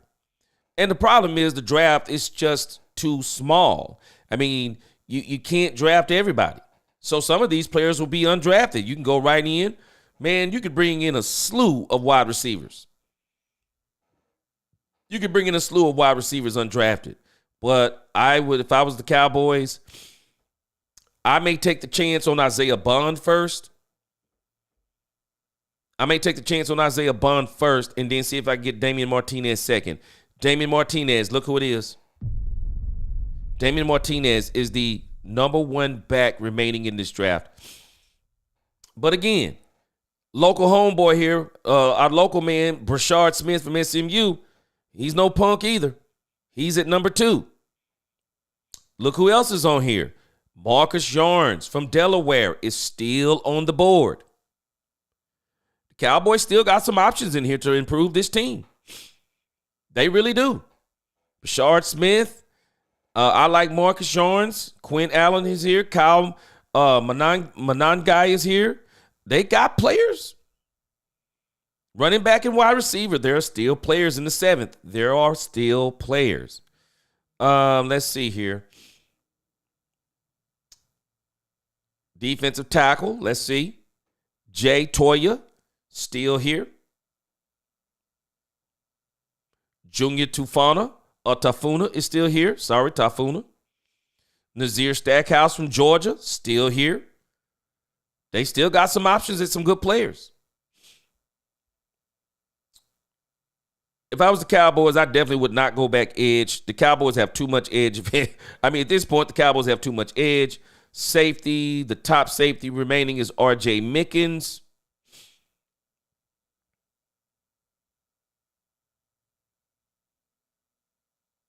Okay. There are still players that would be available on this team in the 7th round.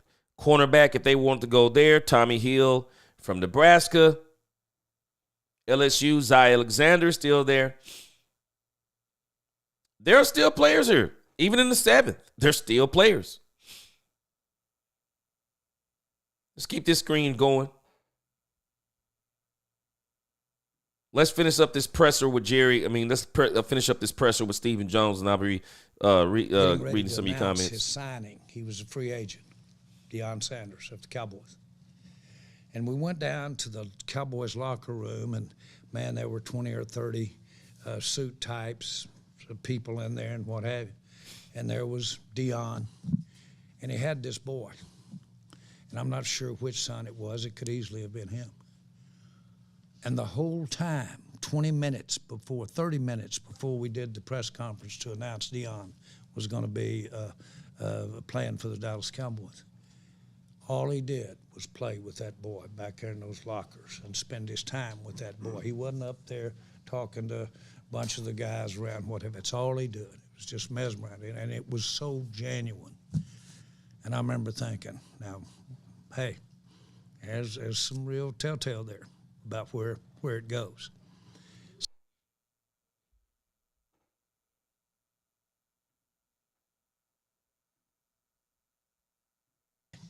I stand at the top of the list. I don't even need it in writing with Deion at all.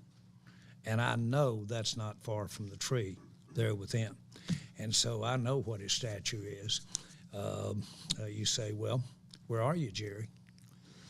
Well, you're right. Scratch your head.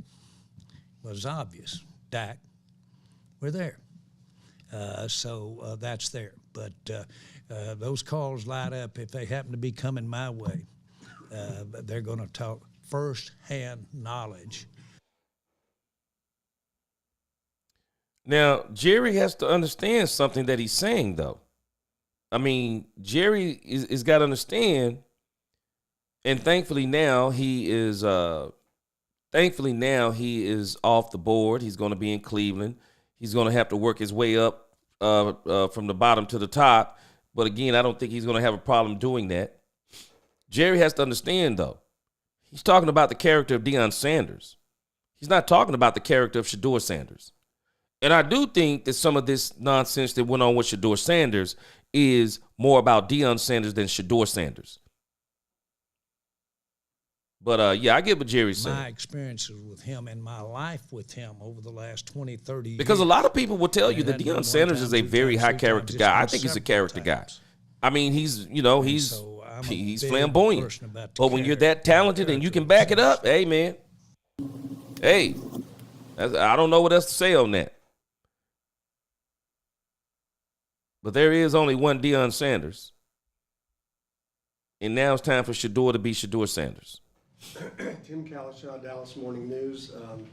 Jerry, I've obviously got one foot into retirement. If you want to start working on your next speech, I don't think it'll take as long as David's did.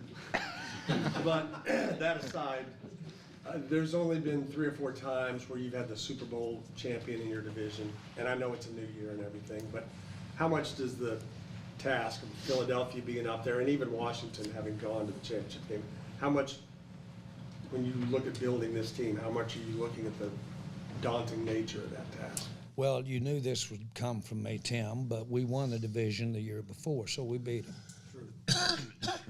That's what I think about.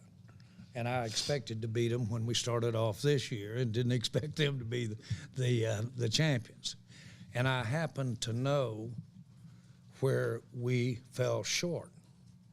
Now, to their credit, they fell short in the middle of the year, and boy, to their credit, they got back straight and they got going, and they are world champions.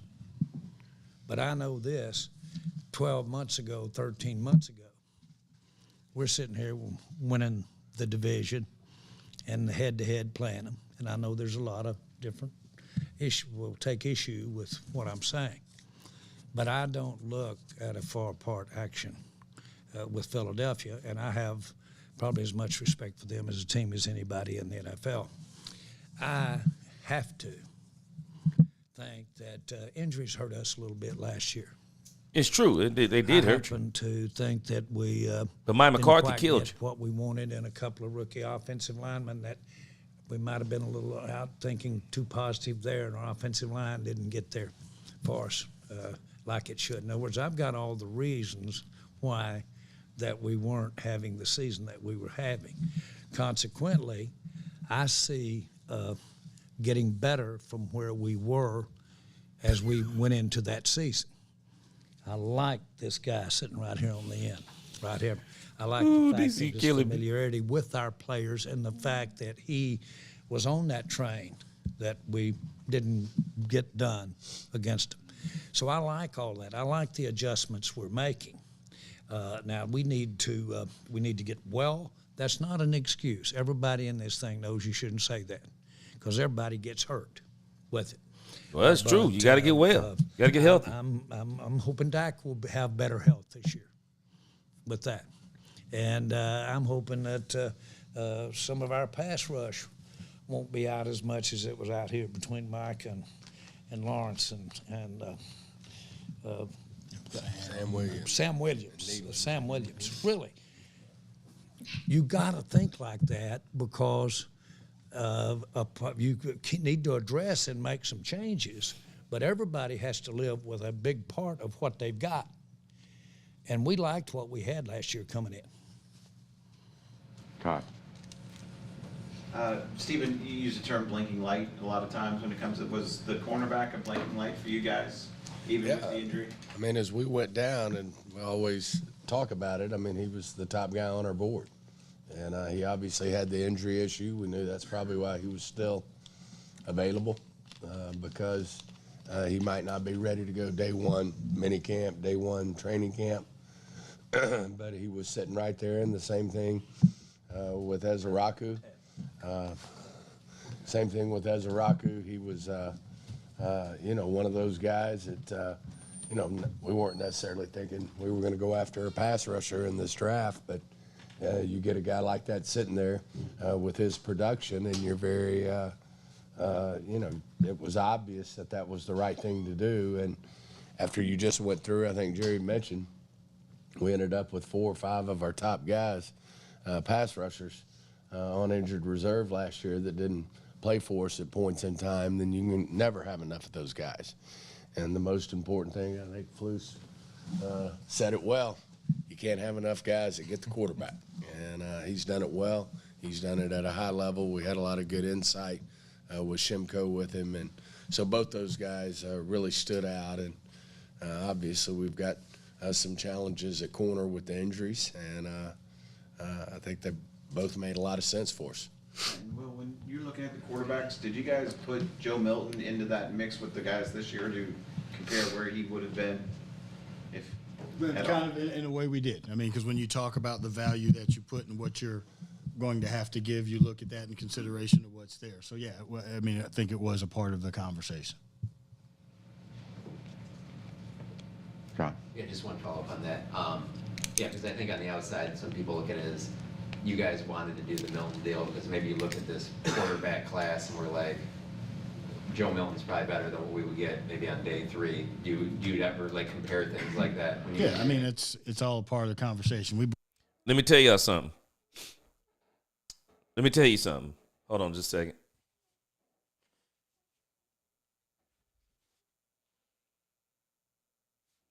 Let me tell you something. They're asking about Joe Milton III. he just made a comment that I think is very fascinating. That they figured that Joe Milton would be better than anything they could have got on the third day. But let me tell you something. I bet you if they knew Shedeur Sanders would have been there,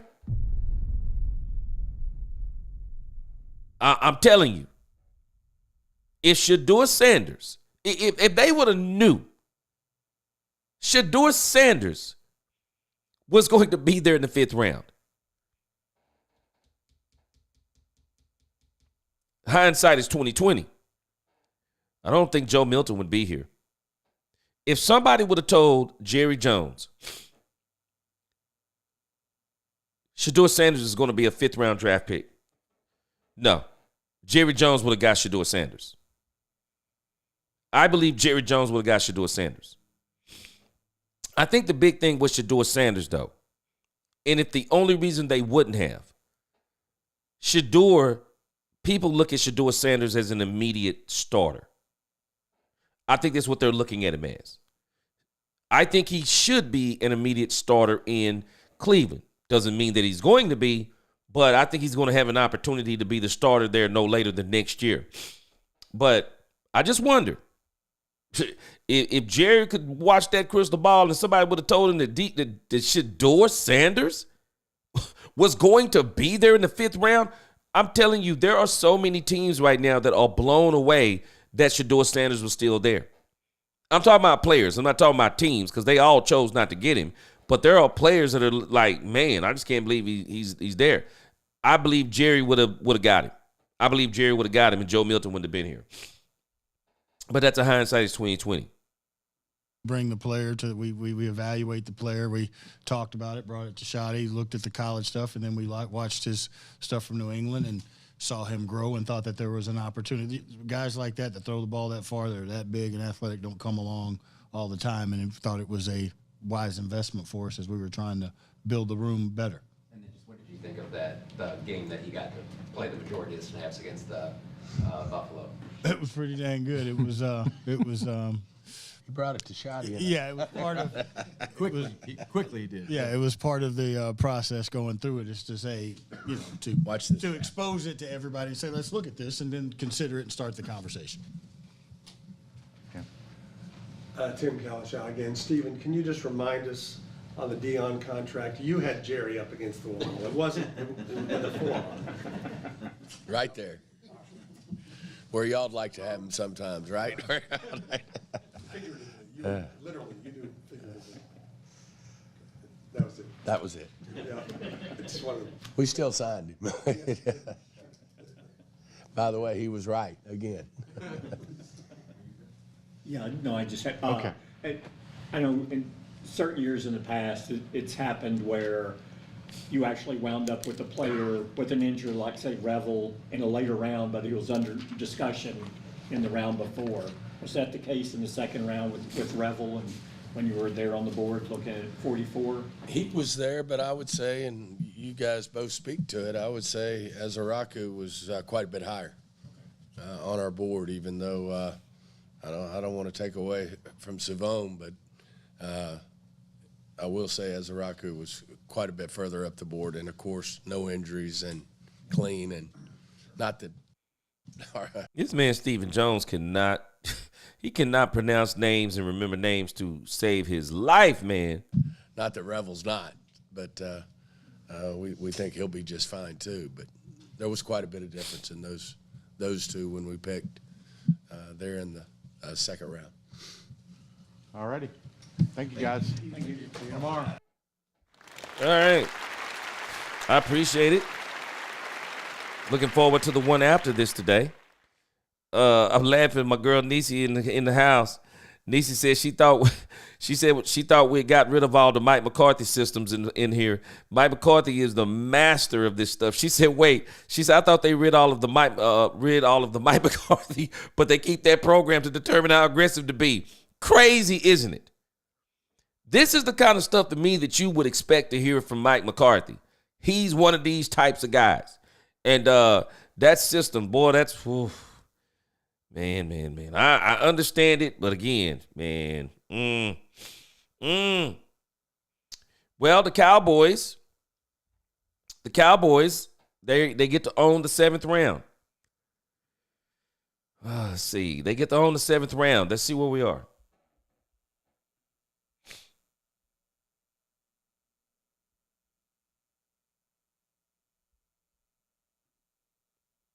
Okay, hold on a second. Dallas Cowboys are on the clock. Let's do it. If I'm not mistaken, the Cowboys are on the clock, correct?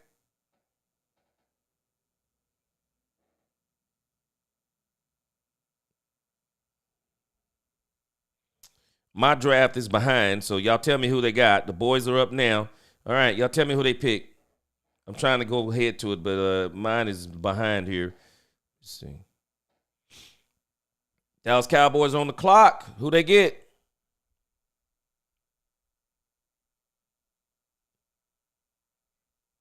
Please let it be Isaiah Bond or Damian Martinez.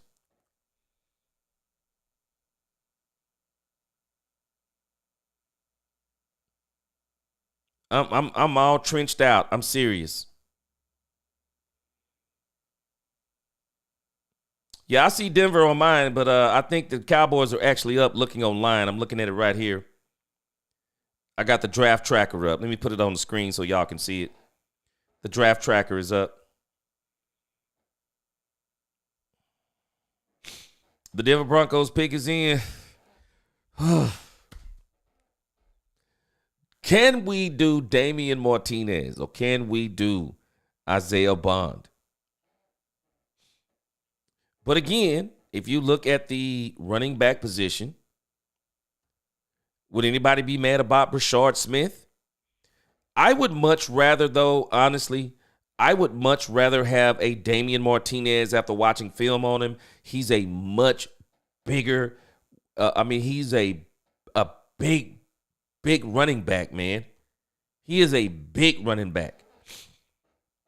And so I do think the Cowboys need a running back of this size, body type in the building.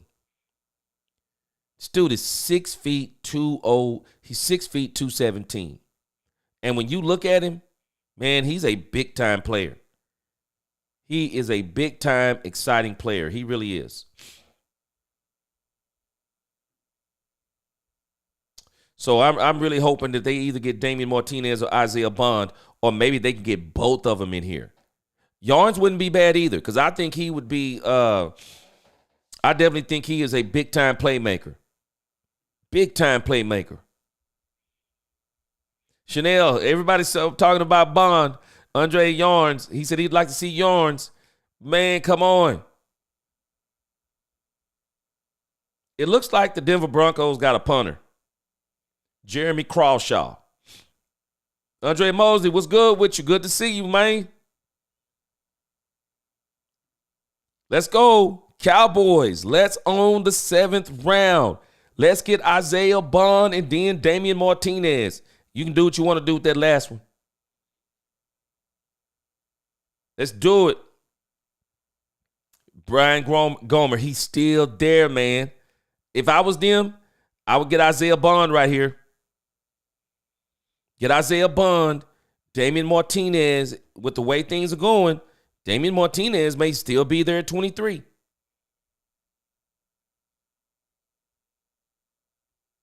And the reason why I would want to get a guy like Isaiah Bond, pending everything goes right with his case, you just know a guy like that's going to be hungry. You got a guy who know doggone well he's a 2nd round graded wide receiver. Going way back here in the 7th, man, that dude is going to be on a mission. I guarantee you he will be on a mission. I would love for the Cowboys to get a guy like that. Have a good talk with him. See what's going on with this essay issue. Make sure that it is what it is. Make sure that he didn't make a bad decision. Make sure it's not a core issue. Talk to people around him. Let's get him in. Let's see what's up. The pick is in.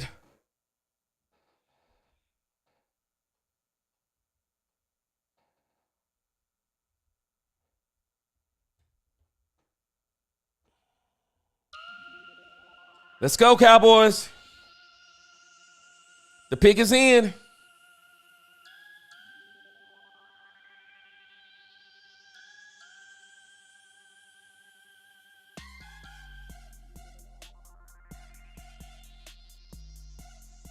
Let's go. Come on, Cowboys. Can we do it?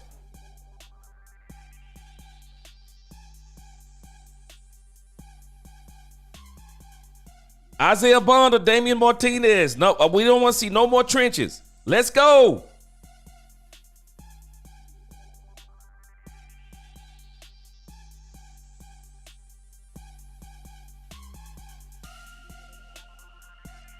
Come on, Cowboys. We don't need y'all to give us their whole history on the screen. The NFL Network is giving us Cowboys' whole history on the screen. We just want to know the player that's in. Come on, let's go.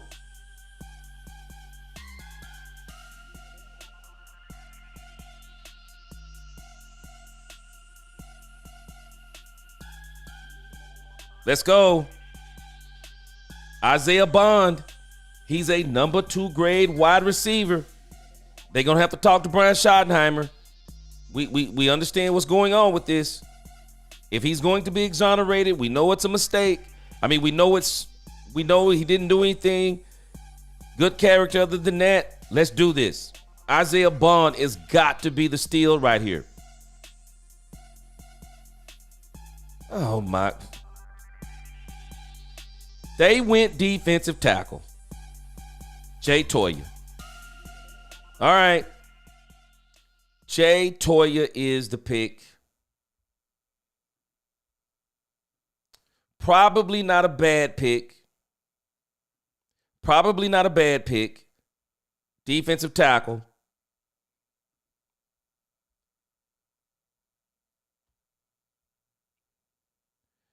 Yep. Jay Toya. Let's go back here. Let's see. Cowboys selected Jay Toya. All right. All right, guys. We got 2 more chances at Isaiah Bond.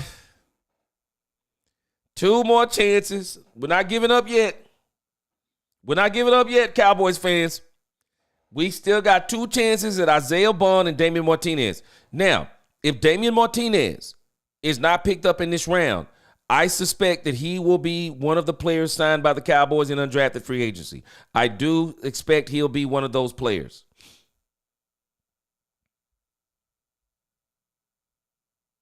All right. All right, let's go and see who this guy is. All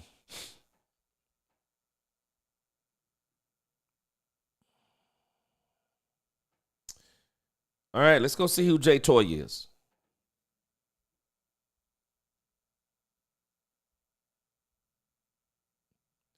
He's a 6'3", 325-pound defensive tackle. All right, let's see what we can get up on this guy. Anybody familiar with him already?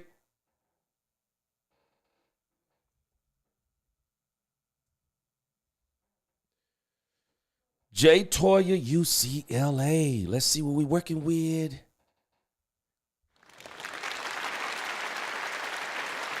I ain't tripping. Defense wins championships. These boys, they are working on these trenches, man. All right, let's see what we're working with here. Wow, his tackling, his draft projection was a 6th round pick. His tackling is rated at a 36%. Pass rush 64%, run defense 66%. Okay. Let's see.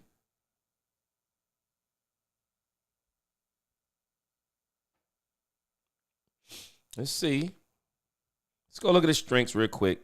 Says here, mammoth frame with rare low body density creates a nearly immovable anchor when he drops his pads and plays with proper leverage against double teams. Run stopper, okay?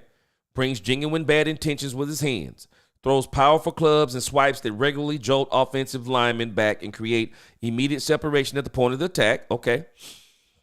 Displays impressive short area quickness for a man his size, showing the ability to shoot gaps occasionally and disrupt blocking schemes. Okay. Mozzie Smith, you better step it up this year. Stubbornly holds his ground against double teams, refusing to create to cede territory and regularly requires extra attention, which frees up teammates to make plays around him. Okay? Shows enough processing ability to diagnose blocking schemes quickly, brings relentless energy on every snap despite his massive frame, significantly improves his third down utility as a senior. Coaches consistently praise his selfless approach to the dirty work, willingly sacrificing personal stats to execute role in the defensive scheme. His scouting report as his weaknesses go. Limited tackle radius due to below average arm length forces him to be exact with his positioning. Can't reach out and finish plays that aren't directly in his path. Lacks creativity as a pass rusher, relying almost exclusively on power moves. Lateral mobility constraints become evident when forced to redirect quickly. Too often leaves tackles on the field due to timing issues. Needs to develop more consistent recognition skills against down blocks. Okay. All right.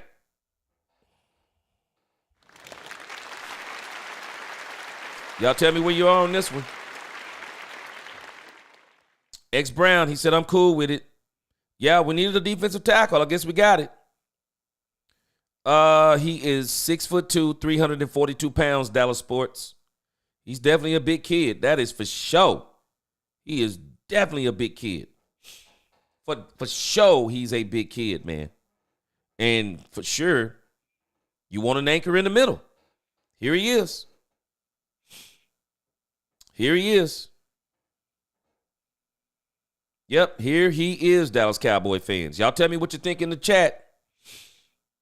Y'all help me out on this one. Gabriel Marks, yes, sir. He getting that knock at the door because, hey, it's time for Mozzie. Now, Mozzie's been up under different systems. I think Dan Quinn kind of messed him up when he first came in, telling him to lose weight. Then he had to gain weight. So we'll see what happens. Brian Gomer, yeah, he's a good depth pick, potential starter. Ruby Sweet, he can stop the run. Sure, that's one of the things they were looking at there. Should have gotten Peebles in the 6th.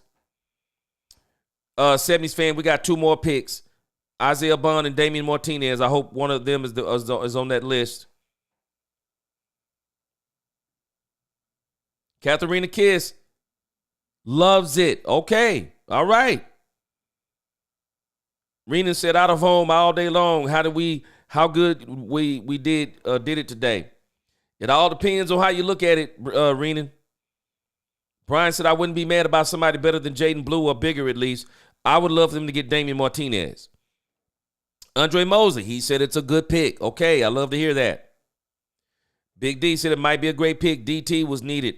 Defensive tackle was needed. And you know how those Polynesian players do their big boys, that stuff in the middle. Okay. Iceberg Slim, Ruby, get him in camp. Turn him loose. Okay. All right. Mozzie on the hot seat. Okay. I like it. I like what I'm hearing. Sound like y'all saying he's pretty good. You know what? Dallas Sports 1977, you're saying something that makes sense. No more Philadelphia Beagles running the ball up the middle of our defense now. It sounds like the Cowboys have aimed this doggone draft. It seems to me they have aimed this draft at the Philadelphia Eagles. They kind of know what they're facing with the Philadelphia Eagles and the Washington Commanders. And they are definitely building a roster to not only compete for a Super Bowl here in the next couple of years, they're building a roster that says we're going to be competitive in our doggone division. That's exactly what they're saying. Yes, sir, 70s fan, they're gearing up for the Eagles. And I got to give it to them. It's pretty wise. I mean, when you know what these guys are on both sides of the ball, the offensive line and defensive line of the Eagles, and they are the defending Super Bowl champions and other teams are trying to model themselves after the Philadelphia Eagles, well, it would behoove you to go out and build a team that can actually match up with those teams. But I still, with 2 more picks to go, please, can you get us Isaiah Bond or Damian Martinez or both? Gabriel Marks, I will say this. He said if they get Bond, I would be shocked. You know why I would be shocked? This is why I'm asking the question about the character guys. They may have already marked Isaiah Bond off. And again, please get Damian Martinez. Damian Martinez is going to be out to prove something in this league. Going in the 7th round is crazy for Damian Martinez. David J., I agree. I believe you. He said they're playing for the undrafted free agency market now, and I bet you they're going to be the first one to call Damian Martinez. Chanel, I kind of thought the Cowboys were going to get Shiloh Sanders, and I still think they'll get him as an undrafted free agent. I think they'll get him as an undrafted free agent. I do. I would love for the Cowboys to bring him in to see if he can play nickel for him. He might be a little too small to play safety on this level, but we'll see. X Brown, I'm with you. These two have to be running back and wide receiver. I'm hoping and praying. CGW, he says only if they go undrafted, Martinez and Bond. I think the Cowboys will be the first one calling him. I think they will be the first one calling him. Chanel, yes, sir. Teams are trying to fight the tush push, so they're trying to build the trenches. Yes, sir. Got to find a way to stop that because now we see the Baltimore Ravens are running it. Only difference is the Baltimore Ravens are running it with their doggone tight end. So everybody's trying to build up for it. I get it. Yep, I get exactly what they're doing. But hey, man, the Cowboys, woo, boy, they have really worked on those trenches in this draft. If there is one place I can say they've been successful, boy, they have worked on those trenches. Whew. I mean, there is no other way to put it. They worked hard on those trenches, man. Hard on those trenches.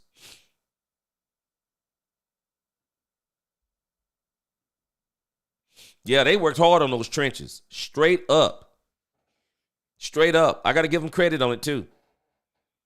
They have worked hard. And they've said they're going to do two things the Cowboys have not done in a long time. And at the same time, let's think about this.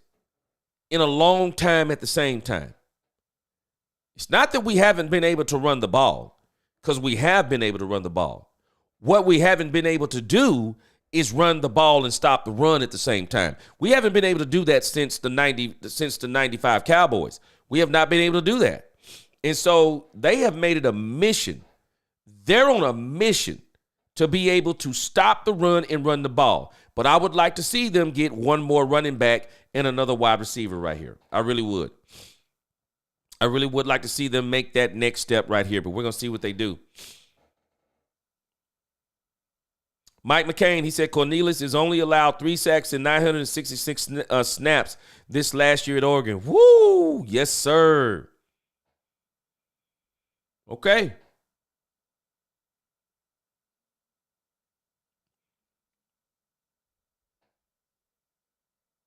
Let me see something here.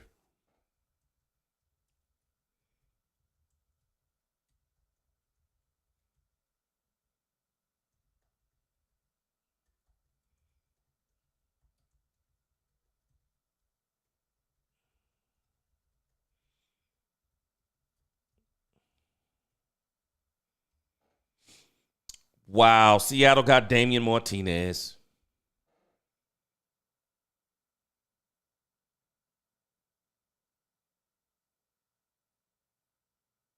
Wow, right after the Cowboys. Okay, that's a wrap on him.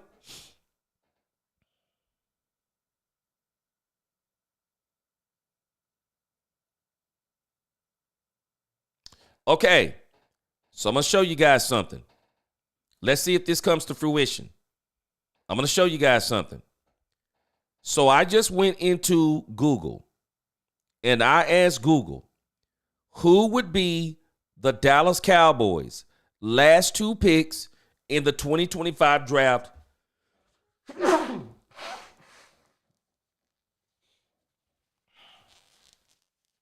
right, excuse me. All right, hold on.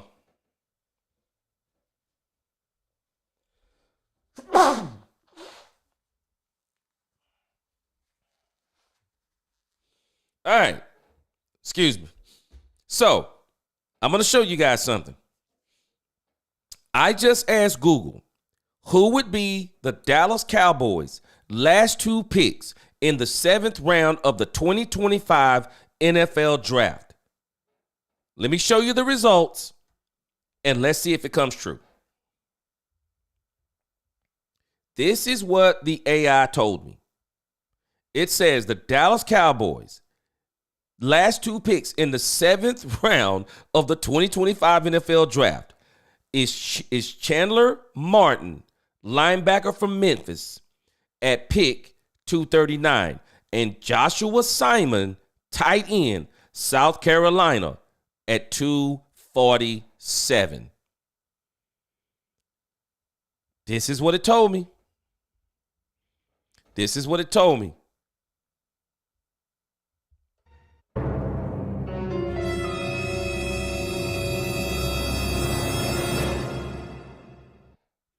Let's see if it comes true.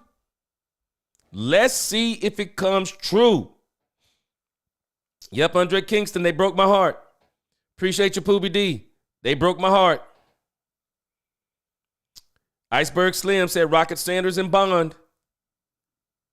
Appreciate you, Patrick. Alfredo, he said, if this boy's anything like the rest of the Samoan Hawaiian players that have played in the NFL, Mozzie better either step up or he's gone or he's game or starting pack. Yeah, for sure. Appreciate the 70s fan. Martinez, yes, sir, you're off the board. So, this is what the artificial intelligence told us, guys. This will be the Cowboys' next 2 picks.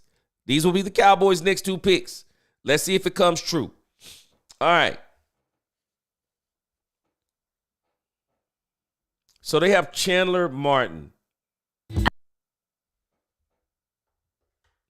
Let's see here. Let's see who Chandler Martin is.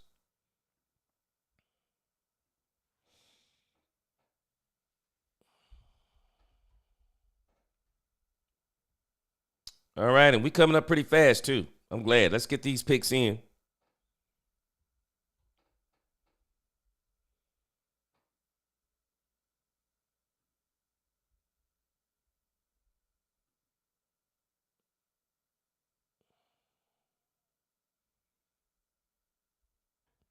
All right. Chandler Martin, linebacker from Memphis.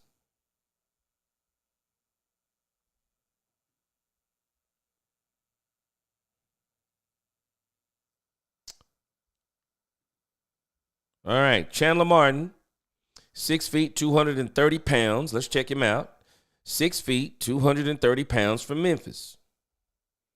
Makes quick reads, beats blockers to the point of attack, and meets running backs in the hole. He's small and can get engulfed between the tackles, but he has some explosive knockback power taking on blocks. He reads the quarterback and gets his hands in passing lanes and coverage. Martin picked off 3 passes and had 9 passes defended over the past 2 seasons. He's quick, fights through blocks, and closes well rushing the passer.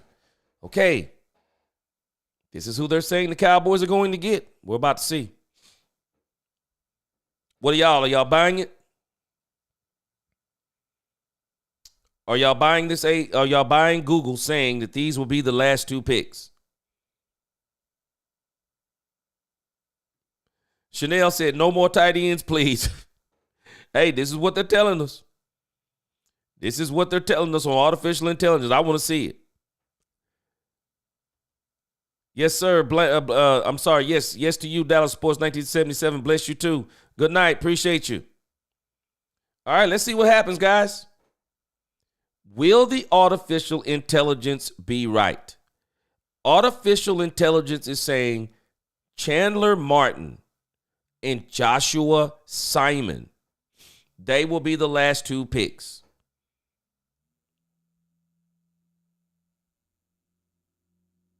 Brian says tight end Luke Lachey might be nice. Iowa fight a tight end strong blocker. A, what's going on, A? He said it's possible. VZP Shiloh, I think he's going to be an undrafted free agent.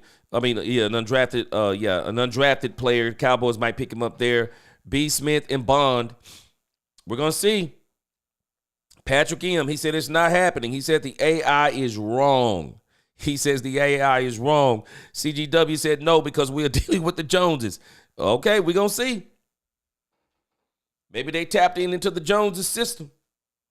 We are about to see.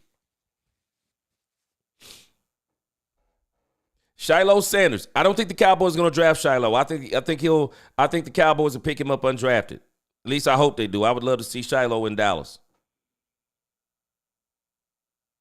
X Brown said, my AI said it's impossible to predict, but wide receiver and safety are the biggest needs. All right, let's see.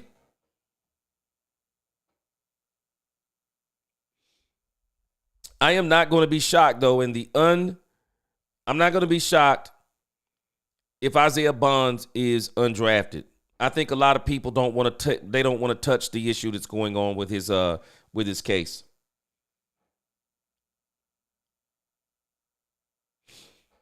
But again,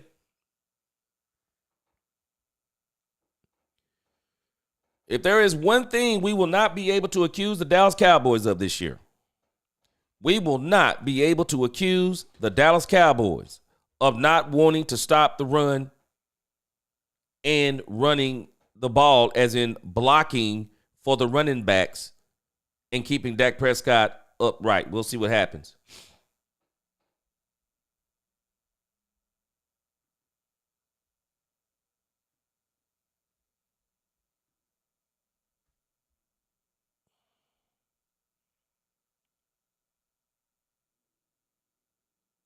Oh, okay, I see. I was about to say, I'm surprised they're taking this long to do this. I see.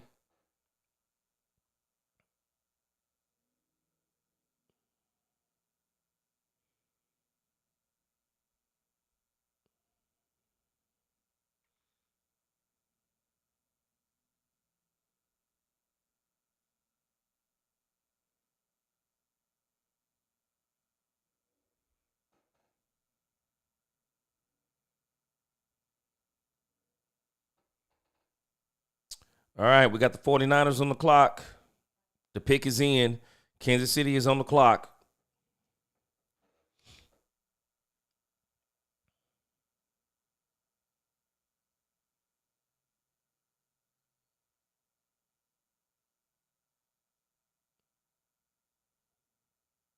All right, let's see.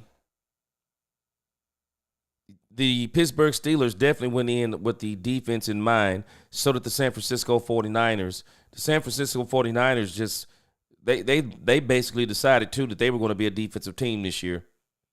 These teams are building. They're all trying to build different right now.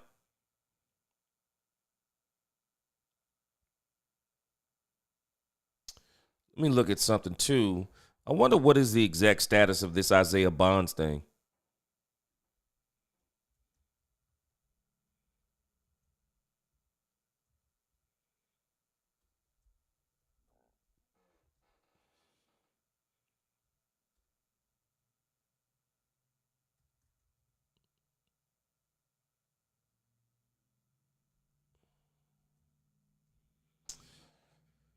Let's see.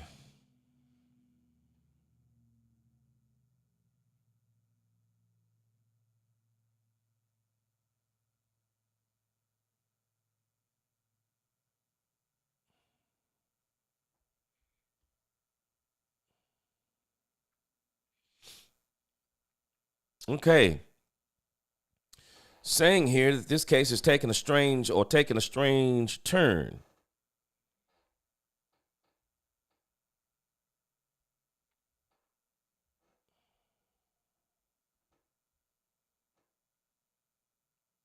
Says he was falsely targeted.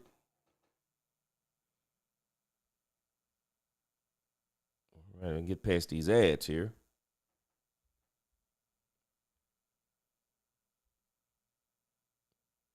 Okay, it says he was falsely targeted. Ads. Let's go.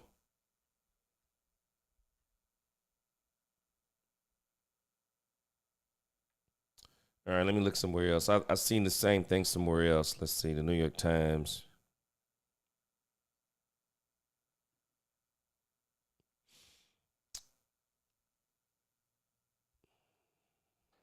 All right, let's see here.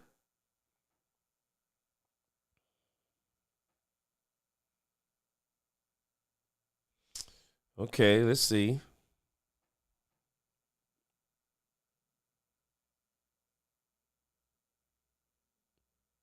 Okay, returned to the meeting in person. Says she became uncomfortable with the situation, asked Bond to step away. And that she was in pain. Bond allegedly refused her request by using his body weight against her and covering her mouth. Hold on a second.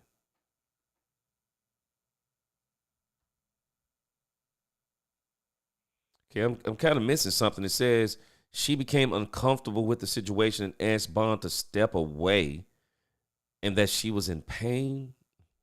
Okay, whatever that means.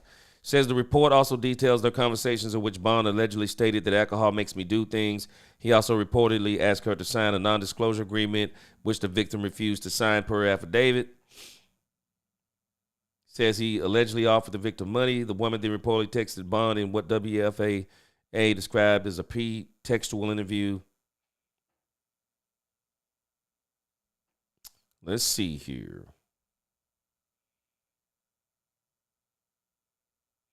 All right, looks like there's no update of it. This is probably going to play a big part into kind of where does he go. So I could see him not being drafted just based on what I'm seeing right here. This is kind of the first time I've seen this.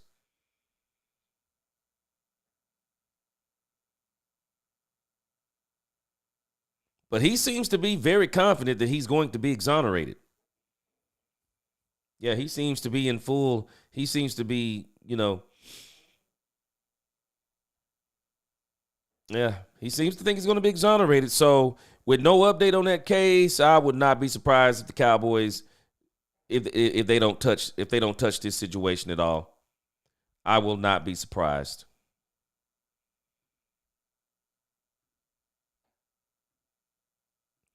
All right, Calvin Richard, appreciate that super chat.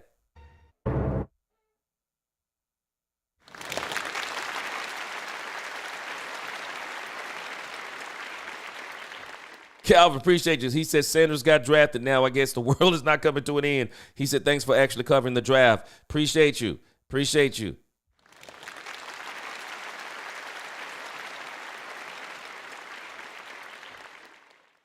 And again, Calvin, I just think the issue is that I don't think this was about Shedeur Sanders. I think this was about Deion Sanders. I really do. I think he rubbed some people the wrong way, saying some of the things he was saying pre-draft. And I think some of these players pushed back. Some of these teams pushed back on him. And I'm going to tell you something about Deion, man. Deion is one of these people, boy. He lets that light shine. And sometimes when you let your light shine in certain ways, it makes people feel some type of way. And Deion, I just think Deion Sanders was just being a father is what he was being in a sense. And he understands this league, and there are certain teams he didn't want him playing for. Unfortunately, the teams that he didn't want him playing for were the exact teams, I believe, that were looking for quarterbacks. I think they were trying to wheel him into New York. But when you think about Brian Daboll is in a situation to where he has to win now. Deion Sanders Shedeur is not a win now quarterback. You're going to probably have to put some weapons around him, giving him about a year, and then he'll be ready by year 2, and he'll show flashes in year 1. No, the New York Giants owner has no patience left, and he's saying he wants them to win now.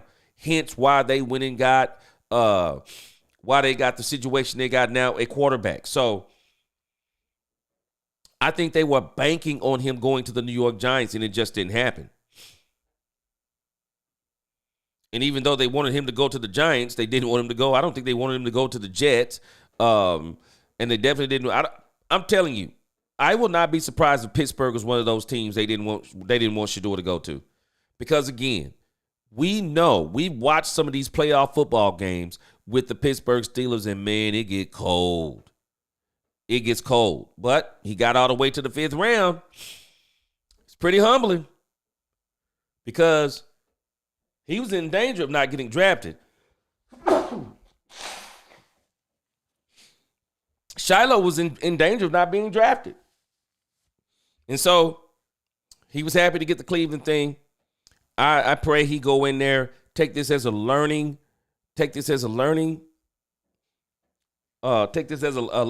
lesson learned. Man, you go in here, you work your butt off, and you show these people that you are worthy and you should have been a number 1 draft pick. A lot of people don't realize while Dak Prescott was not rated as a top 5 quarterback or a top 5 draft pick, Dak Prescott was not supposed to go in the 4th round. Dak Prescott wound up getting into some issue about a DUI or something like that, and it dropped Dak Prescott all the way from the bottom of the 1st or top of the 2nd all the way to the 4th round, and that's how he got to the Cowboys. And the rest is history. So Shedeur can do the same thing. He can actually do the same thing.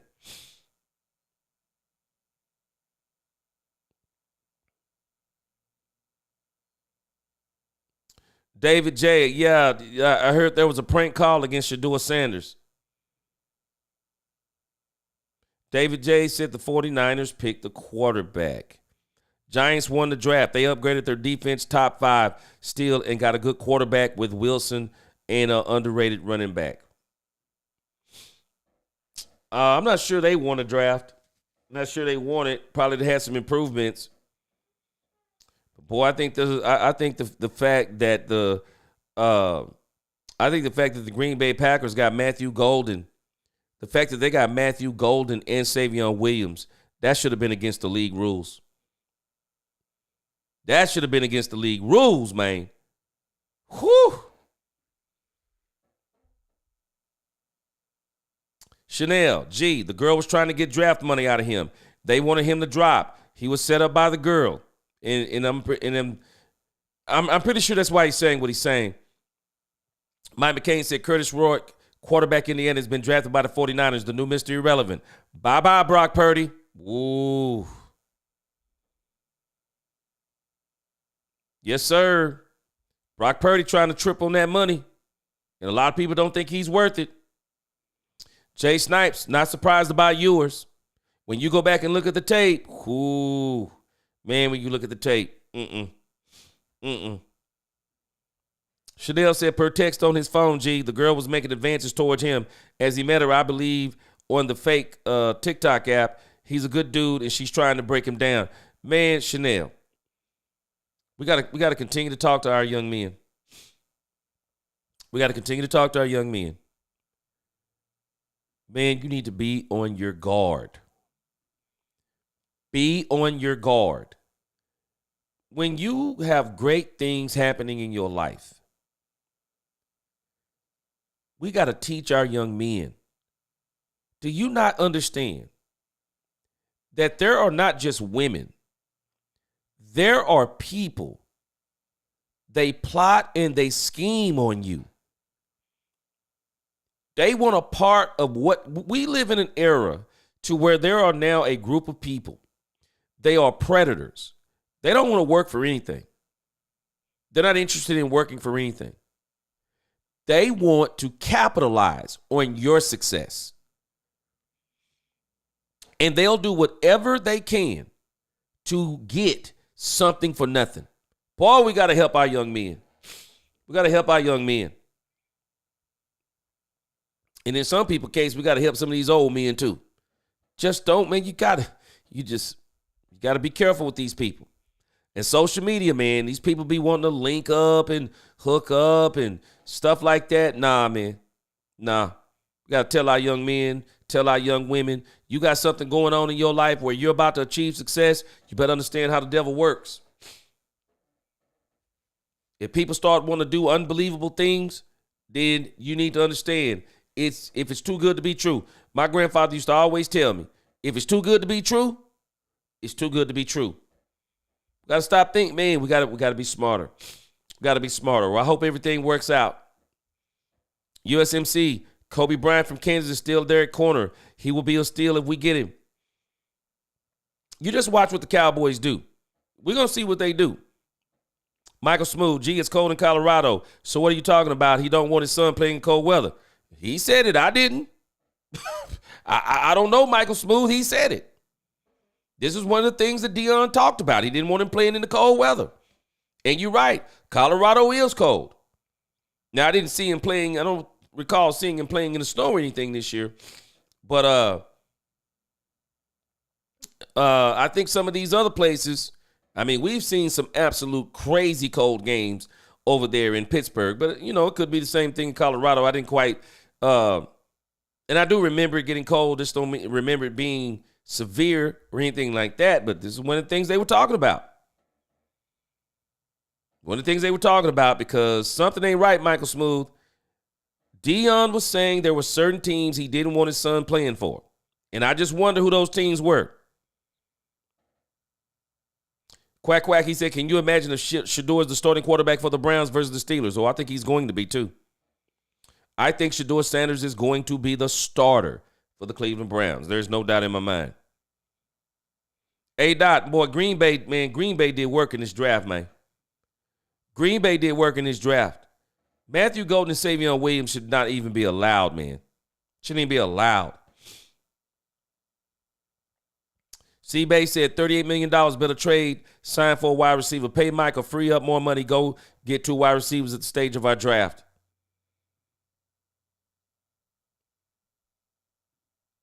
CGW, he said, as a fan since 1970, wholeheartedly enjoyed your show. What are the membership prices? God bless you. Have been following your podcast. Oh, man, I appreciate you. Hit that join button down there, and it'll definitely show you all the information. It'll show you the information. I got various prices. I think all the way from $3.90, maybe $4.99 on up. But check those out. It'll guide you through all of it. Man, I appreciate your patronage, CGW. We're going to take a break after this draft, and then we're going to come back around 6:30-ish. Probably do a couple of more hours. Probably do 6:30 to 8:30. Miami just got Quinn Ewers. All right, see you later, Tua Tagovailoa. See you later, Tua Tagovailoa.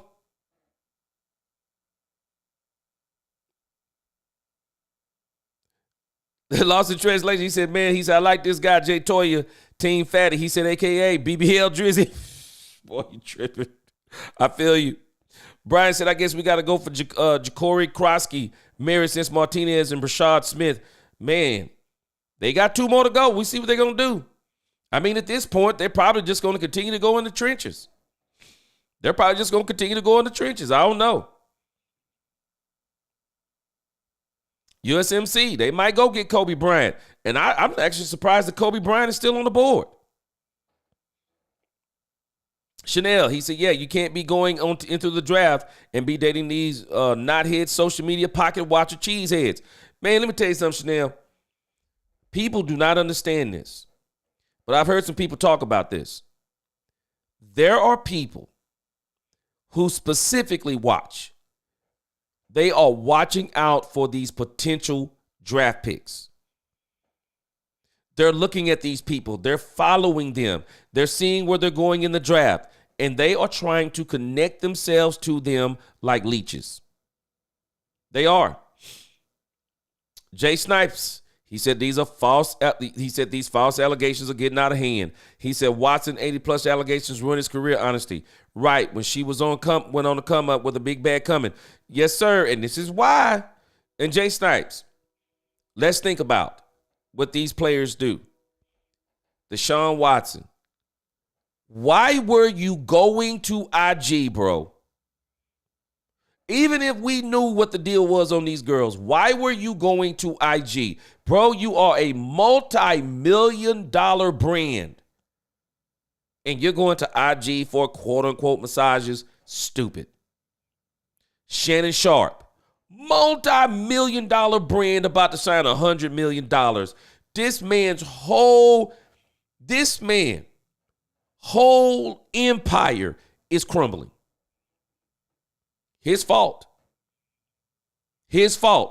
We got to teach our young men. Man, bro, the devil is lurking in the midst of the blessings of God. Man, you got to be careful, man. Everybody wants a piece of the pie. When people find out, man, go tell your family and friends you won the lottery. Watch what happens. Go announce on social media. Tell your family, tell your friends, announce on social media, you just won $100 million on the lottery. Watch what happened. Man, you got to be smarter than this. Got to be smarter than this, man. You got to protect yourself. Yeah, I wonder if he is. I'm not sure if he's involved in that no more. He's involved with so many things off the field now. But somebody's got to talk to these people, man. Michael Smooth, he said, that's the way I feel about Bond. And so if this is the case, and I guarantee you, now Jay Snipes, this part right here, this is the problem. There's no consequence for people who do stuff like this. There's no consequence. If there was a consequence and it was proven they were false allegations and people start going to jail, how much you bet people wouldn't do this stuff no more? How much you bet they wouldn't do this stuff no more? Big D, he said we should have got Golden and Savion too. We could have. Other teams as well, but we all have different needs. Too late now. Big D. But I tell you this, let's wait and see. What the Cowboys have done in free agency and now in this draft, while I'm still a little perturbed about this. We did a little something in running back. Haven't done anything in wide receiver. And it's still not over. We might wake up tomorrow and the Cowboys have done a crazy deal in free agency. But with all that being said, when I step back and I look at what they've done, they're better defensively and offensively. They're better in the trenches. This is where championships are won because this is how the Cowboys did it in the 90s. This is how they did it in the 90s. It took Jimmy Johnson. And y'all remember, I have been the one saying this. The Cowboys are going to make a ferocious run for the Super Bowl in 2026 and 2027. It takes more than a season to build the best roster in the NFL. The Cowboys are on their way. This is probably going to be about a 2-year process. This offseason, this season, and then the next offseason. The Cowboys are going to be roaring and ready to go. A lot of these one-year rentals, they're going to let them go because they've already got the guys they're going to be developing behind them. They're going to go in next year's draft. They're going to be able to get the best player available. They're going to go into next year's free agency. It's going to be this time quality over quantity because they've already built up a lot of depth. They're going to be, I'm telling us, the Cowboys are going to be absolutely ferocious next year. This coaching staff, we have to understand, they need a year to gel. They need a year to gel with the players. They need a year to gel with one another. They all need a year to gel. They're going to gel. And they're going to be back next year, and I'm telling you. And we're going to start seeing the fruits of this labor as we get closer and closer to the end of the season. Boy, I'm telling y'all, book it. The 2026-27 season and the 2027-28 season, the Cowboys are going to make a ferocious run at the Super Bowl. And I believe they get one. I believe they get one in 26, no later than 27. Now, the team who I want them to play, I'm praying for a Dallas Cowboy Buffalo Bill rematch. Josh Allen and Dak Prescott will shut down every city to watch that Super Bowl matchup because, I mean, let's be honest. Last few Super Bowls, man, they just kind of been kind of like meh. I mean, even the Philadelphia-Kansas City thing, man, it was kind of like meh, you know. Even with everything that was on the line, three-peat and all this stuff with Patrick Mahomes, Super Bowl was just kind of mid. It's kind of mid. It really was. Cowboys need this. The league. I'm sorry. The league needs the Cowboys back in the Super Bowl. They do. The league needs the Cowboys back in the Super Bowl.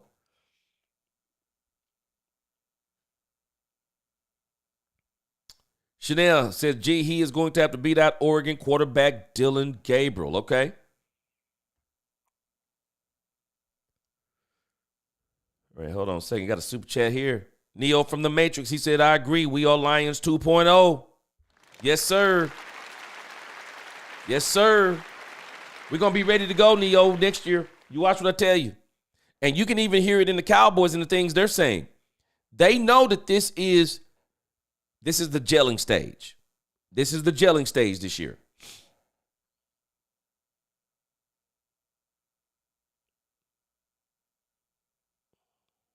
Okay.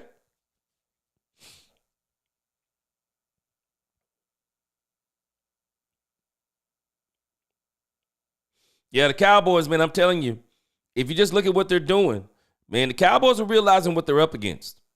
The Cowboys are realizing they're up against teams that can run the doggone ball. And they're saying, man, we're determined to stop the run.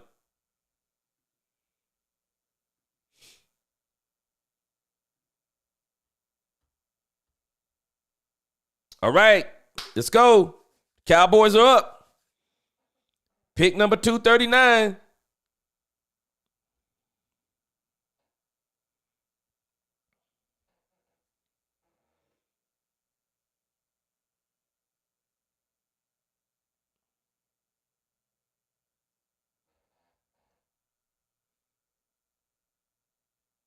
Let's go. We're about to have 2 quick picks from the Cowboys.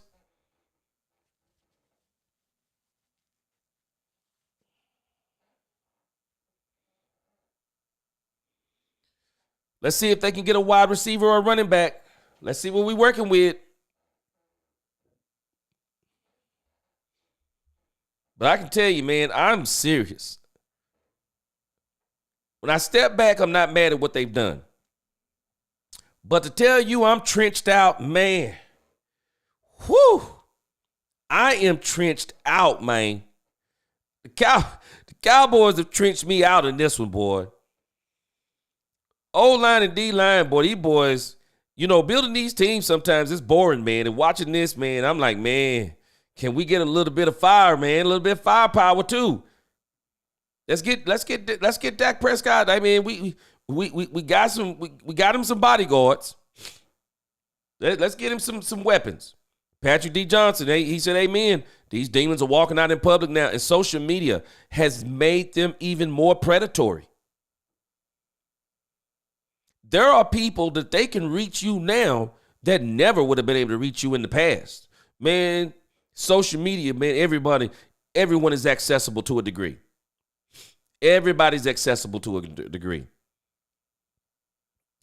Chanel, he said, G, you and I should open up a business where we handle rookie draft picks. Yes, sir. And have someone to follow along those rookies is to let people get them. The future draft picks need a mentorship program.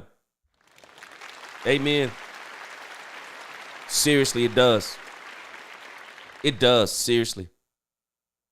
Hold on a second. The Cowboys made a pick while we were at commercial break. The Cowboys picked a running back out of Clemson named Phil Mafah. Who is he? Who is he? All right, we got a running back.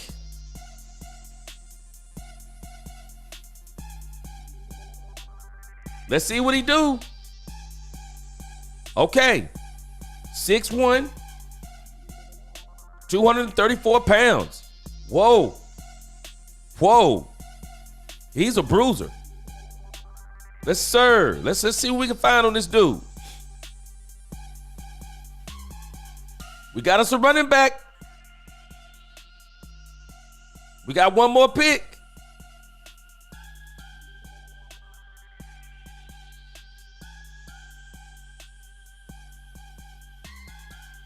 Let's go. Let's see.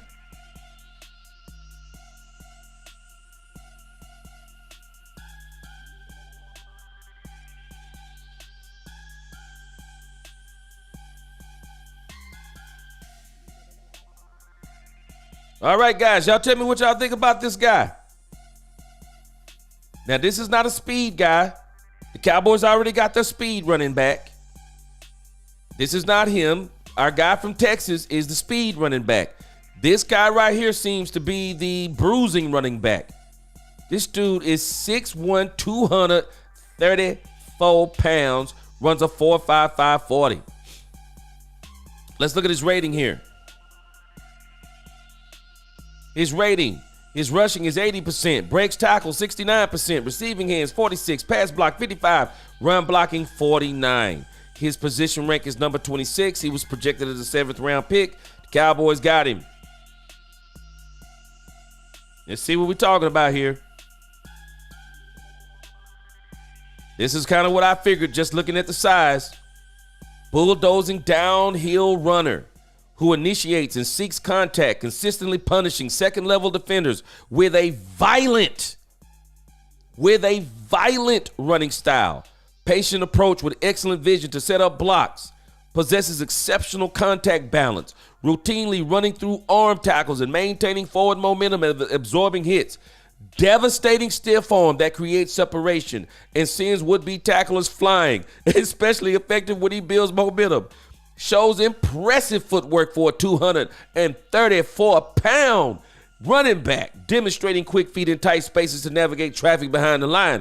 Reliable hands as a check down option, securing catches cleanly, transitioning upfield without breaking stride. Absolute beast in short yardage and goal line situations. Where did the Cowboys suck last year? Red zone and goal line, short yardage. We sucked. Absolute beast in short yardage and goal line situations. Showcased by his 4 TD performance in the 2023 Gator Bowl. Scheme, versatile runner who excels in both gap and zone concepts, allowing creative offensive coordinators to maximize his skill set. Yes, sir. Let's do it. Okay. I like it. His weaknesses, limited lateral agility and change of direction. This is not what you're getting a back this big for. We're not looking for Earl Campbell. Lacks breakaway speed to consistently capitalize on big play opportunities. We got the other running back for that. Pass protection needs refinement. Shows willing effort but inconsistent technique. We can work on that. Too often runs with high pad level, creating a large target area for defenders. We can work on that. Battle shoulder issues that limited effectiveness late in the senior season. Let's see what we got. We'll see. It says he's that throwback power back with surprising agility who's going to make his money between the tackles in short yardage situations. Yes, sir. What separates Mafia from other big backs is his patience and vision. He just doesn't blindly slam into the line. He sets up blocks beautifully, allowing pulling linemen to connect before he accelerates through the hole with surprising bursts for his size.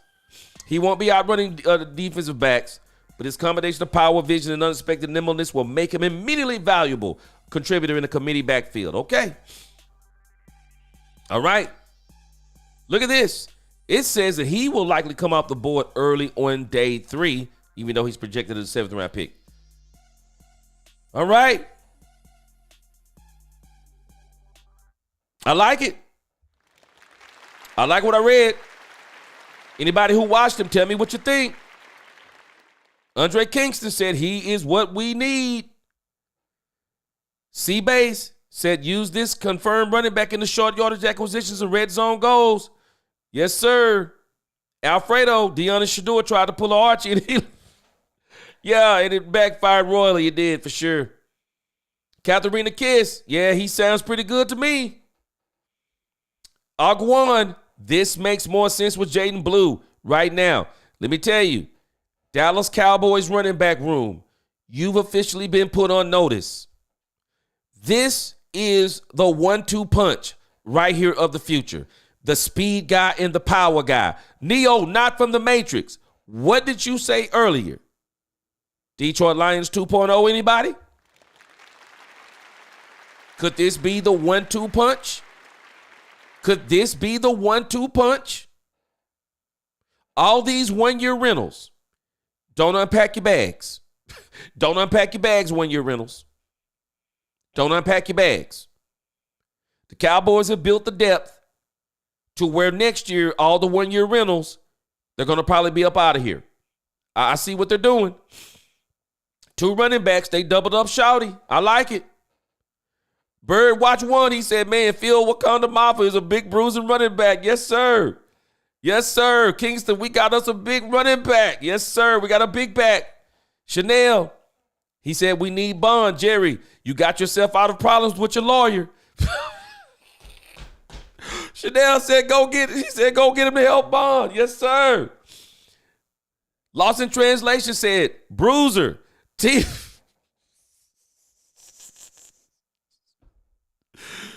boy, damn, that boy, Lost in Translation is killing me tonight, boy. He said Timu, Derrick Henry at best. He says, we are going to make people cry in the trenches. Yes, sir. Yes, sir. I like what I see.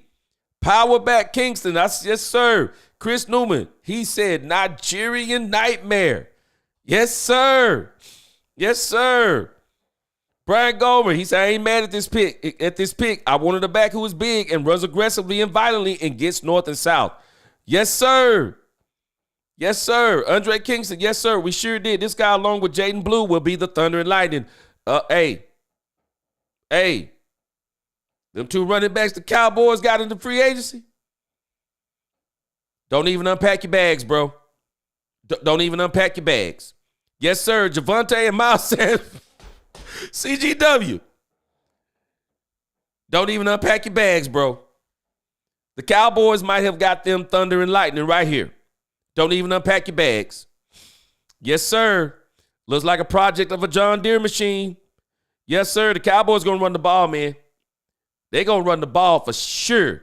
C-Base, Nigerian Nightmare. Yes, sir. He said, I'm way less mad about the Jaden Blue pick now. Brian Gomer. Now it makes sense. Thunder and Lightning. You got your speed guy, big play guy, hit his head on the goalpost guy. You got that guy. Now you got the guy where we struggled in the red zone, struggled on short yardage. We got our guy. And they've also built up the I'm not even sure the Cowboys are done with the offensive line. I still think there's a chance that Will Hernandez comes in here and competes too. Yes, sir. All gone. What's going on? He said, I've been talking about Mafa for months. He says, was surprised. He said he was surprised he wasn't talked about more. Yes, sir. Matt D. Gee, can we highlight a video of him before the next pick? I tell you what I'm going to do. We are definitely I'm going to do a video on him tonight. I'll get that up. They've been hitting me with these copyright strikes, so we'll see what we can do. We're going to get something up. Blue is comparable to Jahmyr Gibbs of the Lions. Neo from the Matrix said it. Detroit Lions 2.0. SDW. Yes, let's get this wide receiver next. Boy, Isaiah Bonds would be perfect right here. Codename Cornbread. Yes, sir. Yes, sir. C-Base, he's a big guy too. No more small backs. I love it. I love it. Andre Kingston, really good running back. I love it. C-Base, he said the same thing. Dog, Timu Henry. Yes, sir. Yes, sir. I love it. Yes, sir. We got us Hulk and the Flash, 03. Yep.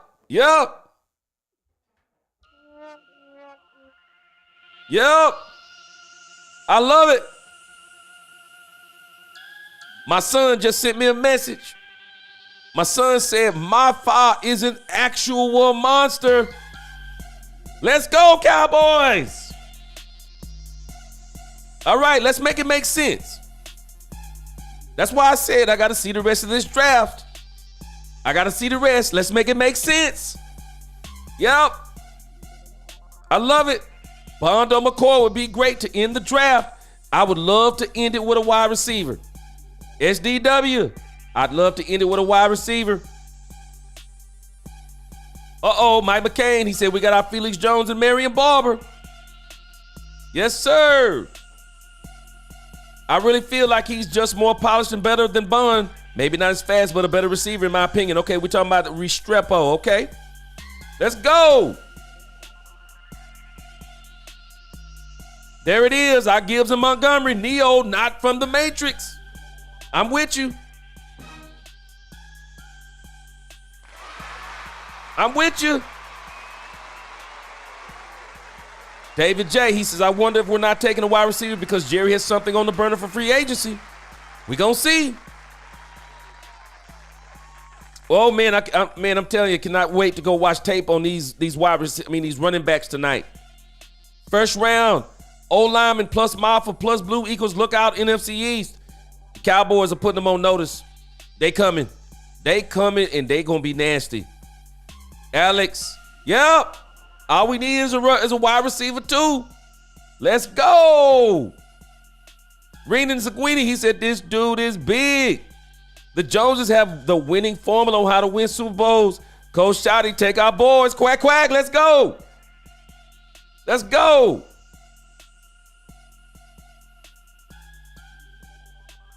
Let's go. All right. Let's see what we can pull up. Hold on a second. All right, guys. It is official. Artificial intelligence was wrong. Artificial intelligence said we would get Chandler Martin, The artificial intelligence was wrong. It says the last pick will be the tight end Joshua Simon.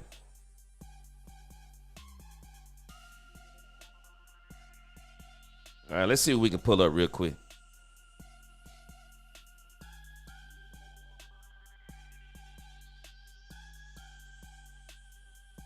Oh man, Jerry gonna be smiling ear to ear tonight. When we come back for our next session.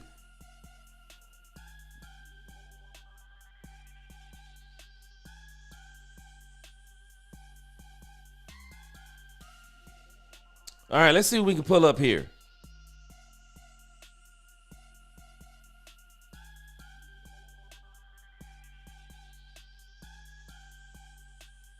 All right, so I'm gonna run this Mafia film, and I'm gonna totally be quiet on it, because I'm gonna have to go back and cut it out afterwards, I believe. Let's see here.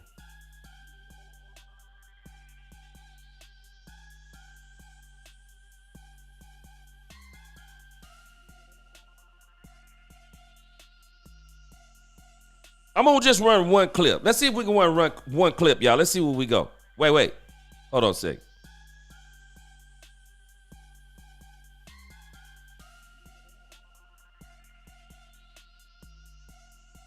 Wow, some guy is reporting before this even came up. He said that Phil Mafia is the sleeper running back of the draft. Let's check this out. Let's see what we got on this. An Irish blitz. Mafia ran right by him. Let's check out one play on him. And I'll come back and erase this afterwards. Let's see what we got.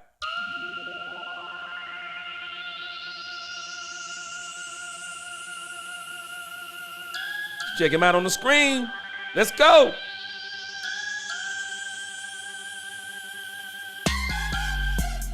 Oh, man. You don't play 4-5. Oh, man. Woo! Whoa, he don't play 4-5. Man. That dude got up out of there, man. Whoa.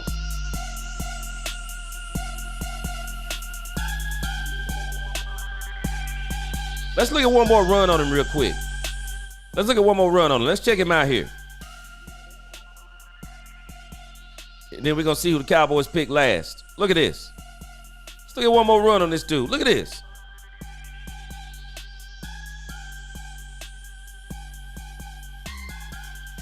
Woo!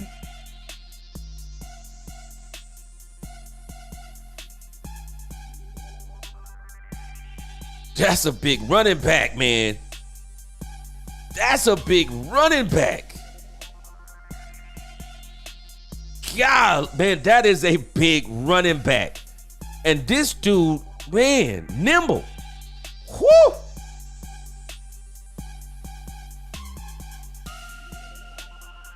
Look at this. They're saying Clemson running back Phil Mafia reveals he considered transferring and received interest from several SEC teams. Whoo! Whoa.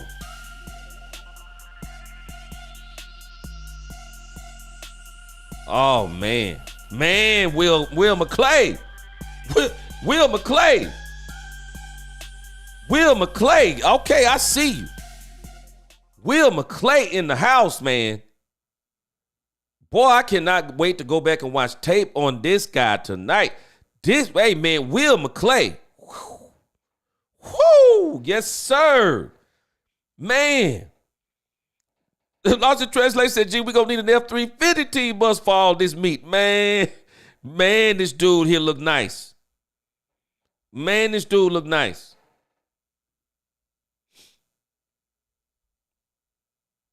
Whoa. Yes, sir.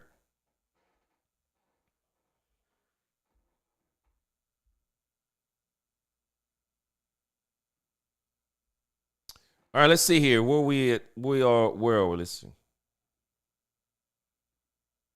Let's see where we are real quick.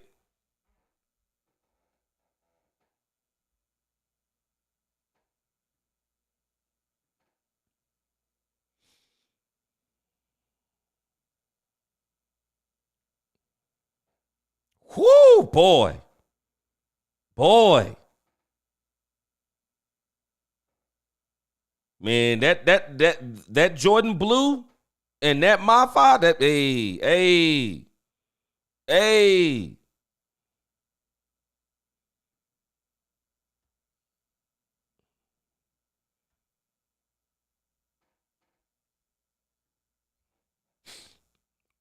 Wow. Yeah.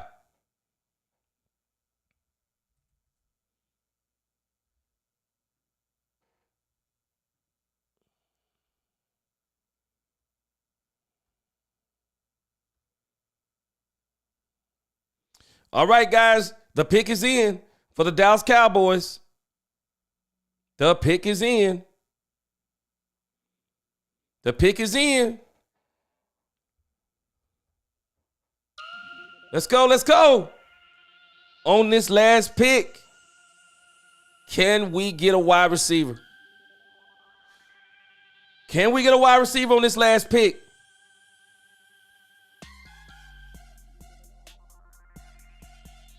Can we get a wide receiver on this last pick, Cowboys Nation?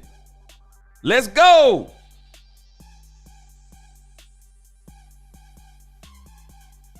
Let's go. The pick is in. Let's go. Let's go.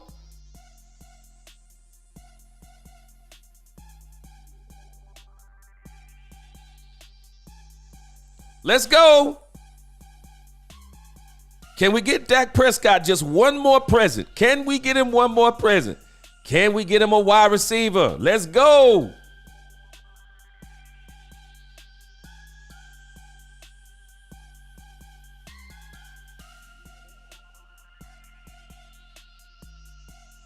Let's go.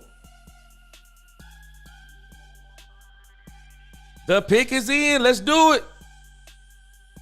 Yes, sir. That's what I just did. They'll get me on them first two, but we all good. The pick is in. Let's go. Let's go.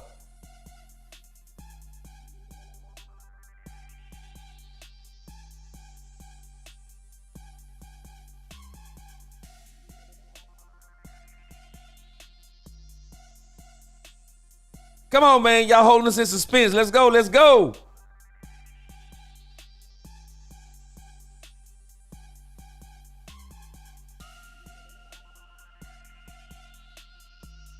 Yes, sir. Chanel dropping facts. He said Alabama and Georgia want to fill Moffitt at the end of the portal. Woo, boy, he nasty. He looks straight up nasty.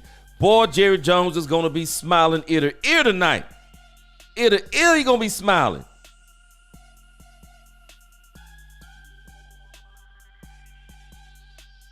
Yes, sir. Had to put it up again. Neo not from the Matrix. Gibbs and Montgomery. Let's go.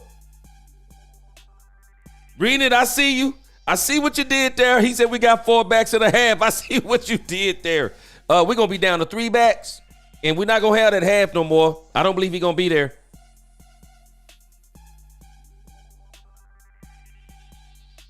Woo, don't know be the best. He said, I'm not going to lie. I think Phil Maffa may take the starting job with Jaden Blue being the scat 3rd round back. Yes, sir. Yes, sir. Yes, sir. Chanel said all he wants for Christmas is Isaiah Bond. Let's go.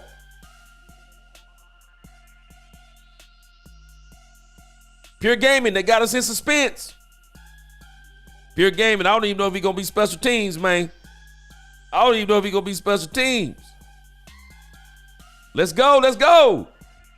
X Brown, he said he wants McCoy. Let's go. Come on, man. They gotta get CeeDee Lamb 1. Get him 1.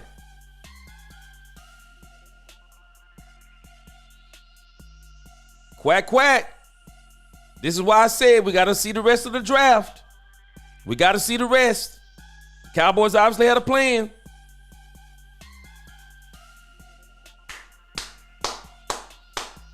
Let's go.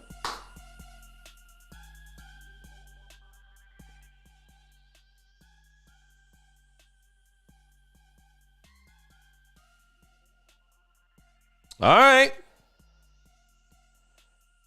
They got 2 defensive tackles. All right. Okay. The Cowboys got their depth of defensive tackle. They got their 2 running backs. So now we got to see what the plan after the draft is for the running backs. For the wide receiver. All right.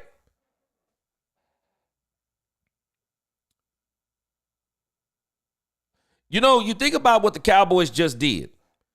I think they also could be saying that Jordan Blue may be the answer for that hybrid running back wide receiver. Jordan Blue may play into the passing game. We're going to see. But I think this kid Maffa that they picked up, this kid Maffa is probably going to have the potential to be the starting running back for the Cowboys in the very near future. I think he may stand tall amongst all those running backs, and he may absolutely be the starting running back for the Cowboys before it is all said and done.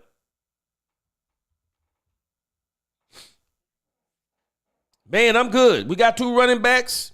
They didn't give us the wide receiver, but I'm good. We got 2 running backs. I'm glad they double up on that running back thing. Don't know be the best. He said they crushed this draft. Yes, sir. Don't know be the best. Those running backs put the icing on the cake for us. Yeah, those running backs put the icing on the cake for us.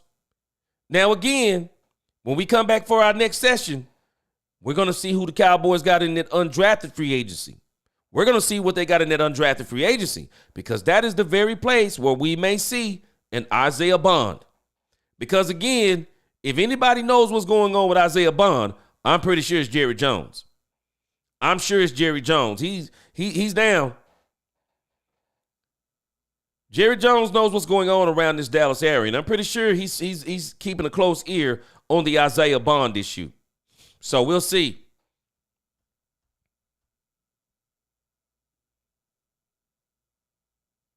Yes, sir, Neo, I'm with you. Neo said, even though no wide receiver, I really like this draft. Hey, those 2 running backs set it off for me. I'm in like Flynn. Katharina Kiss, they definitely set up defense for sure. I believe they have plans on wide receiver. Katharina Kiss, I do too. And I really want to see, maybe they go get Bond. Maybe they knew nobody was going to draft Bond. Maybe they quietly go get Bond as an undrafted free agent.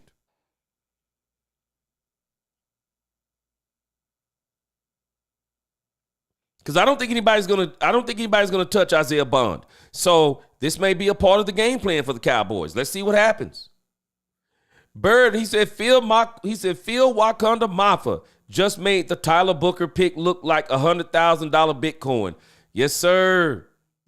Yes, sir. Boy, you said something right there. Yes, sir. Darren, let me tell you something. Darren, the CEO Davis, let me tell you something. When you look at this draft, very strategic. Brian Schottenheimer talked about this. Talked about these teams with all of these first-round draft picks on their defensive line.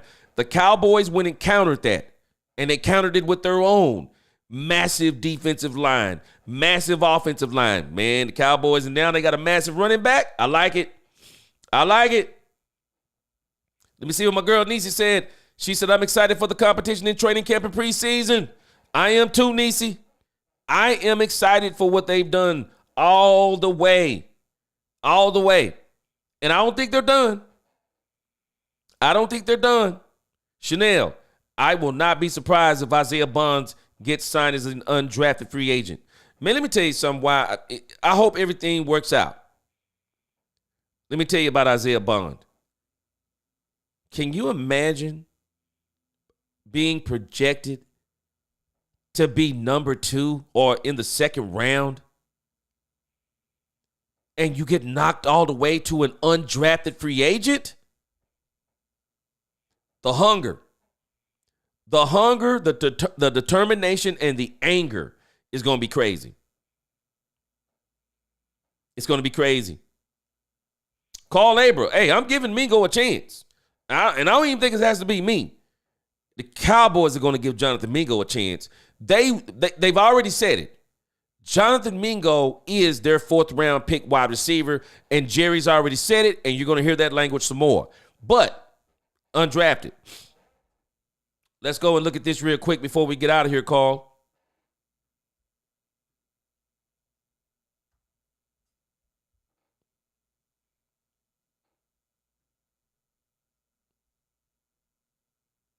We cannot discount that there are still players. There are still players, though. I mean, literally, there are still players out here that can help all these teams, including the Dallas Cowboys. There are still players. So, yeah, again, Carl, don't worry. I'm giving Mingo a chance because I've already been preaching. This dude, the Cowboys want him to be successful. They're going to give him every opportunity to do it. Every opportunity to do it. But again, Bond would be great. Lost in translation. He said team cornbread and collard greens. Boy, this press conference is going to be awesome tonight.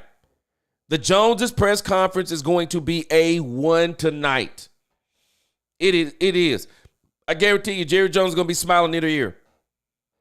Carl says, the Cowboys are preparing for the days of the 90s. Yes, sir. Yes, sir. Katharina Kiss, Mozzie better step up. Man, the Cowboys will put depth all over the place. All these one-year rentals, you're going to contribute this year. But other than that, lost in translation, he said team earthquake. Yes. Some people are saying they didn't help Dak, but those 2 running backs with the 2 old linemen, those 2 running backs alone are going to help Dak Prescott. The Cowboys have got to run the ball. It is one of the best ways to help Dak Prescott. Get back to running the ball. Colin Cowherd, neighborhood Dak Prescott hater, said it himself. Dak Prescott with a running game is Patrick Mahomes. Dak Prescott with a running game is Patrick Mahomes. They got him a running game. They got him a running game. Lost in translation said, I should have known Shotty was going to find a huge back just like his dad. Yes, sir. Mingo will get his chance. There's much space for this guy to prove it to Shotty. Oh, yeah. They want him to be successful. And they're going to give him every opportunity. They had him as a 2nd-round grade. The Cowboys are going to give him every opportunity. SDW, he said after the horror of last season, he said we the fans deserve this. Yes, sir.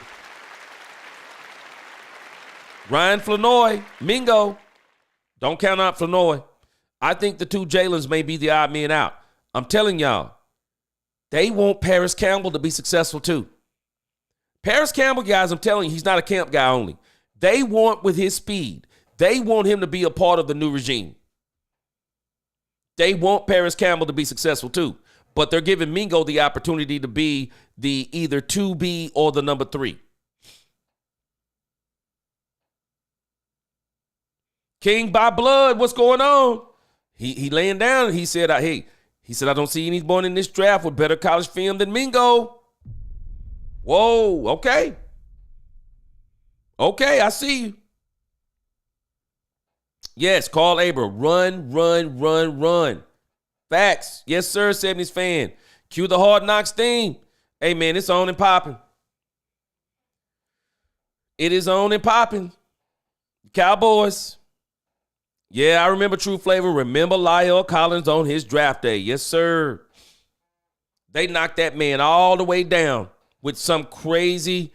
I mean, he didn't even have anything to do with what they were doing. Man. I see you, Cowboys. I see you. And I believe they must. Katharina Kiss, I'm with you. They must have a plan. They must have a plan at the wide receiver spot. Not only, I don't think it's only Mingo. I think they have one more trick up their sleeve with the wide receiver spot. Quack said last year the Joneses made us all mad. Now I'm elated about them boys. I'm with you. The real Daryl, what's going on?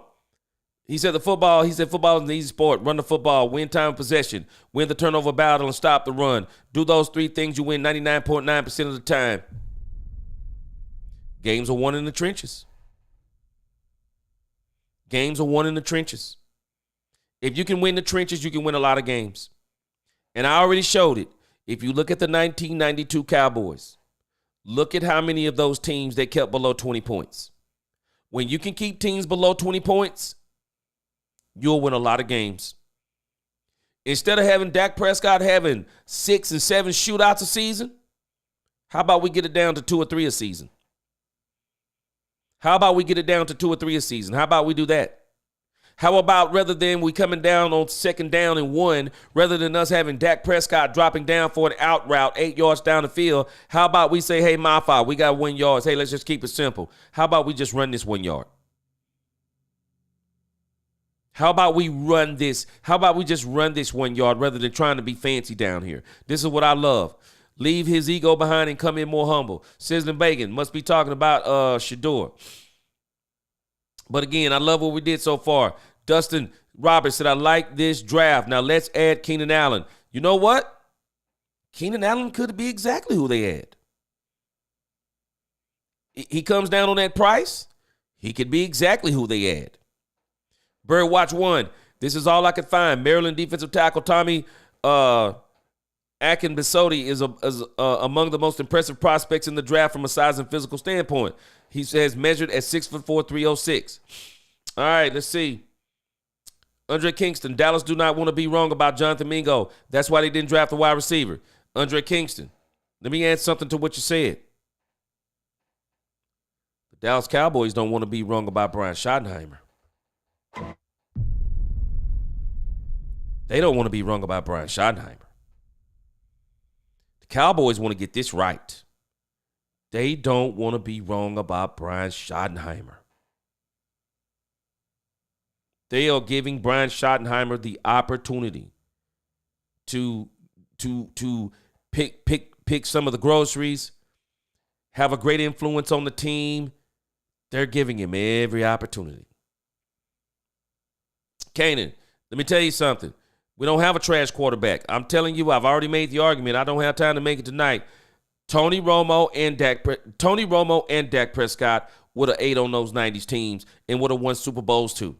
There are other quarterbacks not named Troy Aikman. They'd have won on those teams too. Those teams were incredible the Dallas Cowboys played on. Man, when you have the number 1 defense in football, when you have the number 1 running attack in football, and you're not actually putting anything on your quarterback except maybe once every 4 to 5 games, maybe every 6 games, you'll quickly find out. I've already did a breakdown of those seasons with Troy Aikman. Troy Aikman was a turnover machine.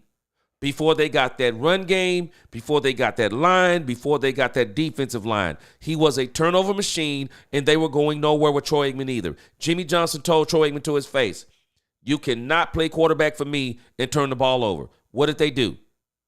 They got him a run game. Michael Irvin will tell you the same thing. Everything changed when they got a run game. Everything changed. And this is exactly what they need to do for Dak Prescott.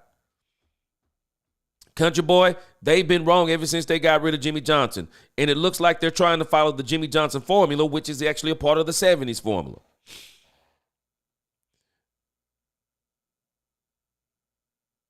The dude said Trent Dilfer. He said, what the? I don't know what's going on with that one. David J., no doubt. He said, I think Kanan sucks. Go ahead and cheer for Philly. Then you ain't riding with our quarterback hater. Yes, sir. We're going to do this thing, though. Iron sharpens iron. Healthy competition is needed for Mingo. Probably forthcoming. Yeah. And I also think what they're saying about what Steven is openly admitting. I said this yesterday. If I was a wide receiver on this team, and I heard Stephen Jones say, we don't have a number 2 on this team. Boy, you want to talk about somebody that would be fired up. I would be fired up if they said, hold on a second. You do know I'm on this team as a wide receiver, right?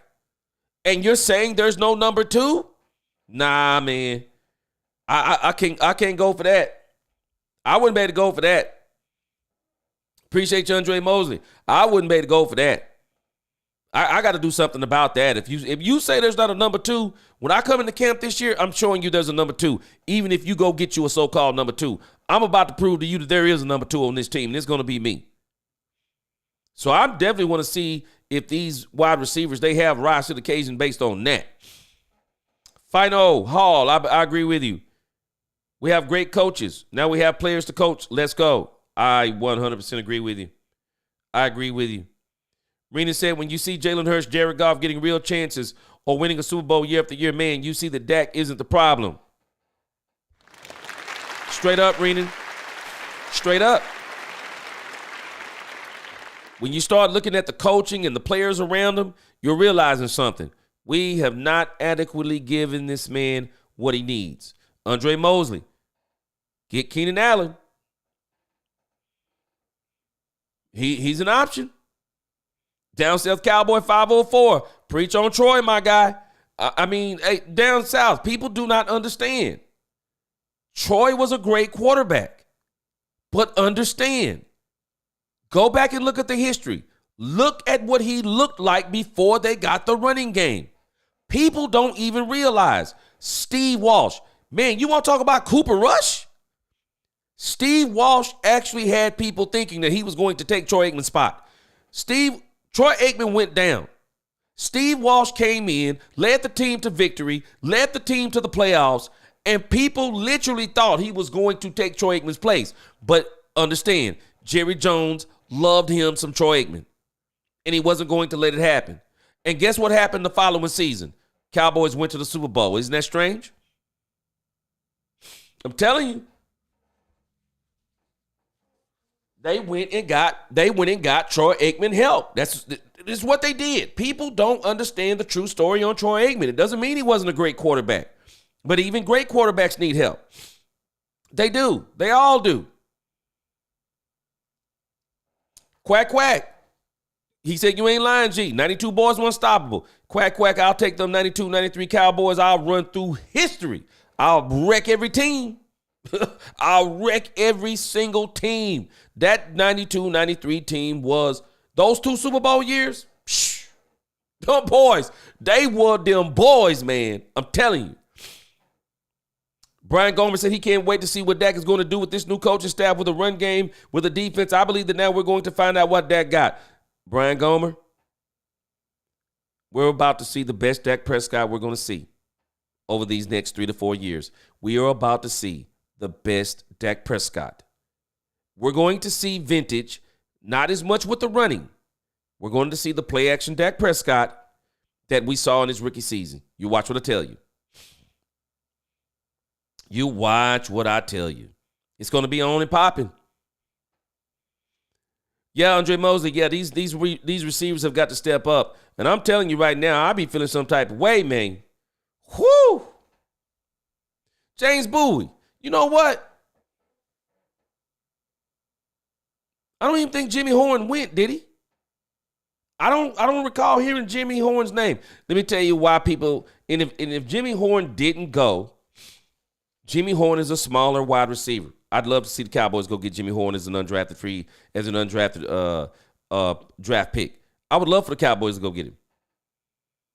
Jimmy Horn was an absolute beast. He's a smaller guy, but he's a beast. Got good pedigree, too. David J. said Dak is living rent-free in Kanan's head. Man, I'm telling you. Hey, country boy, you're right. They do need to step up, but I tell you this, you wouldn't have to worry about me. If you had the unmitigated gall to say that there's not a number 2 receiver on this team, boy, you want to, man, I'd be in the backyard right now working on my footwork.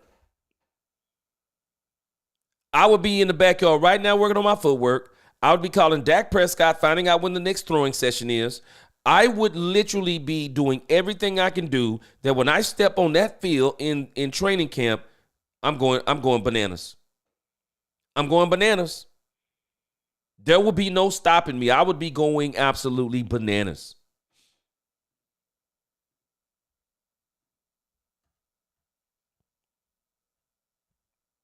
Uh-oh. Here we go. Mr. Irrelevant. The last pick in the draft, Mr. Irrelevant.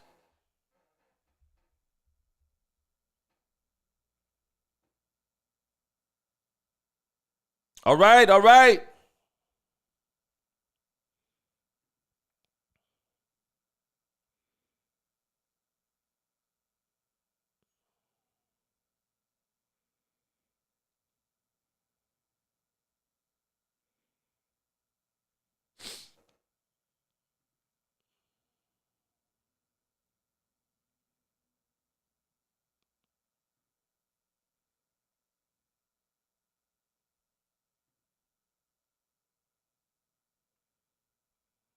Hey, Dot, we got them wrenches. Hey, Dot, we got some wrenches in there. They can handle up on them with them wrenches. I see my man Ice Cold Cowboy in here. Oh, Ice Cold, Horn was drafted. Okay, got you. Ice Cold, I think they want you to clamp down on this Kanan guy.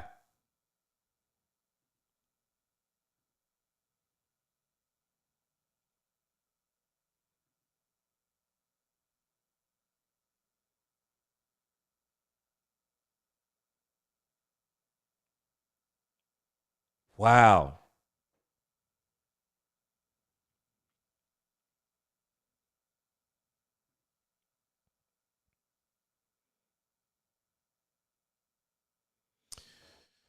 All right.